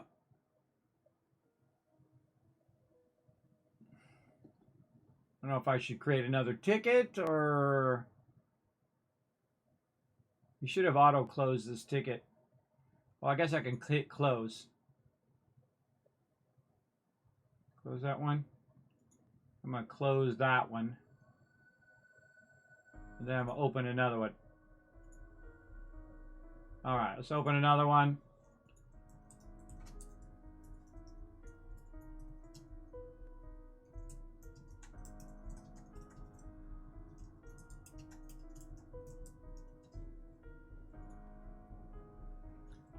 That's always something, everybody. Now, again, I'm not going to hold up my team to sit here for an hour while we sit here and screw with this. If we can get it fixed within a few minutes, awesome. If not, we'll switch over. I always got a backup plan. I think our server went totally down there. I cannot get back to my panel. I can't get back to that. I think it might be some sort of server outage. Yeah. So this is a temporary issue. Please wait a few minutes and try again. All right, everybody, take a break. Let's take like a 5-minute break, and then it says it's a temporary issue, and that we can come back to it. We'll give it 5 minutes. Take a break. Come back in 5 minutes. If it's not working, then we'll call it for 7 days, and then I'll move on to Planet Crafter, and then we'll come back to this next week. Okay. All right, so AFK 5 minutes. Okay, everybody, I'm going to go ahead AFK for a little bit. I'm going to get up, walk around a little bit, spread my legs. I'm going to stretch my legs and spread my brain, apparently, because my brain is spread too thin. Combining words together there, my brain does weird stuff like that. So I'm going to go ahead and just walk around for a minute, and I shall be right back. Enjoy these awesome AFK highlights.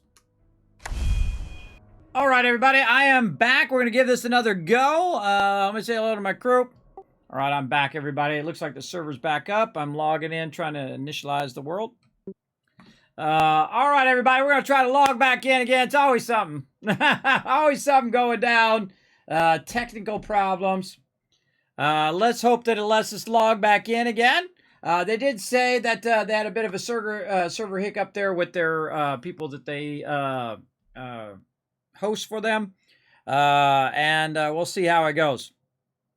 Of course, to most people right now, everybody, it's like 2:30 in the morning. So it's usually when they do maintenance and they do stuff on their servers. Because not a lot of people are up except for me and all of you. But of course, some of you are in different time zones too. So some of you, it's not that bad.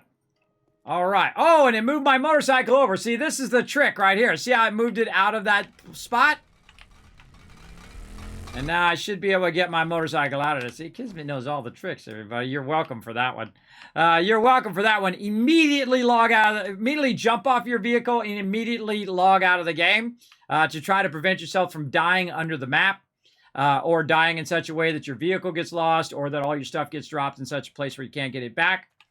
So it looks good. All right. And they even said it might be better now, now that they've kind of updated it. So I'm back in and it's looking good. And I even got my motorcycle back. Okay. All right, loading back in. All right. Now, again, we're going to go to one more Horde night. We're going all night long, everybody. We're going to have a really fun night tonight. So settle in, get yourself some snacks or drink, relax, kick back. We're going to have some fun playing another Horde night here with 7 Days to Die. Probably while they're logging in, though, I can go back and see when Horde night is. I've already forgotten. You'd think I'd have some sort of... maybe that's what they need, like a Horde night reminder mod. Where just in the upper corner up here, it just says when the next Horde night is. So you don't have to keep trying to remember. That would be good up there, too. Even up there where it says day. Oof. Oof. A little bit of lagging there. For logging in. That's okay. Now, they did say what? Uh-oh. Uh-oh. They did say they would move me to another server if it continues to be an issue.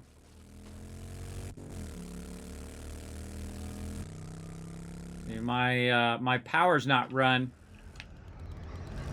It's not kicking in. I can't see the wires. See the wires are not up there? Have you checked the fuel recently? I haven't checked the fuel, but there's no wires running from my sensors.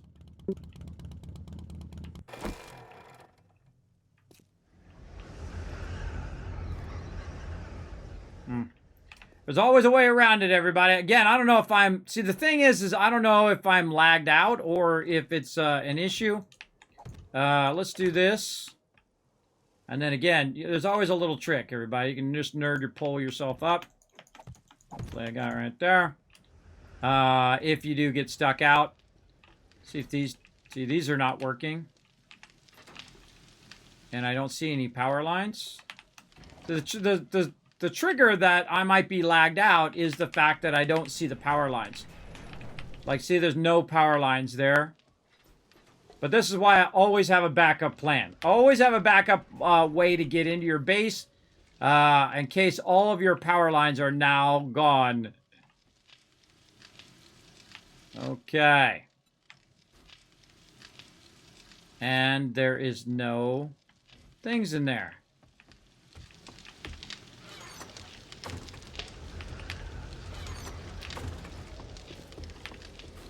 You know what it feels like? It feels like an update just came through.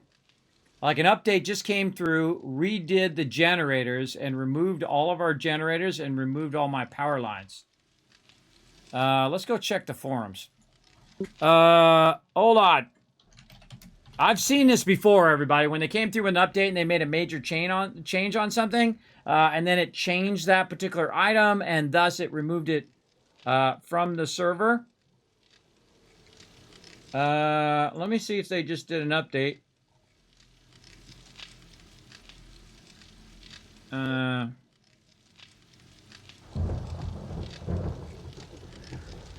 I gotta reboot my router. Be right back.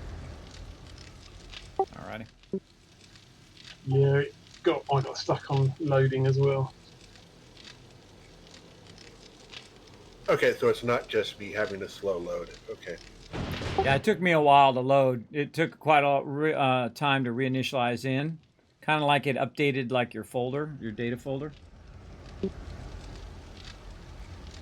Yeah, it's stuck on receiving configs to start with, but it's got past it this time.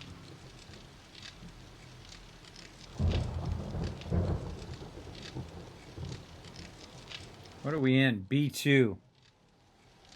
When did this drop? Monday at 12:07. Was it like Monday coming up or Monday before? Because sometimes people are ahead of me, so you know what I mean? They're in a different time zone, so it's like ahead instead of behind. It's always something, everybody.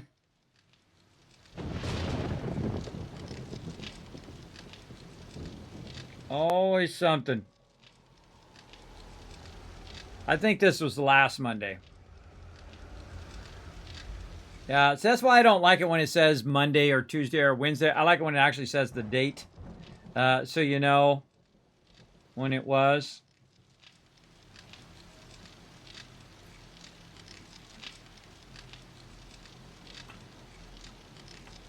Yeah, potentially just removed all my power lines. I can get in the boxes, though. See, when you can get in the boxes, that's telling you that that you're still there in the game. And I'm going to wait for the crew to get in. I'll get in with AMZ, so I can get in group. Yeah, there's no power lines for me either. The switches don't work right up. Yeah, and it took all of our engines, but luckily we have a box full of them.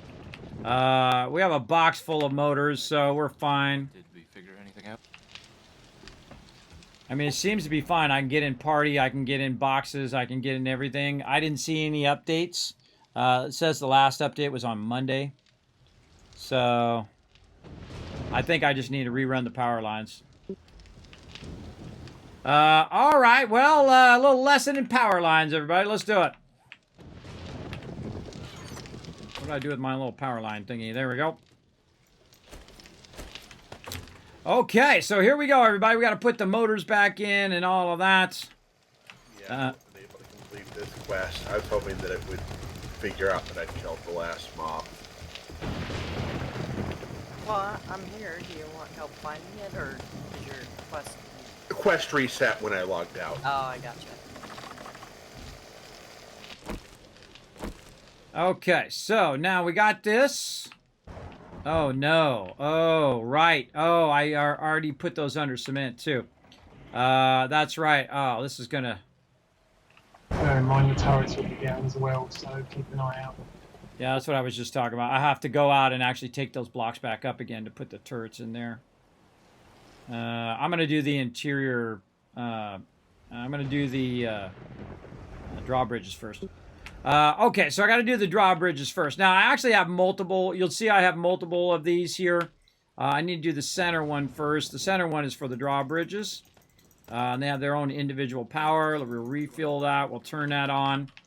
We're going to run this from here up into here. I can't remember if I ran this underneath first. Ugh, didn't have a back. I didn't see him come back yet. I did run it under here. Okay, so I ran it under here first from the primary thing, and then from here up into this switch. And then from this switch, I have to go to down there. The only problem is I need to get across to get back over here. We should probably use our little edge trick here. Yeah, I'm lagging again as well. I can't interact with my vehicle. Oh, and right when you said that, I got disconnected. We're gone. Well, I think that's probably it, guys. I'll fool around with this offline, and we'll deal with it later. Yeah, I'm having similar issues with lag spikes in my single player game too. hmm. Yeah, that's weird. Wonder if this was a bad beta. Yeah, it might be a bad I think update. It might be that I started a few alphas back. I think I started this run on 20.3, and it just be going to 20.4 and now 20.5 just borked something. I mean, this server has been since the first 20 release, like the full 20 release. Yeah. Yeah, and they're on B2 right now. Yeah, it's supposed to fix all this stuff. I don't know. Let's give them a week to, come out with another patch for the patch. I think that's the thing to do, everybody. Get everybody rested up, and then we'll come back next week, all right? Sounds good. All right.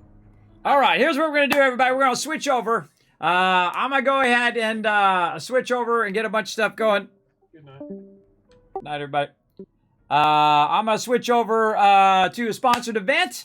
While we are doing that sponsored event, I appreciate all the support you guys can give here to the stream, hanging around. We're going to start a brand new playthrough of Planet Crafter. You definitely, if you've not seen Planet Crafter, we're going to try out some new techniques. We're going to use out some of the new commands that they've added, and we're going to explore some of the new areas, and we're going to try to crush this game even more so than we did in our last mega playthrough, all right? So I'm going to flip some buttons and flip some switches, and thanks also to my awesome sponsor, Factor, for coming in and supporting the stream. We're going to talk all about that later on. But here is some cool AFK stuff for you guys to look at for just a minute while I set all this up. Be right back. Hey, thanks for watching this video. Help support more videos just like this one and keep the Kismet love train a-going by dropping by my Patreon and showing your support. Big thanks going out to Resident Spike, Riverdog, Rotisserie G, JC Hunter, AMZ, Carlos, and Jeremiah. Click to watch more videos, and I'll see you next time.